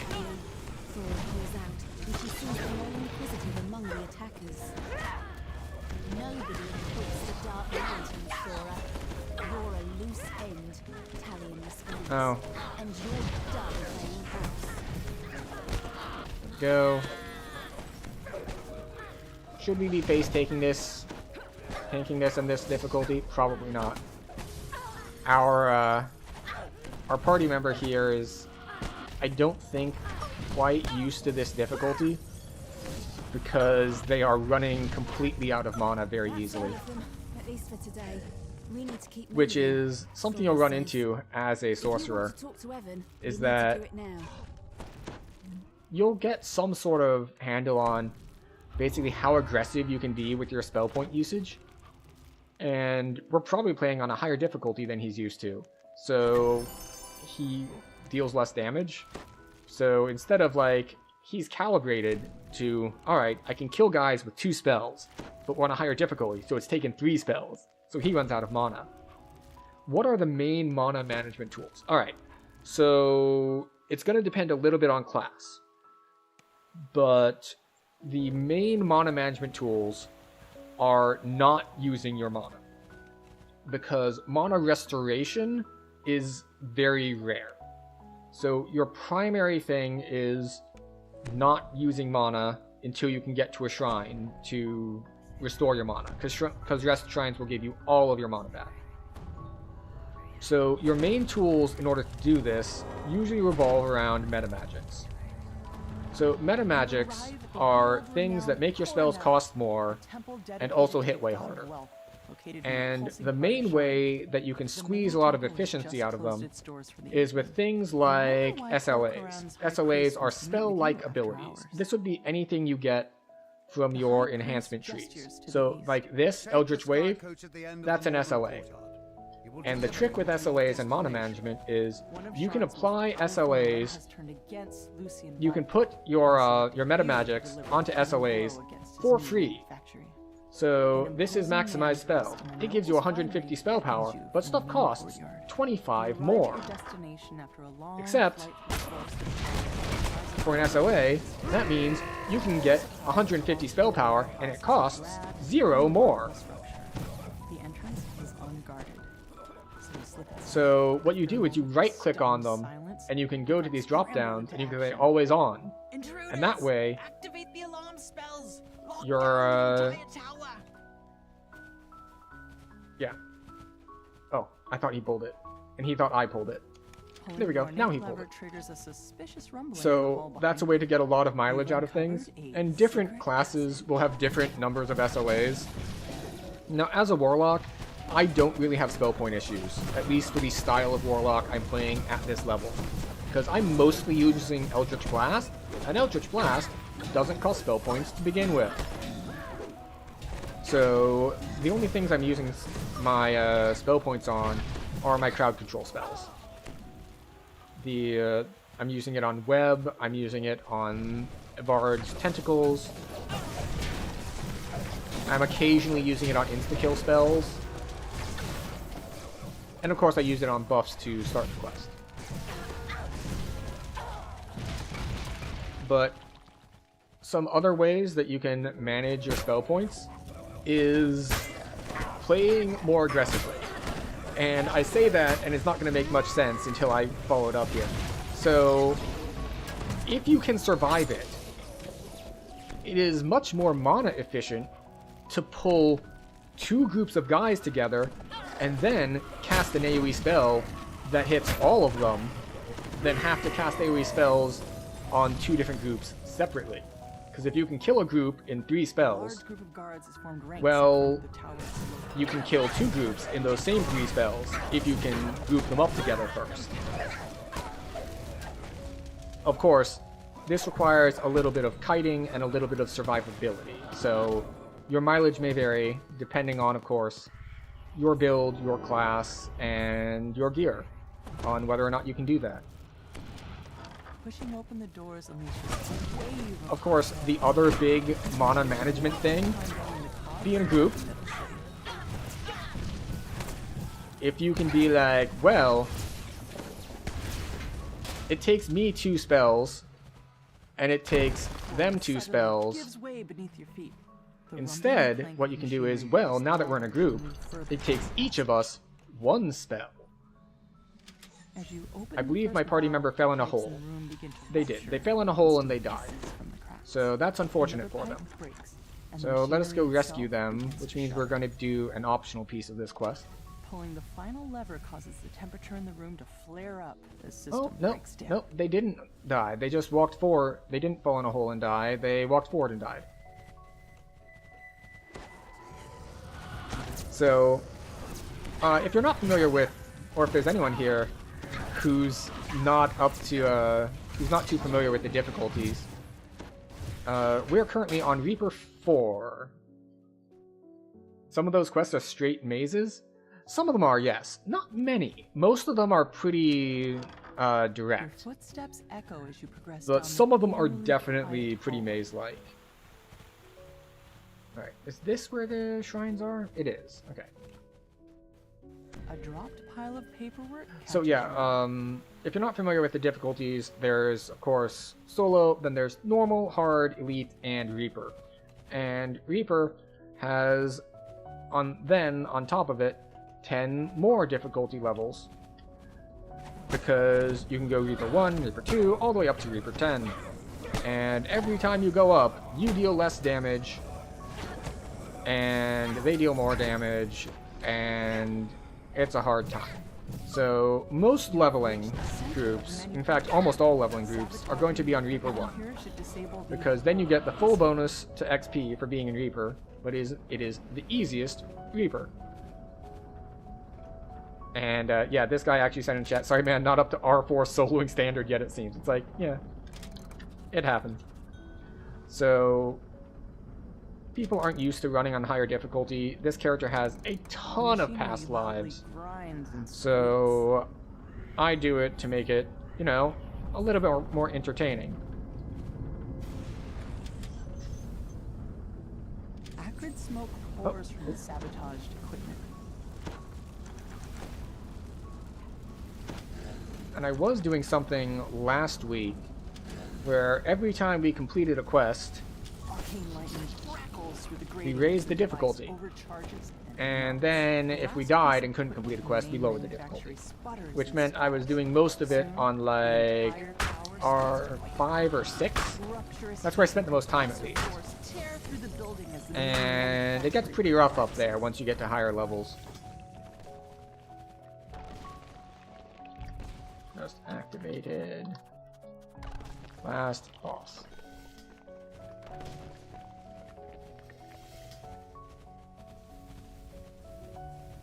Okay, there's a good chance that we die here. A gnome roars at you as you Yeah, enter he the probably room. shouldn't have walked in like that, but equipment! How could you destroy it like that? You'll pay for this travesty!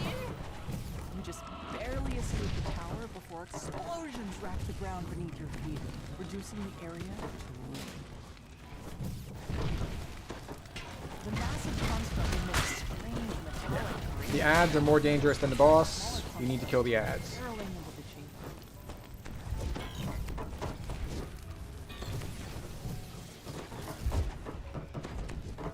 Yeah, the other big thing that Reaper brings with it is a healing penalty. Like, if you're on R10, you're healing for like 4% of what that heal would normally do. The construct finally grinds to a halt, too damaged to continue its assault. So, am I on Shadowdale as well? No, no, I am on Thrain. We're on Thrain.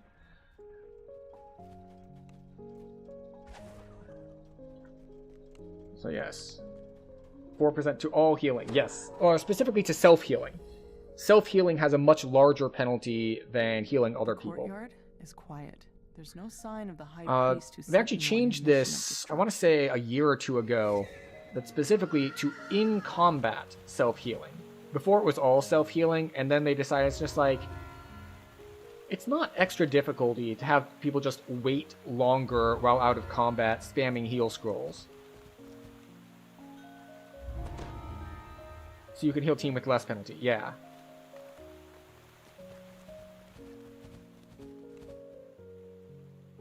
So they made it so that you only take the full penalty while you are in combat. Which you might be able to see in my HUD. Because I am undead.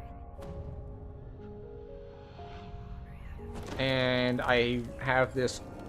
And I cast Death Aura, so I'm constantly dealing some damage around me, but also more importantly healing myself. The Stormreach beacon. And when I take damage, you'll be able to see that it heals, but that's never stopped you. When I'm in combat, it heals for much less. Steal the beacon back from under Vaunt's nose. Like, out of combat, it's going to be like somewhere between 50 and 100. And in combat, it's going to be like 15. So this is one of those quests that can be a maze.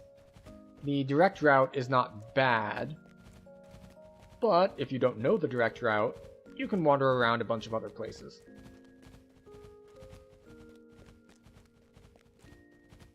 Oh, where was I saying? Ah, yes.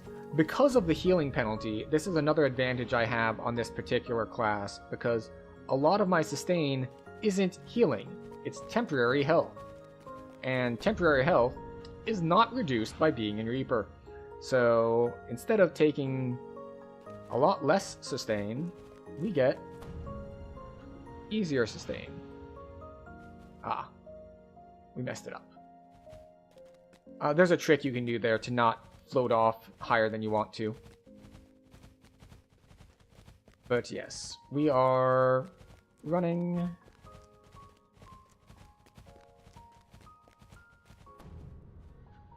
So this is the end. This is the last quest in Sharn, wherein we get to go interrupt Lucien Vaunt, who is definitely not the CEO of Apple. He's definitely not in a black turtleneck on stage, marketing his new and improved Vaunt device to adoring fans. And what is the Vaunt device? Well, it casts magic and is powered by souls. But they're the souls of poor people, so it doesn't matter. Well, good. We managed to avoid the big force damage cast.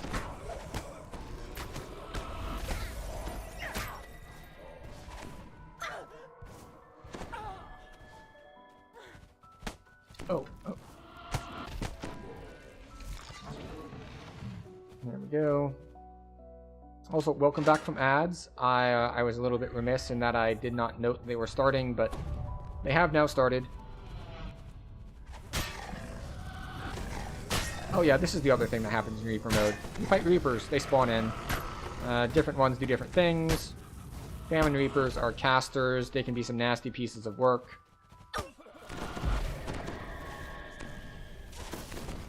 We got basically two-shot by one in last week when we were on a little bit higher difficulty. But not as big a deal this time. So yeah, we just saw that heals for like 33-ish. Of course, it's going to stop showing us the healing numbers because we're at full health now. Alright, if you fall down in here, you go to jail. And I mean that literally. You get teleported into a jail cell and then killed. Well, okay, I probably wouldn't be killed, because I have ranged attacks. I can kill them through the bars, but... His voice brimming with confidence. And tomorrow now, will be truly beautiful. But I know how to navigate the rafters. On stage for a while. Now's your chance to steal back the Stormreach beacon. Another announcement. On behalf of Vaunt, so this whole storyline is basically, the thing that he's doing in order to sell his new device pisses off a bunch of like undead vengeance spirits. But there's this artifact that can keep them away from him. Unfortunately, that artifact was in the city that we are from, protecting it from an ancient curse. And then they stole it, and now the ancient curse is back. So we're stealing it back.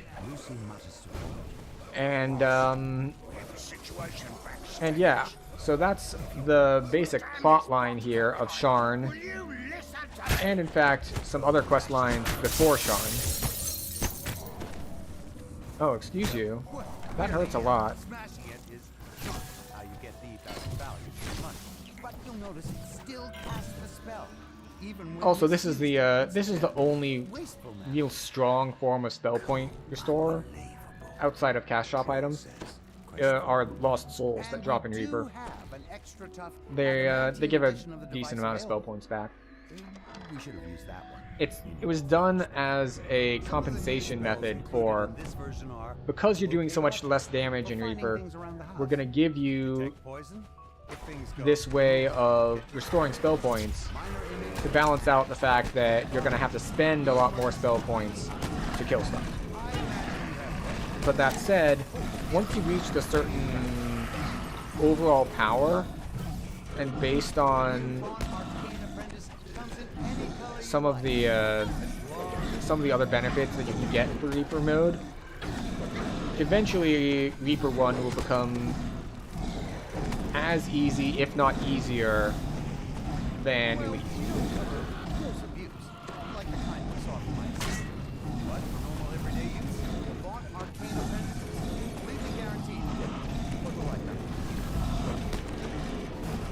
So yeah, we're getting healed for like 8, and then like 30, and 3, and then like 30. The device does not depend on Sean's manifesto in any way. Yeah. Unfortunately, these Guardians are Iron Golems. Iron Golems take half damage from, I think it's all elements.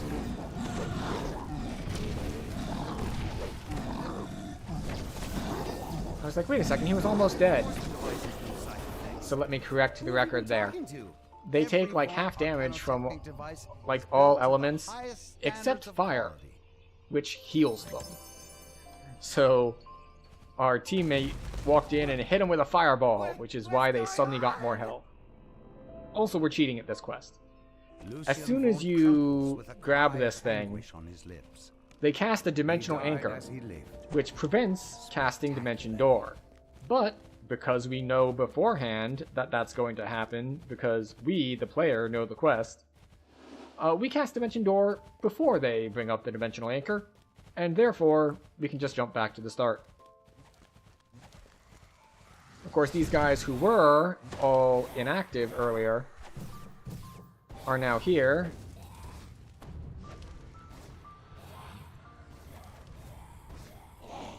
Because, well, we kind of took back the artifact that was keeping them at bay, and as soon as we grabbed it, they killed Mr. CEO Man.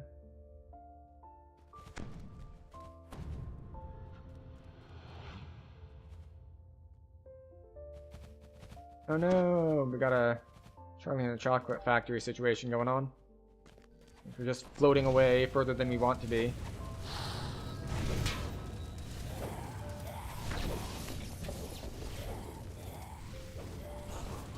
Go.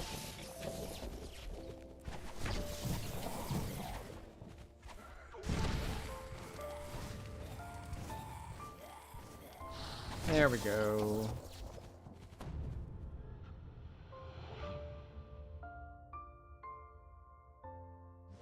And here we go. Alright, so there's going to be another pair of Iron Golems, which is very annoying.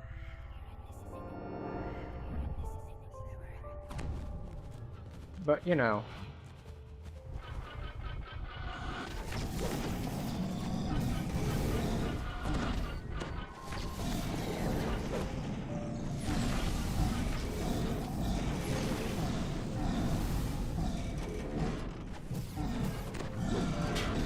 There we go. So, fortunately, we're able to put some vulnerability spells on them. They take a little bit more damage, but overall, they're just very durable. As you would expect of an Iron Golem. That's kind of their whole shtick, is being tough. You've recovered the stolen unit. Return the artifact to storage, where it will once again guard the city and protect it for thousands of years. Off we go.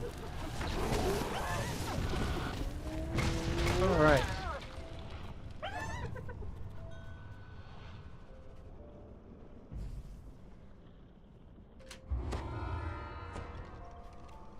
There we go.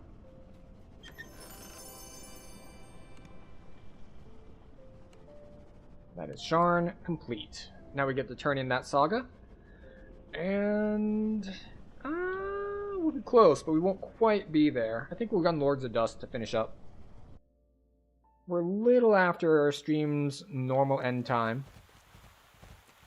But I figure we're in for another maybe 15 minutes or so to get to cap. And since we're so close, we'll just finish up.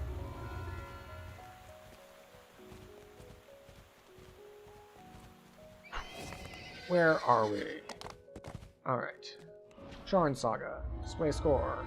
Give me the experience, please. Yeah, we only need 18k. I think we get that off of Lords of Dust. Well, I say cap. It's not cap. It's heroic cap. It is when we are done with heroics and we begin epics.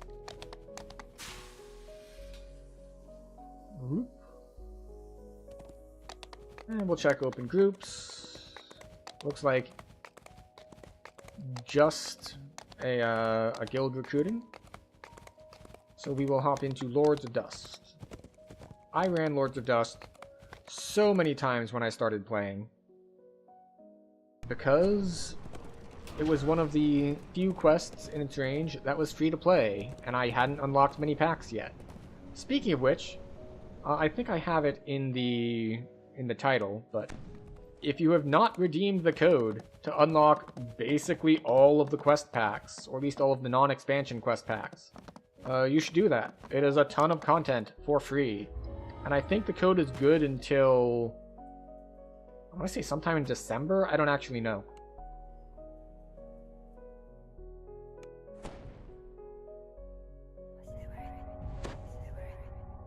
But yeah, it unlocks so much content. More than enough for anyone to get a really good idea of whether or not they want to play the game. An irritated scowl on his face. There's so many hours worth of content.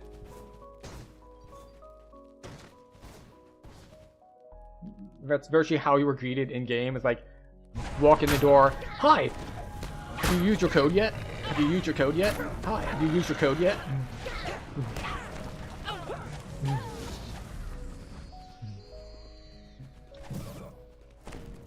Hey, it is a huge opportunity. Also, I don't know if they're still on sale. I don't know if it was the same duration as the code or not, but there's also... Okay, yeah, we got them. But also, I think 3 of the expansion packs were on sale for $1 each, or 99 points in game. I think those are pretty good pickups too, especially Ravenloft is a good pickup. Some of the other stuff doesn't get run as much, but Ravenloft is still very popular while leveling, and at cap, especially because of some of the filigree that dropped there at cap.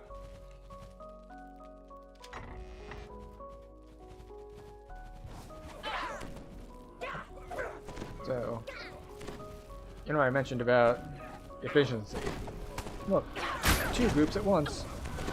Now, this is not for mana efficiency, because none of the things I just did really cost me much mana. As I said, the big purple tentacles, that cost a little bit of mana, but... As I said, I'm not playing a class that has any sort of mana issues in the first place. Lies on the ground in the hallway ahead.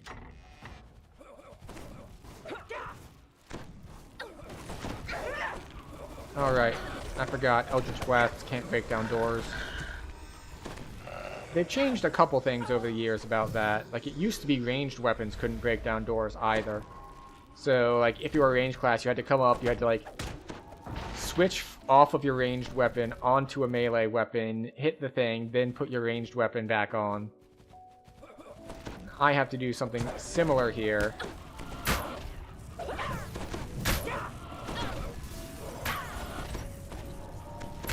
For Eldritch Blasting. I have to turn off the Eldritch Blasting, then break the door, then turn it back on.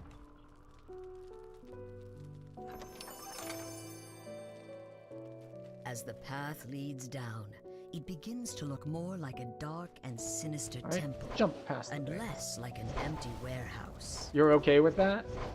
Yeah, it's more of a convenience thing. It wasn't really a big deal.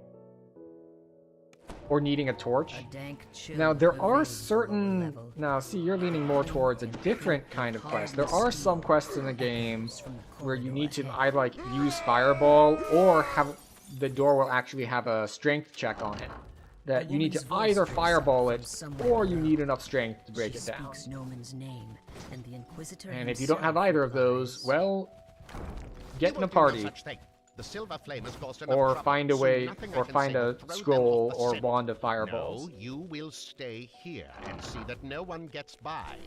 I will go below and assist our guests. This used to be more of a thing with more restricted quests or like needing specific things to get through quests. They've gone away from that as far as design is concerned. Now for stuff that like kind of like almost requires certain class skills, they usually put that on optional objectives, not on the primary objectives, which I think is a decent balance. It's like, we still want to reward people for bringing certain class skills so that they can do stuff, but we don't want to lock everyone else out of the quest, like the main quest part. So I think that putting optional content, or in certain case like shortcuts, will be behind locked doors. So if you have someone who can pick locks or cast knock, then you get to take the shortcut. But you don't, strictly speaking, need that class to complete the quest. And I think that that is a good middle ground. That it's a bonus, not a requirement. That said, adds a lot of replayability? Yeah. The replayability in DDO mostly revolves around the gotta catch 'em all aspect of different classes and alts. So back when I played things like WoW, I forget what the level cap was, but there was one expansion where I had an alt of every single class leveled to cap. They seem to be finishing some elaborate. So suffice to say, I like a bit of variety, and I like playing a lot of alts. Which means DDO's system of reincarnation really appeals to me. So I get to cap, I can do some stuff at cap, and then it's like, you know what, I want to try out a different build. So I can reset my character down to level 1, get a little bit of that whole permanent stat increase, and then try a new build. And I've done that, you know, 140, 150 times ish.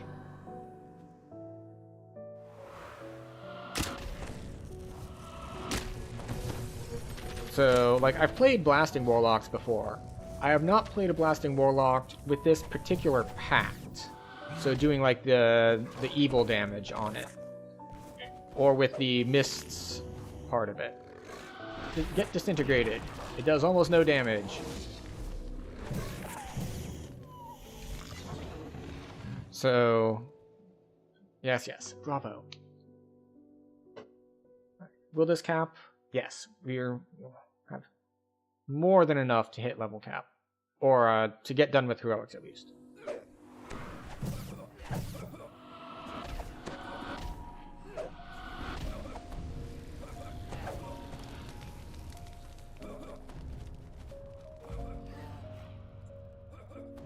Mm-hmm. The silver flame of looking And there we go. activity Maximum heroic XP Your achieved. help would be greatly appreciated. So now we'll go take level 20 and we'll spend... Thank you. We'll hit level 20 and we'll spend a little bit of time messing around with our build before we call it a night and see who we can raid out to. So let's see. Build things. Right. Step 1. Level the rest of the way to 20.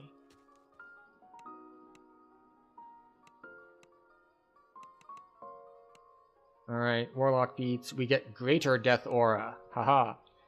Alright. Mass Hold.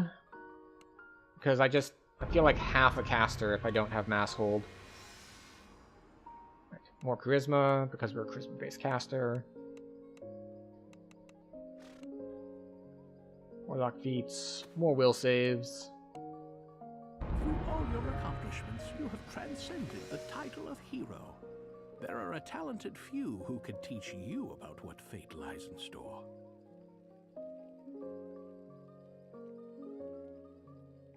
Okay, we have 8 points. Alright, and we're going to have to take some points out of here. So we're going to reset this.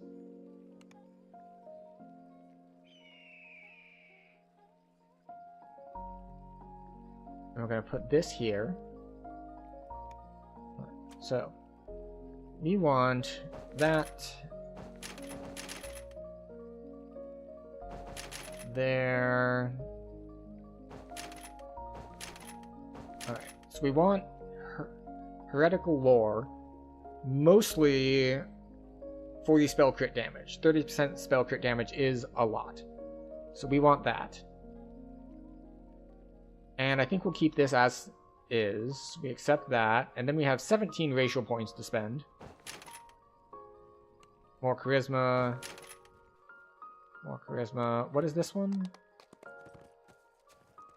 We'll take the negative amp for sure. We'll take the negative shroud for sure. We'll take negative amp here as well. We don't care about that too much.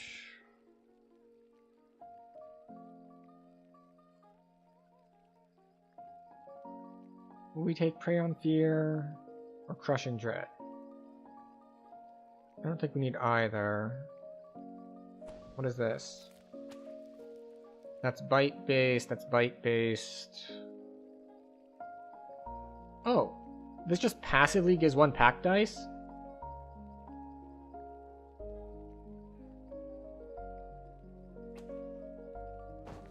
Oh, did I forget to take this the whole time? Wow, I am bad. Let's see. Vampiric Blast, yes, we take that. We take that for sure. What is this? Fearsome Countenance? No, don't care. And then I guess we take the dodge here. We take Crushing Dread. We take Form of the Lord Vampire. And there we go. Excellent. So that does it for these trees. We just need to make sure we have the right stuff on our bar. Did we get anything new? We need to turn Embrace of Death back on. And we already have Crushing Dread on our bars with our stuff always on. We want to turn Vampiric Blast on. Okay, so we got that. We didn't pick up any new SLAs here. We didn't pick up any new SLAs here. Like, we picked up some stuff we could swap to, but I don't care enough. We did get Heretical Lore. We did get Blood Component, so that did give us Greater Heroism, which is another buff we can cast. We did grab Mass Hold, which I guess we'll put here. That gets Quicken turned to Always On. Oh right, we got Greater Death Aura. That gets Extend Always On. How much does this go for? 3d4 plus 1 per caster level. And this does 2d4 plus 1 per caster level. Appreciate you extending the stream. Yeah, it's a good / bad habit I have. But I like to find a good ending point. And in this case, I was very close. And I like talking about builds. This goes back to what I was talking about earlier with theming and the main goals of the stream. And with one of the main goals of the stream, as I mentioned, being like knowledge. And I'd say education, but education has a connotation of like sitting in class and being boring. And here, I like to think of it more as like exploration and discovery. And we get to do a lot of that with builds. Kind of, sometimes, maybe. But now that we've got our elite stuff, or our heroic level stuff, which heroics are levels 1 through 20, now we get our epic destiny trees. Yay! And I don't know which ones to use. Because our primary damage right now is going to be force and evil. And evil is alignment. So Exalted Angel, we get Firelight, alignment, and positive. We could go for negative stuff here. Divine Crusader we don't want. Fate Singer we don't really want. Fate Singer has some force stuff in it. Oh no, it doesn't. Not anymore. I must be thinking of something else. So we can go Shirati for force stuff. We can go Draconic for stuff. What does Primal have for me? Let's see. Fire, light, positive, which is not that we care, because that's light, not alignment. Cold, Sonic, Universal, no. Acid, Force, Poison, no. Like, Primal's not gonna be really there for us. And then we've got Magus. Magus is gonna be cold and negative. Negative can be useful to us because we do have undead stuff going on. So we might go for some Magus, but I don't know yet.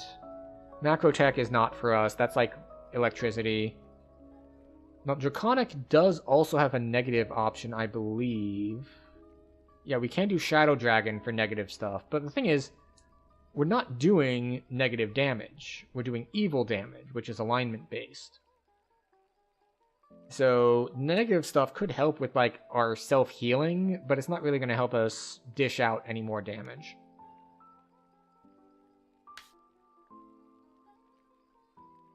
And if we take Magus, Magus is also negative in force, so we can get the force side of it, I guess. Shirati is also force, chaos, universal. The trick is what mantle do we want? So fire and the light and alignment spells now do bonus light damage. And what is the other one?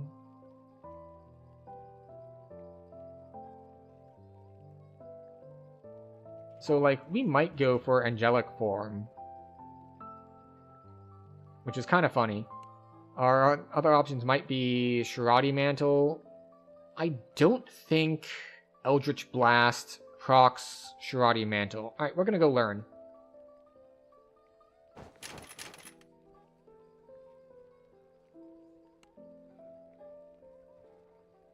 Shirati Mantle. Where's my key to the city? Do I have it? I do. We're going to wander out into the wilderness and test if Shirati Mantle activates off of my Eldritch Blasts. Transcended the title of hero. There are a talented few who could teach you. We are learning. We are figuring things out. And we have a bunch more points to spend, but I'll figure that out after I figure out if Prism will activate off of this. Because, you know, ranged have a chance, and offensive spells have a chance. But I don't believe that Eldritch Blast counts as a spell. Like, it sometimes does, sometimes doesn't. Alright. Here we go.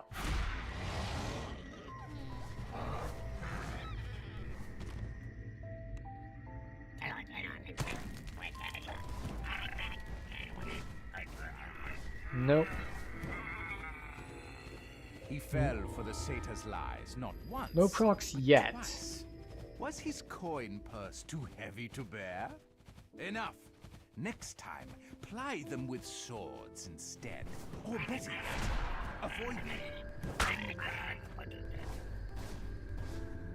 Okay.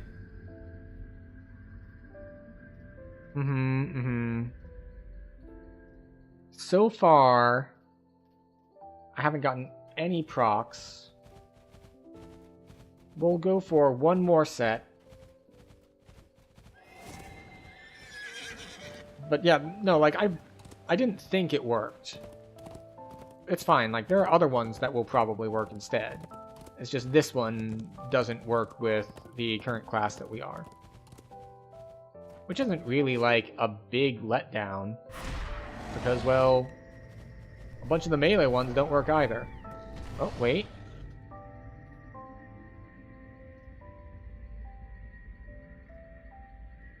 Oh, never mind.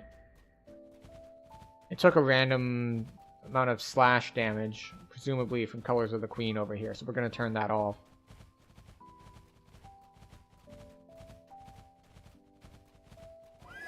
Here's some dudes. No. What was the 1,000? Okay, yeah, it looks like it doesn't work, which is as expected. So we'll grab a different mantle. Now, I have seen some people use the Fate Singer mantle.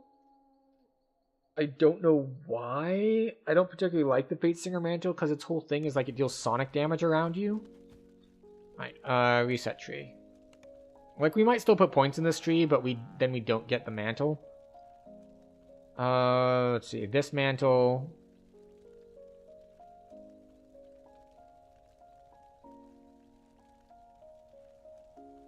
Maybe do I want to be in Magus Mantle?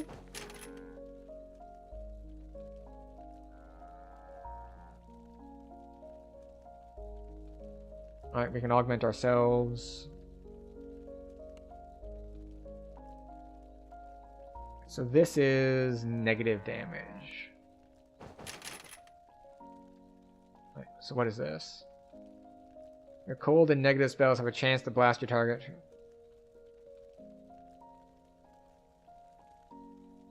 Alright, so now let's test this. Actually, what's the other one? Enemies within melee range take... Okay, so this is just turn it into an aura. So we're going to accept that. And then we're going to head back out here.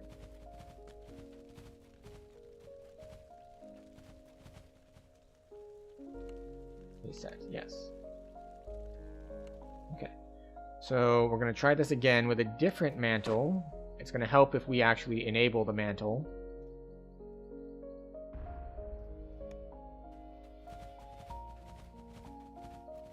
And then we're going to test if this one deals damage.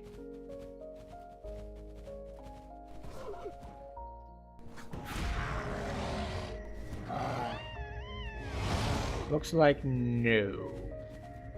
Actually, you know what I could do instead of doing all the experiments myself?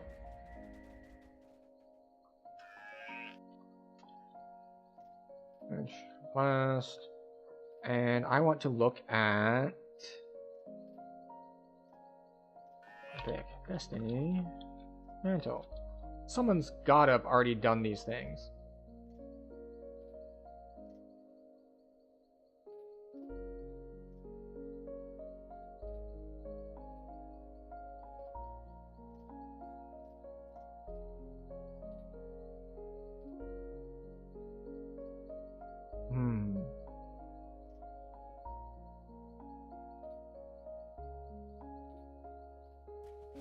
So, in theory, this should work.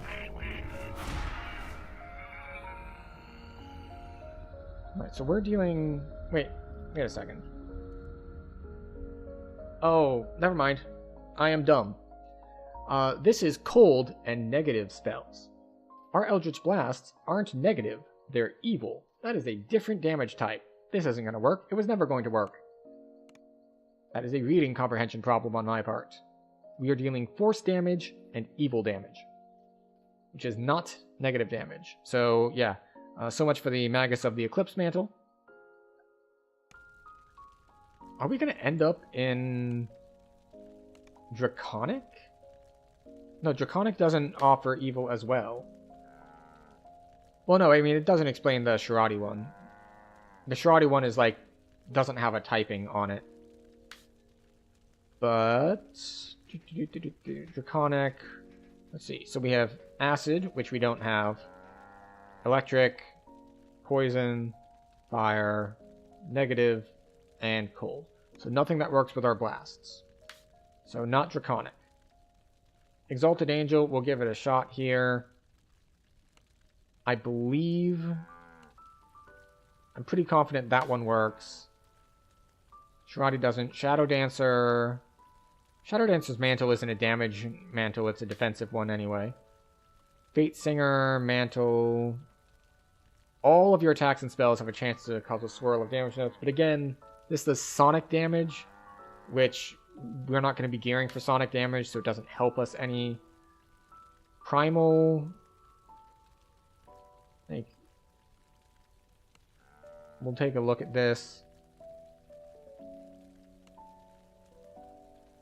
I don't care, I'm going to reset this anyway. Right, so this is fire, light, and alignment.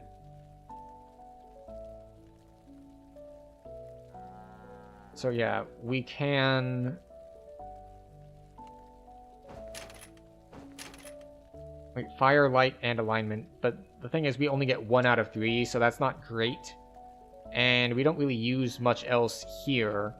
So, we'll see. We'll grab that, sure. Right, so we're going to take out this mantle, and we're going to take out this mantle. And we're going to try both of those.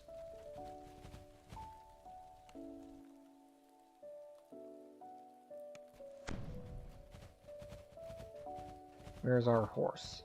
There's our horse.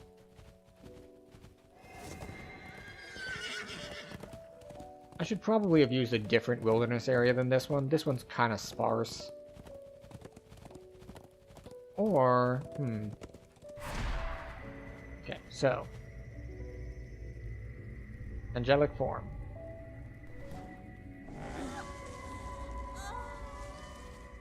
Alright, it just got 1 shot instead.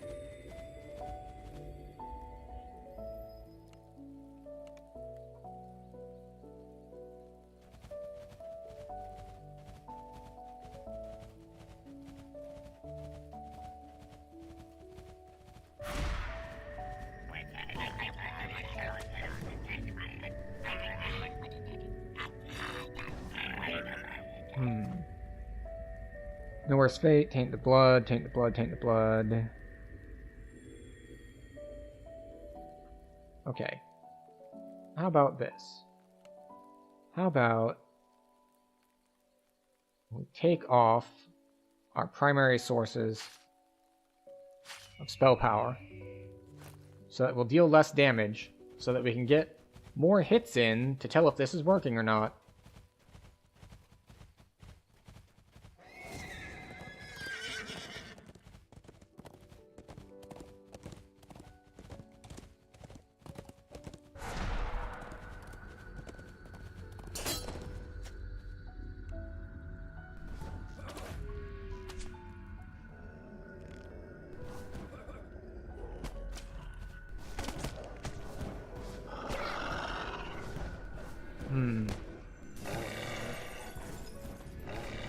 I'm seeing nothing from this mantle.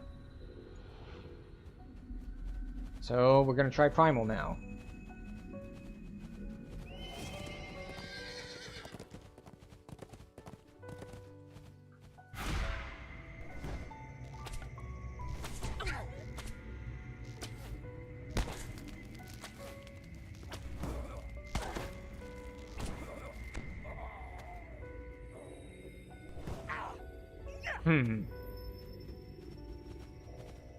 Nothing. This is unfortunate. And this one should be automatic, so that's definitely not working. Alright, this might be something I need to Google and or ask other people on Discord about. Because I could have sworn that the evil damage counts as alignment, so at least it would work with this one. Or do I need to use Utter Dark Blast for it to work? Which would be kind of annoying if so, but I thought it could proc off of the secondary ones. Alright, quick explanation here. So, the blast attack is broken up into 2 parts. There's the primary part, which defaults to force, and can be changed by some things. And then there's the secondary part that depends on which particular eldritch entity you are worshipping.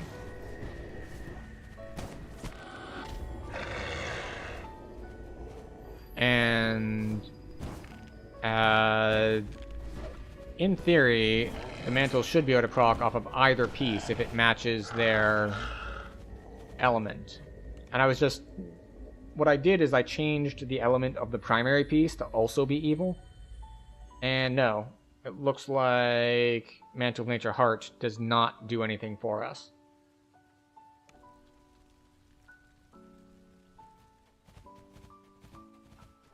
So, let's see. So, this one doesn't work. This one doesn't work. Nothing in Draconic's gonna work for us. Magus can't work. Like, do we just go for something else entirely? Like, do we go for the Shadow Dancer thing and be like, well, guess what? We... Instead of any of that, what we're doing is... We're, Oh, actually, wait. Do we just go defensive?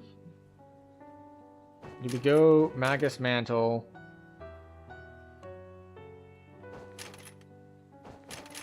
And then we go for the Aura?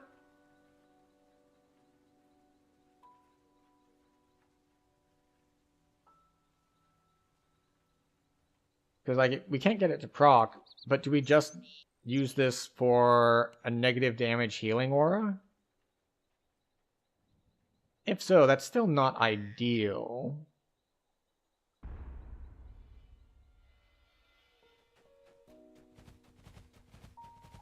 But actually, for this, we need to actually get hit. Oh, to the ruins of Myth Draenor. Excellent. Now here's some stuff that can hit me.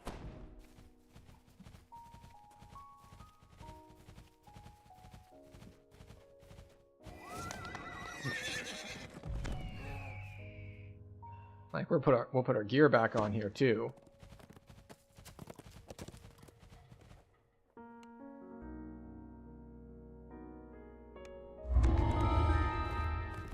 Okay. So we're gonna find some stuff to fight. And we're gonna see what happens.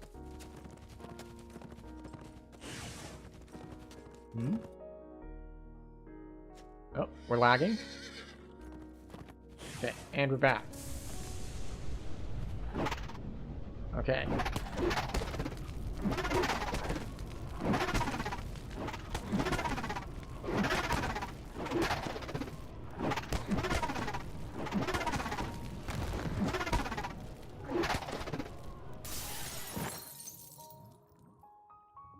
You heal from inflict light wounds. Oh. I was healing from the Black Velvet Cape. Okay, what we have learned. It deals damage. Unfortunately, what I was hoping was that the aura would heal me, similar to how Greater Death Aura will heal me. But it appears that that is not the case. So we're going to do a quick overview of our mantle choices.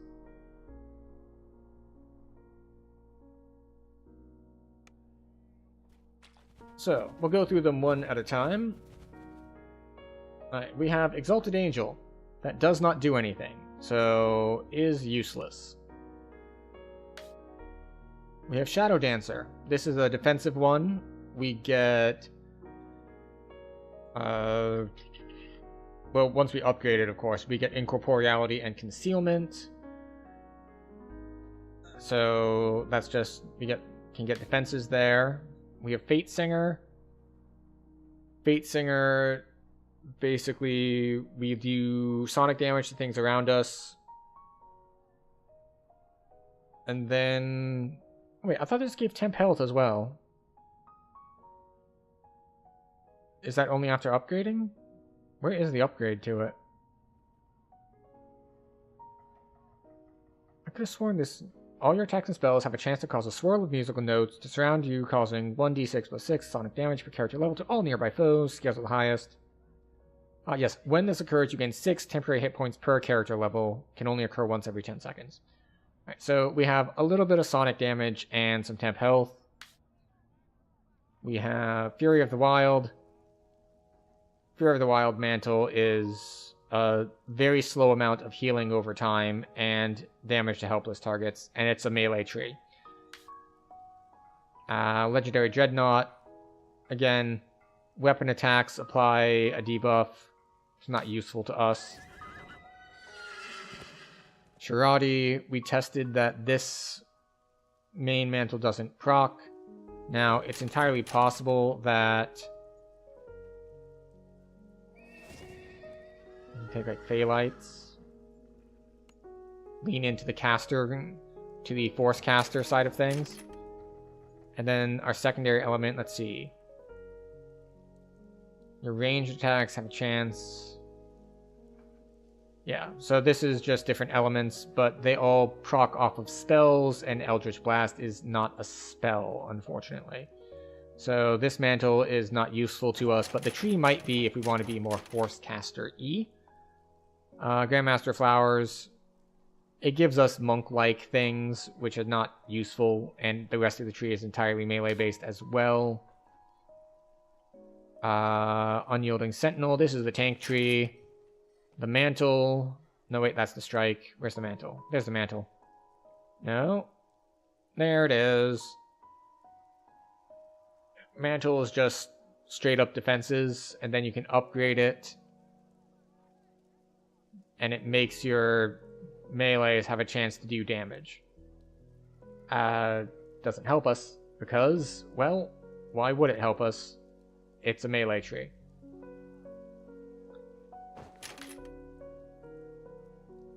And then we can go to, let's see, Draconic. No, that's Breath. So, let's actually test this, because I'm pretty sure... Because at one point, I thought this was going to be element specific, but as written, it is not element specific.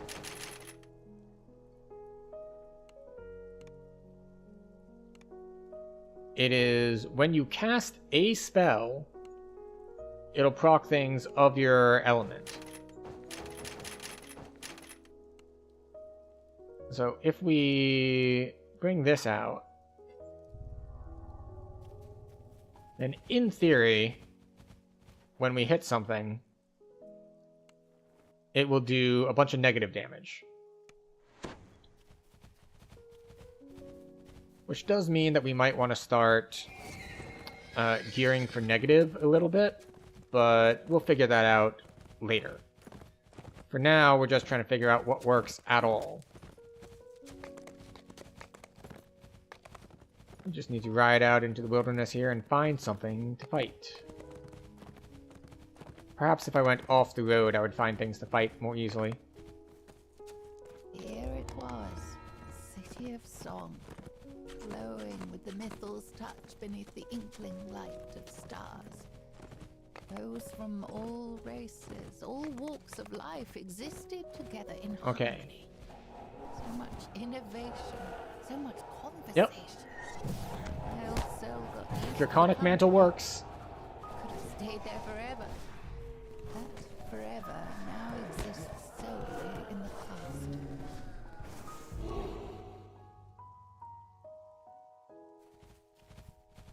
That seems to be more... it says it can only happen once every 5 seconds, right? I feel like it was happening way more than that.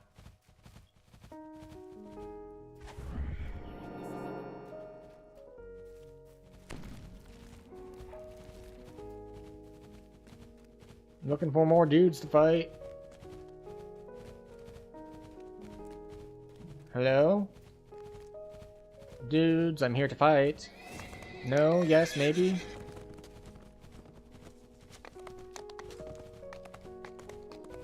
Ah, here we go.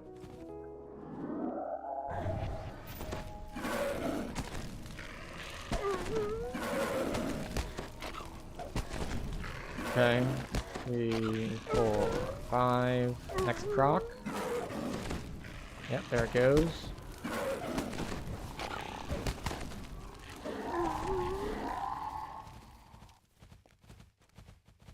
Okay, alright.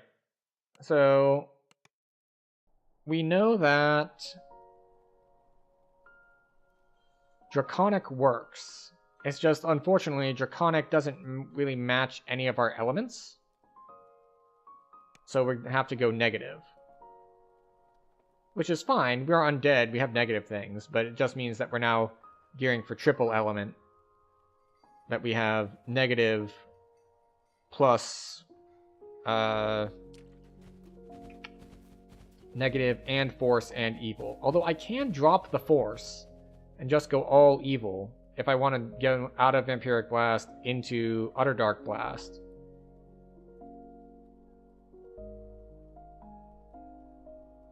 So, alright. Let's assume that we're just going to use Draconic Mantle. What else do we want? Alright, and we don't want this. Because we don't want that mantle. If that mantle healed us, we might want it, but we don't. Okay, so we can take a single target light damage? How's our light looking? Light's looking good, because light also scales off of much the same elements as evil, because they both count as... Well, they're radiant items that give to, like, light and alignment, so... We'll take that. We'll take... Fire and light resistance. We don't want the turn on dead feet.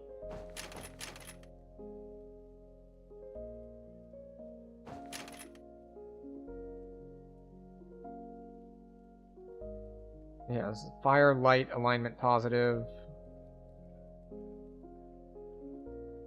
Fire, light, alignment positive, universal.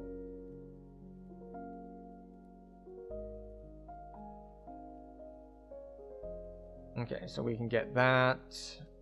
Magus gives us that. Do we want Sharadi? Like, what is our main element? I guess is going to be the question here. Is it going to be negative or is it going to be evil? Because if it's evil, then Magus doesn't help us and we want Primal. Do we take Primal just for Rejuvenation Cocoon so we can heal other people? Like, I do appreciate having the ability to top other people up.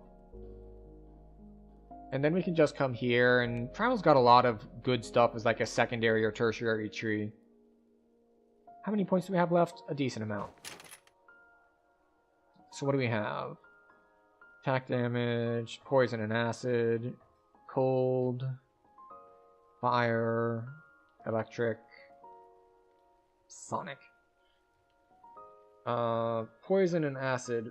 Unfortunately, while there's a lot of gear that gives negative and poison, poison does not automatically give negative. So we don't grab that.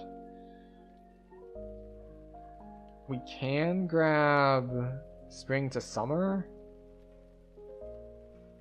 But that's fire damage. And I don't really care about it. So we'll take a little bit of resistance. We will take Reborn and Fire. Even though we are undead, it's still relatively strong, I guess. We'll take extra stats. We'll take more stats. Yeah, I don't know. This is a mess. So many other builds have very clear paths. And this one is very much not. Like, actually, let's take out of this and switch this over to Magus. And we'll just lean into the negative side of things. We'll take Gloom Spear. And we'll take Cold, Negative Force, and Universal. What is this stuff? Fear spell DCs. Yeah, okay.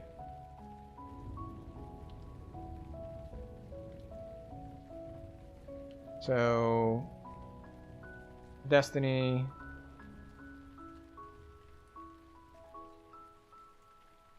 I'll take this over here. Alright, we'll put Gloom Spear out here. We need Reborn in Fire.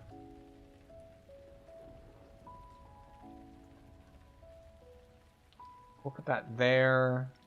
That gets all the meta magics turned on for it. And then we will get... we want Rejuve Cocoon here. We want Shadow Dragon Breath on our bars as well. We'll put that here instead of Bite. We don't even use the Bite. We're just going to put Bite way over here where no one cares.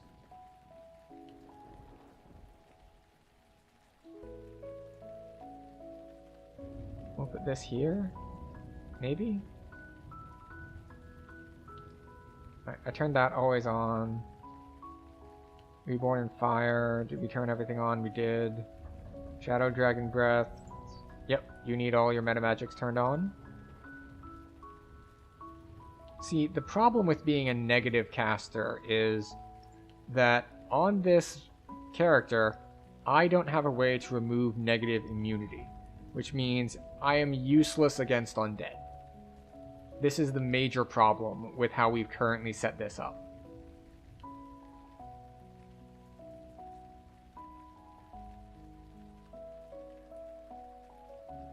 So I'm probably going to have to switch this all around, because that is a major flaw in this setup. But for now, I'm going to walk out into the wilderness one last time, throw a couple spells around, see what happens.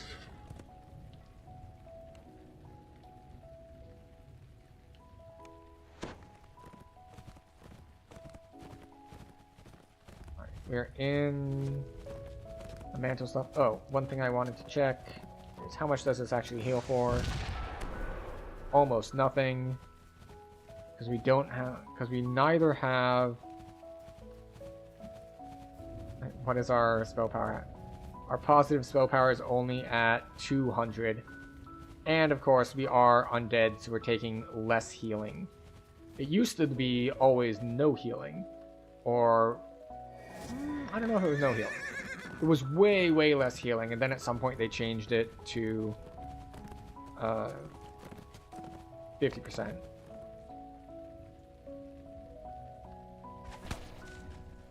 Okay, so that's that.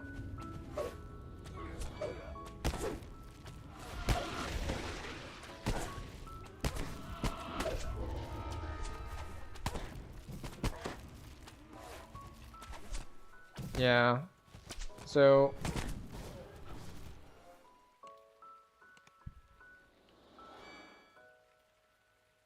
yeah, it's not great. I'm gonna have to do a little bit more research to figure this out. Just because I want to blast, but the blasts aren't useful. In any case, it is time to find someone to raid. Let's look at the category.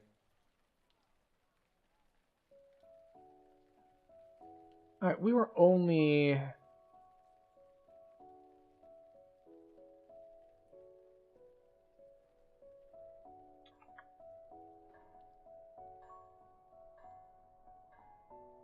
Let's see.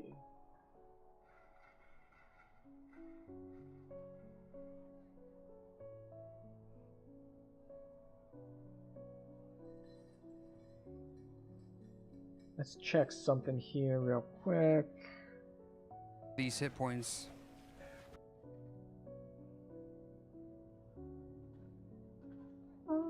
Alright. I think that we're going to... Alright, since we were doing Reapers, I think that I'm going to toss all y'all over at Ostrakir, because Ostrakir is doing Reaper 10s. So if you liked that we had stuff on a slightly higher difficulty, Ostrakir does a lot of high-end content. Like, pretty much every time I see their stream, they're in Reaper 10 sort of high-end difficulty stuff. So we're going to send you all over there.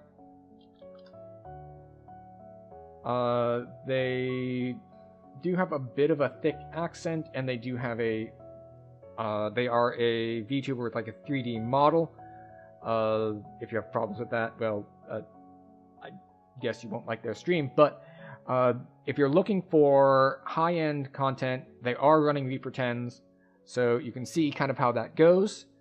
And here's where we do our weird sign-off thing with the calls to action that everyone does because they work, even though it's super awkward. So no matter what platform you're on, if you're on Twitch or if you're on YouTube, there are buttons that you can use to like follow and do things like that. If you want to use those, feel free. If not, that's fine too. I appreciate you being here either way. We will be back to DDO next Thursday. Tomorrow we will be exploring Legend of Grimrock. And I've never played it before, and we're going to learn some stuff together there. And then next Tuesday, we will also be playing Elden Ring for the first time, and I expect I will die a lot there. But we will see how all of that goes. That said, thank you all for being here. I understand that you have many, many, many options for your entertainment on the internet, so I appreciate you spending some time with me this evening and choosing me. And Aisha, and of course, special shoutouts to Tavern Tales for raiding in, and of course anyone who came in with the Tavern Tales raid. Thank you for hanging around. But for now, I will toss you all over to Ostrakir, because you saw me kind of cheating at mid-difficulty stuff to level in, and now you get to see what actual high-end stuff looks like. Thank you, and good night.